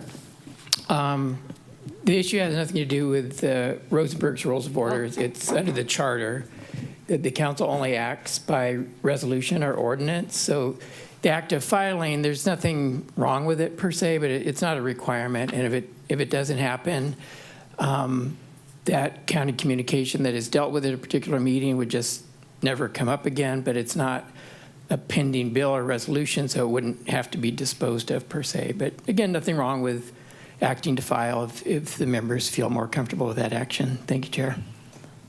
Would it auto-file at the end of the year? Thank you, Chair. That's a matter under our rules of the council, which actually says any bill or resolution pending in committee at the end of the term is automatically disposed of or filed. But here at the council level, that doesn't apply. Thank you. Okay. Mahalo, Chair. And then since we're talking about procedure, the ASFs that were distributed also on the floor today include suspending Rule 19. And our rules say that we don't need to suspend Rule 19 when there's a charter or state federal mandate. So, but the ASFs include in the motion suspending Rule 19. So that's not necessary. Okay, thanks. David, do you have any comments? Thank you, Chair. That's a good point by Councilmember Alons Fernandez. She accurately represented Rule 19. You don't need to suspend Rule 19, which generally says you shouldn't take final action when you amend. You can always suspend that rule, but there's also an exception to meet a county or state legal deadline, which is exactly what you're doing with the budget. So Rule 19 wouldn't apply. Thank you. Mahalo, Chair. Mahalo, Director. Okay. Ms. Clerk. Thank you, Madam Chair. We're on County Communication 2616, amending Bill 55, and looks like we just need to vote unless there's more discussion. Yep. Any more discussion? If not, all those in favor of the motion, raise your hand, say aye. Aye. It looks like 9 ayes, 0 noes. Motion carries. Next item, Ms. Clerk. All right. Oh, sorry. Thank you. I believe that's Vice Chair For 2617. So the Chair referencing ASF attached to 2617, I move to amend Bill 76 CD1 2026 as shown in the attachment to the ASF. That's my motion. Thanks. These amendments clarify that proof of any one of the 3 criteria for Code Section 14.07.080 paren A is sufficient to qualify for a water system development fee exemption. The amendments also set a clear July 1, 2026 effective date and make non-substantive revisions. The Water and Infrastructure Committee discussed this matter during Rule 7B meeting on May 18, 26. I respectfully ask for your member support of my motion. Okay, we had a second on that one? Okay. Because you folks got ahead of me. I was looking for the ASF while you guys were making the...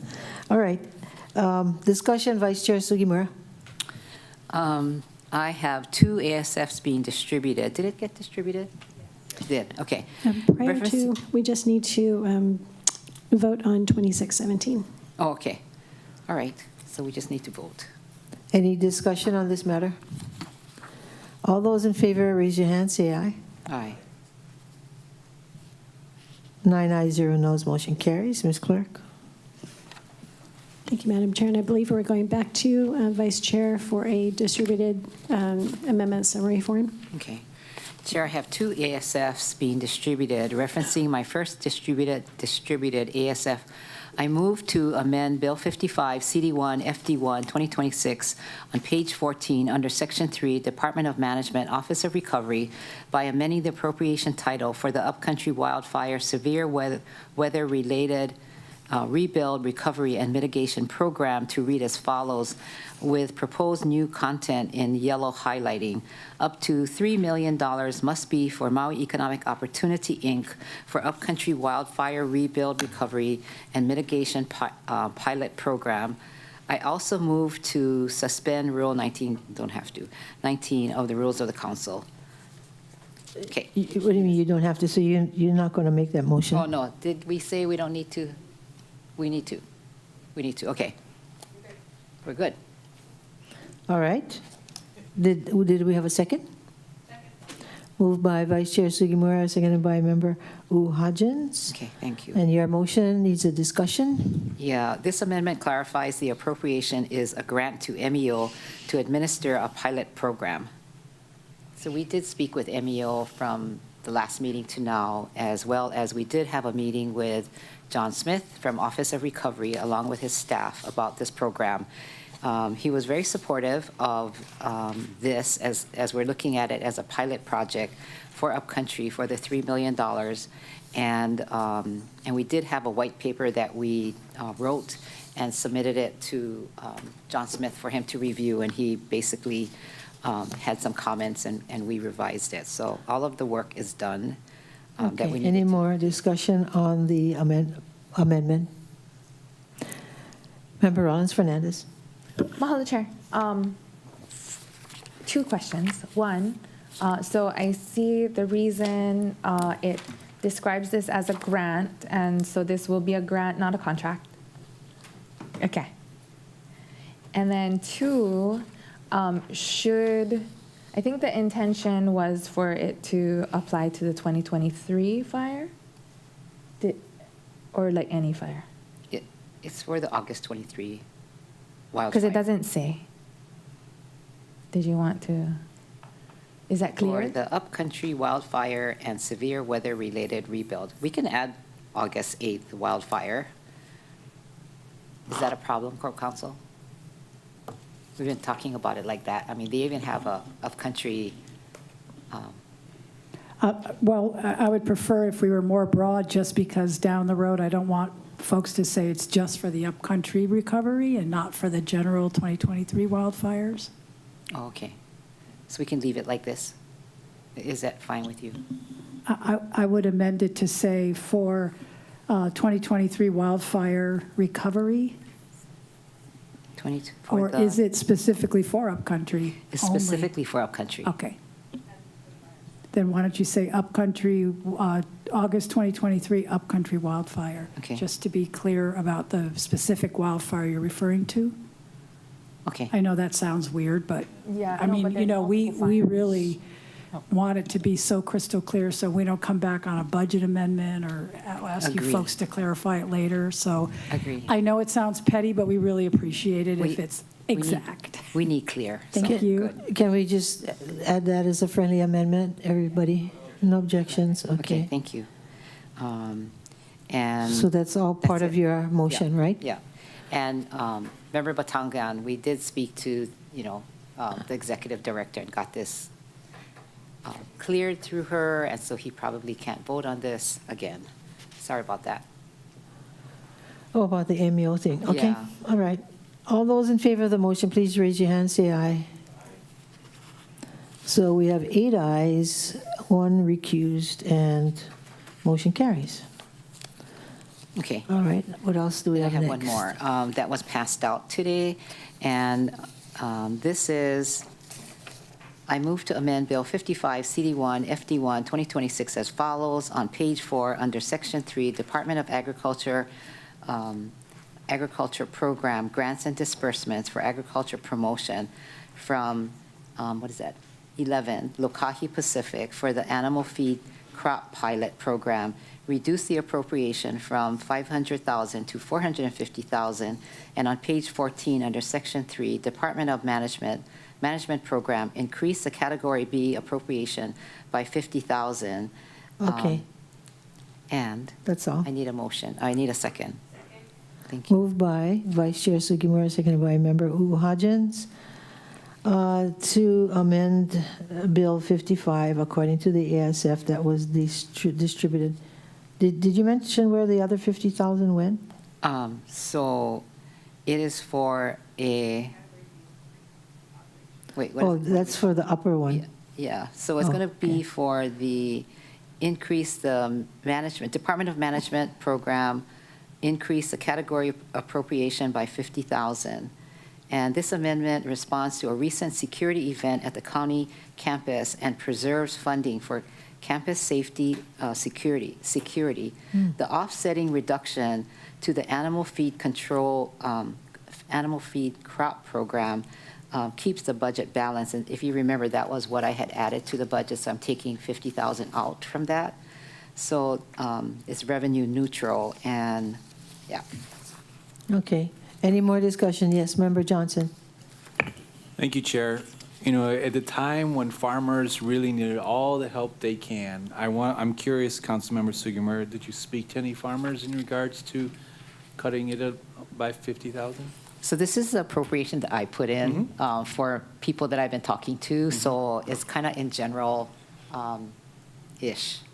And I did not go back and say, hey, guess what? We're going to protect our campus with the county building and put up the security thing. And anyway, that's my appropriation. I thought it would be revenue neutral. And at this stage, after we had the presentation yesterday, which thank you, Moana, for putting it together with police here, it was so impactful about what we need to do. And I just thought this is perfect. I understand that. I'm just concerned that, you know, Young Brothers has increased its shipping costs. Everybody knows the Young Brothers are increasing their costs for shipping. So the fertilizers that you are receiving are not only priced higher because of Young Brothers, but the fertilizer used to grow the feed all comes out of the Hormuz Strait, so that the cost of fertilizer is skyrocketing. The farmers are like getting nailed on so many levels. I really think this money is important. If there was another pot, I'd be more open to it, but for this particular pot, Councilmember Sugimura, So I will tell you that this was never an opportunity for the farmers. So when it was proposed, which came from them, they were very grateful. So I'm standing by this because I believe that the security equipment that could be, or the whole security that we need to do for this campus. I understand the security point. You make a good point. It's just. I understand. You hear where I'm coming from. In a $1.6 billion well. budget, we certainly could find it from the beside the farmers, but okay. At this point, I don't know where to find it from. So. Thank you. Any more discussion? Member Paulton. I'll be requesting a roll call unless this particular security equipment will be installed at One Main Plaza, because that's where the event occurred. Was it is this equipment for which location? I think it's for this building. For this building. We only have one, like a TSA equipment looking thing is what I recall. I'm not going to be supportive of this. This is like a false sense of security. It's not going to do what you think it's going to do. The security was supposed to be for, like, you know, all the campus, not for two security to sit at a machine. There was an incident at One Main Plaza. So if you want to put it at One Main Plaza, that makes sense in responding to the incident. The incident didn't occur at the campus. So this is like a knee-jerk thing. I think the security people roaming the entirety of the county campus is what the custodial staff requested, because our custodial staff are the ones that encounter folks in the nooks and crannies of places where there aren't a lot of people and they feel unsafe.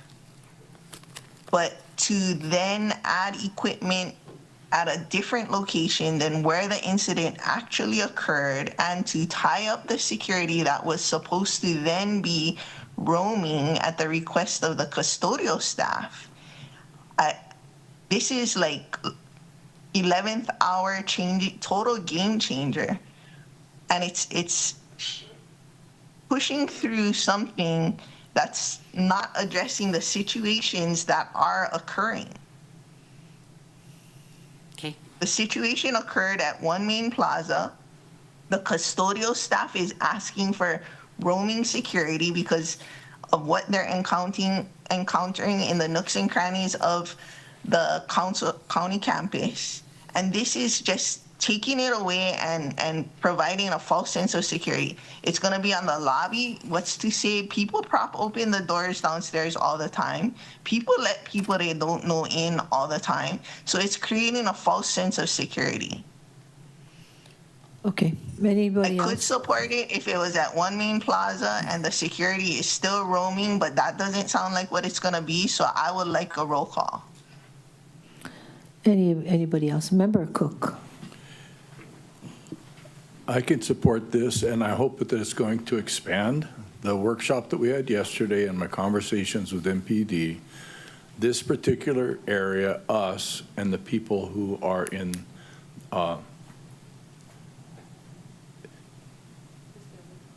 this building as a whole, right?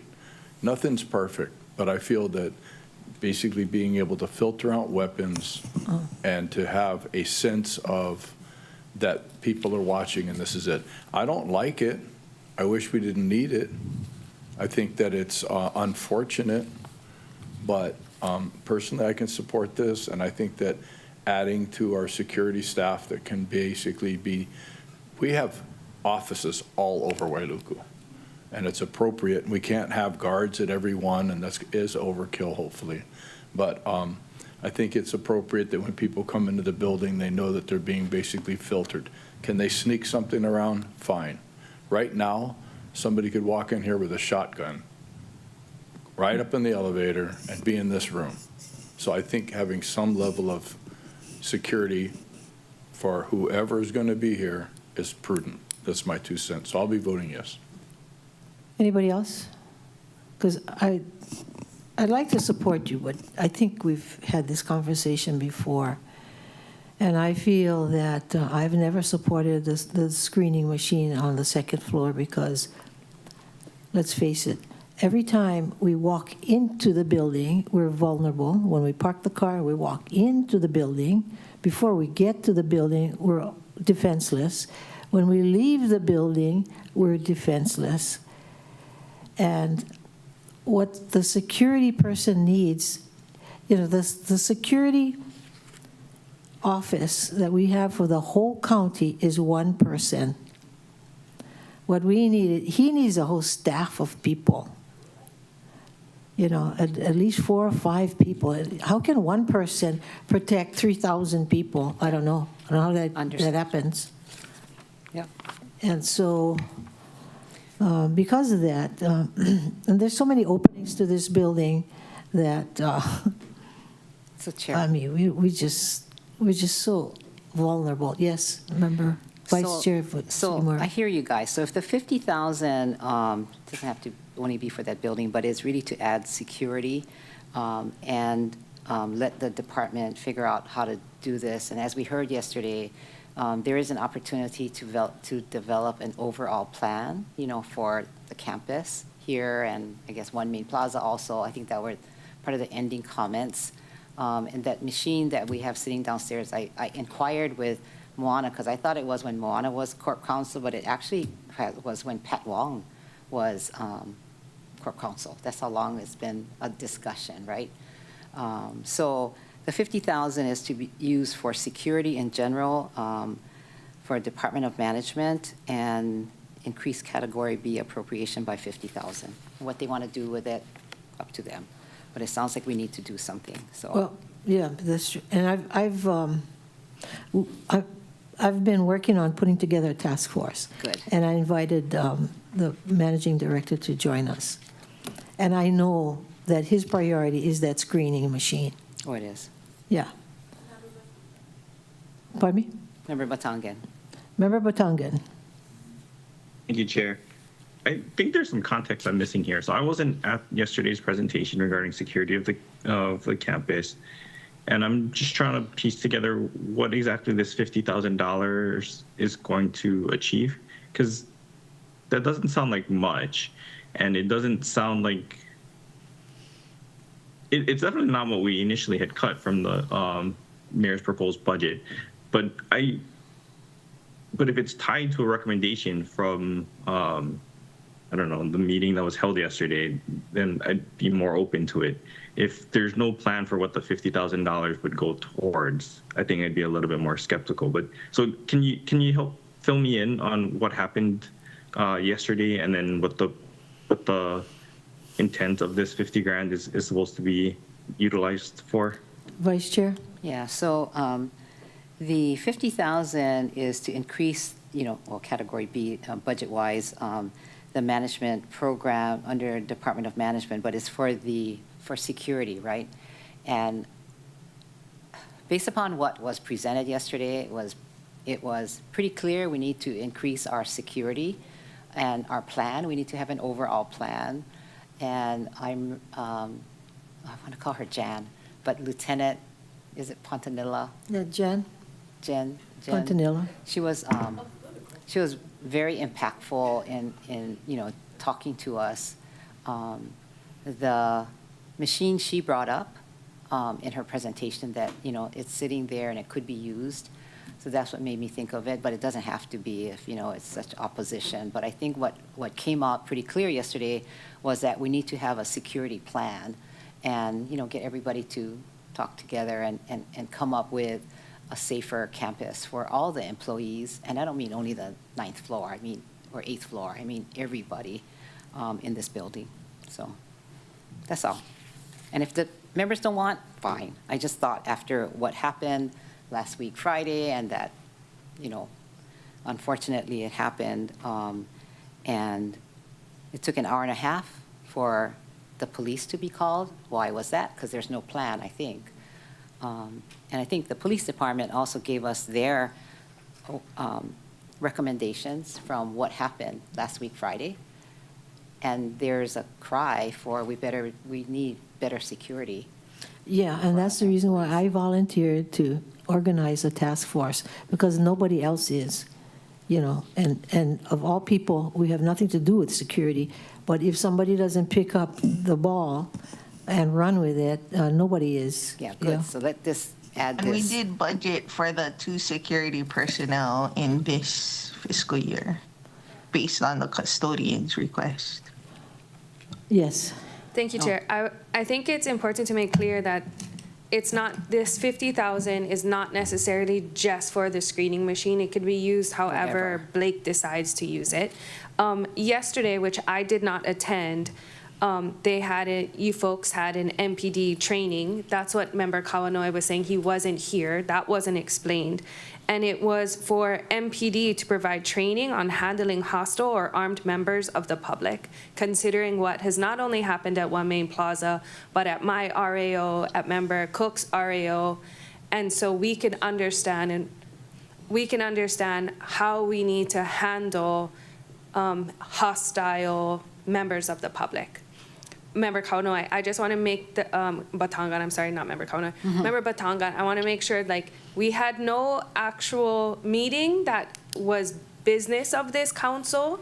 It was more training. So you didn't necessarily miss a council meeting or a committee meeting. I want to make that very clear because we're on public record. That was a training. Thank you. Did you have your hand up, Member Rollins Fernandez? No. Okay. Mahalo, Chair. I'll be voting against the motion. And I think I was just going to say, Member Member Uhajans kind of summed it up, but in the training, I don't think there was a specific recommendation like, do this for $50,000 or $50,000 will accomplish this. I think what Member Sugimura has said is like, here's some money to try to do something because there are things that need to be done that were kind of like talked about in the training yesterday. So yeah, there's no plan for the 50,000 or a recommendation for the 50,000 specifically. Mahalo, Chair. Yeah, that's true, but I commend you for trying to help by setting aside some money for planning. But I can tell you right now, the administration is hell-bent on getting that machine here. And that's what they're going to spend it on. That's my fear. And to me, that is like, it's not really facing the problems and not really tackling the problems. And so that's, if they said it's to come up with a good plan, that's one thing. But to implement using that machine, I highly doubt that. Yes, Vice Chair? So based upon all the recent activities that have gone on, it's been pretty scary, if you ask me, right? And reading in the paper, the impact of the action of that person building whatever, I don't care what building it is, but he went after, county employees, which all county employees are concerned. And this just is to restore funding that the committee removed for security during decision-making week. And the committee took out $50,000, so this proposal simply restores the funds the admin requested, and I'm just giving back the funds. And then I had a brilliant idea that if the machine is so scary, then to put a condition on so it cannot be used for that screening machine if it's something that is not, I don't want this possibility of, helping a solution if it's so tied to the machine, it's causing people to not want it. But Chairly, I commend you for putting together the task force. When I heard about all the access deer, I put a task force together, and it's been impactful up to a certain point. But you got to get like minds to start talking to each other. And I agree. I'm glad that you put together a task force for our security. If it had to come from you, great, because it's now going to happen. And I wish that this additional 50,000 can help you and whoever is going to be in your task force to find solutions, because we definitely need to do that. So that's all. I'm not opposed to that. I'm not sure how we're going to spend 50,000, but my point is, and that's good thinking. I like that. I like when you guys, if something's not working here, you try another way, I could support something like that. I commend you. Everybody? Roll call. Oh, so what's the breakdown? 333? Councilmember Paulton. Member Paulton? Oh, I remember Batam. I just wanted to correct the record that we didn't arbitrarily remove 50,000. We asked what the money was for, and they said, this much is for the people to run the machine, the security, this much is for the machine. And then, the intention of me was to cut it all. And then we received a letter from testimony with all the signatures from Public Works stating that they would like security because of the things and excrements that they're encountering in like the nooks and crannies. And so, I think that is a good idea to keep those people to, assist in the campus-wide. I think it's, of course I'm concerned about our safety, but as leaders, we need to be concerned about the workers' safety above everything, because we applied for this job, and they're trying to make a living. Like, we could take a 9-to-5 kind of job where we take a living wage, but I think what's getting lost in the conversation is a screening machine at any one building is not going to protect the entirety of county workers. We have the residency area offices, we have the DMV building, we have the One Main Plaza. So like to think that one machine at the building where we work at is going to keep the county workers campus-wide or county-wide safe is just like not true. If the 50,000 is going to be to come up with a plan to help protect county-wide county worker safety, like not like workers' comp protection, but like from external threat, then I could be supportive of it. But it was specifically budgeted for the machine when we asked what the breakdown of the money was for, and so that's why that specific amount was taken out. So I'm not sure if the new proposal is to not be for the machine and just give them 50 grand, or which I still probably wouldn't support. I could support 50 grand to support the task force in like creating a plan for county-wide county worker safety from external threats. But anything else I feel like is like a false flag. Okay. Thank you. Anybody else? Okay, so did you change your, Sure, I'll change it. so you withdraw your motion? No, I want to have the 50,000. I'm not Okay. going to withdraw the motion. I think there's a need, and that the 50,000, which is revenue neutral, is being taken out from that fund that I put in. I still support that, and it will be used to respond to recent security events at the county campus and preserves funding for campus safety, security, and it could be for all of the county, based upon this discussion, and not only that one machine. So you're still including the machine as a possibility? Well, if nobody wants the machine, let's not include it. But it is part of the available tools, I would say. It's only one machine, though. So the idea is to use it for security. Some of us. Campus security. And it's going to be your task force, so you can decide what to do with the 50,000, because it's not going to be enough. Well, what I'm saying is, the best thing is just to condition that money, that it will not go for the use of the machine. Okay.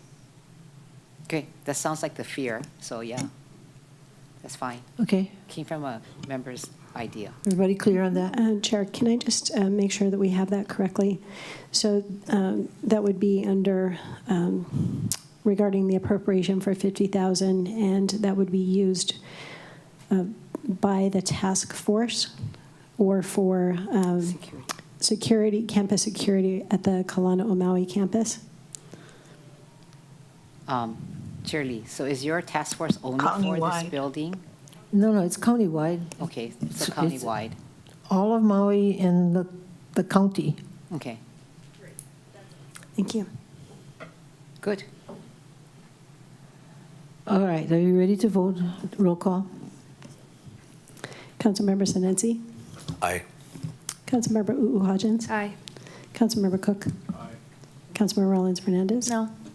Councilmember Johnson? No. Councilmember Paulton? I'm sorry, did we put in the motion that we weren't going to use it for the machine? Right. Yes. Okay. All right, I'm okay with that, I guess. So Vice that's Chair Sugimura? Yes. Councilmember Batangan? Aye. Chair Lee? Aye. Chair, there are 7 ayes, 2 noes, motion carries. Thank you, members. Thank you for Thank you. establishing the task force. And that's it. Where are we now? Yes. Main motion is amended. If there are no other amendments to bill, to the budget bills? Any more amendments to the budget bills? Okay, That was my last. that was your last? Yeah. All Thank you, right. members. What did you just say to her? Oh. All right, the main motion as amended. I have comments I would like to make before you take the Okay, main I just want to double check. Okay. Do we need a roll call? Well, just checking, just checking. You know, you guys, I can never tell what you guys are gonna do. All right, Vice Chair. This is the, you asked if we need a roll call on the main motion of the budget? Yeah. She's being safe. Oh. Do we? No. Vice Chair Sugimura. But can you remind us which bills you called up? All. So the main motion includes Everything. everything, right? Uh-huh, yeah, on Bill Okay. 55. And you want me to read it off? All? No need, yeah? No need. No need, okay. It's all the budget bills. Thank you very much, members. Does anybody have comments? I wanted to give comments. Well, you want have it to be the comments? Go last? ahead. I want Okay. it to be the last. Okay, Member Johnson. All right, members, well, this is our budget, second and final. I really appreciate us working together on all this. We didn't stay too late, which was pretty good. I'd say pretty good. 10 out of 10, we'd do it again. I also, the thing is, we have a 10-year term, right? And all of us have a 10-year term max. Thank you. 10 years in total is what we got. And sometimes these monies we put in are the seeds that will grow and we'll never see the results, And I think that takes a vision. So I appreciate a lot of you guys' vision. And at the end of the day, when those projects and those programs start kicking in, I wish it would sometimes be sooner, but that's just the way the government works. I reflect on the Aloha House and how long it took to get that 12-bedroom dorm up and running. But at the end of the day, there's people in that. And that's what matters. So I wish we could go faster. I wish we could get all, we could agree on every little thing, but sometimes we don't. But the results are a budget that I'm proud of, and I appreciate working with you guys. I just wanted to end on that. And I also want to say happy birthday to my buddy Axel. He's off today, so send him home, and he's having a good day. Thanks so much. Wow, what a good Happy boss. birthday. Anybody else? Member Sinanci. Thank you, Chair. I just wanted to take the opportunity to thank the Budget Chair, Budget Director for helping us, the budget staff, all around helping us through this process. Also, mahalo to my fellow council members and to their district area staff members for hosting us in their hometowns. And for feeding us. I just wanted to mahalo everyone who showed up at the district meetings, shared their mana'o, shared their priorities with all of us so that we could listen to each and every one of them, especially the keiki, Chair. But I would be remiss if I didn't mahalo Mr. Villarimu's civics class at Hana School. Although they didn't come and testify, they did send us their letters of priorities. They sent it to the office, to the mayor's office. They sent it to their state legislatures. So I wanted to take that opportunity to thank them and to continue to participate in the process. Thank you. Thank you. Anybody else? Anybody else? Don't have to. Member Rollins Fernandez. Mahalo, Chair. I'd love to see those letters, Member Sinanci. I didn't get to see those. Okay, I'm going to go check that out. I love that. I love giving our keiki the opportunity to engage government and to participate in shaping the budget and to show us or share with us and show us the impact of the funding, the investment that we're making into them. And seeing them come and testify every year and watching them get older is really special.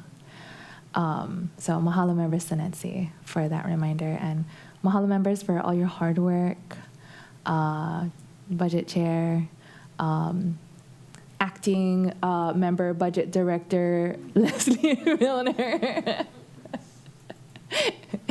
acting member Michelle Yoshimura for really helping to keep the sugar levels high. And smiles on our faces, and Corporation Council for all of your work, OCS for working hard late into the night over the weekends, all of our staff just doing a really good job, and our clerks, mahalo to our clerks for all of your help. Yeah, so another one for the books. I'll be voting against the motion, but I'm kidding. Voice vote, please. Okay. All right. Nobody else? I just want to say thank you. Thank you, Budget Director and Budget Chair and everyone, staff, everybody who participated and pitched in. This is not an easy process, but it wasn't one of the more painful ones that we've had in the past, where you did try to keep it more streamlined, this year. Because we really, to tell you the truth, I don't know why we go through every single department, everything, all from the beginning, when all we need to do is find out what's new in the budget. But somehow everybody wants to just reinvent the wheel. But thank you again, everybody. I know there are many times where we didn't agree, but somehow somebody came up with an idea that helped us come together and compromise. And I live for those moments. So thank you very much, everybody. Vice Chair. Yeah, thank you. Thank you, Chair Lee. I just wanted to thank everybody. This is second and final. We're going to pass this budget. And really, the budget reflects 2 months of public input, department review, committee discussions, and difficult decisions. I really love the residency area meetings, which were especially important, as you all reflected. And your communities came out and told us what they see, what they need improved, and a lot of it was put into the budget. And that input shaped the final budget before us today. Across the county, residents were clear about what matters most: reliable infrastructure, public safety, affordable home ownership, child care, health services, and support for Kupuna and Keiki. We also heard from environmental and cultural stewardship and the need for relief from the high cost of living. That also came out in the surveys that we took. Those concerns guided the budget before us today. We took our job seriously, and we did not simply accept the mayor's proposal as submitted. The committee recommended reducing the mayor's proposed budget by about $8.4 million while preserving core services. That was hard to do. That reduction is modest but meaningful. It reflects the balance we try to strike, funding core services while being honest about capacity, execution, employee workload, and the burden placed on our taxpayers. Together, we adjusted the mayor's budget after listening to the community and added as enhanced programs or projects that may have been overlooked. Ho'ala Health Outreach, Member Sinensi; Paris Initiative, Member Batangan; Lahaina Community Land Trust, Member Paulton; Naulu Cloud Revival, Member Johnson; Tier 1 projects from the Wildfire Priority List, Member Paulton; Montakuji Mission of Paia for Shoreline Restoration and Rehabilitation, Member U'u Hodgins; Molokai Community Health, Molokai Rural Health Community Association, Member Rollins Fernandez; the Best Integration Program for Women, Chair Lee; Kihei Drainage Master Plan for Flood Mitigation, Member Cook; and a condition for upcountry wildfire rebuild, recovery, and mitigation from my community. Higher taxation cannot be the default answer. Residents are already cost burdened by housing, food, utilities, insurance, transportation, and daily life. Given the county's large carryover savings, which was about $200 million, the committee carefully reviewed real property tax rates. We changed rates and tiers only where needed to support critical priorities. No budget is perfect, but it reflects a serious effort to meet community needs, perfect core services, and be careful with taxpayer dollars. I want to thank all the testifiers and residents for their input who participate in our residency area meetings, as well as those who provided oral and written testimony in the chamber. Members, thank you for your work, collaboration on this budget. Together, we are putting forth a budget that addresses the needs of our community. I call it the people's budget. And I also thank you, to our staff, for their contributions to this budget.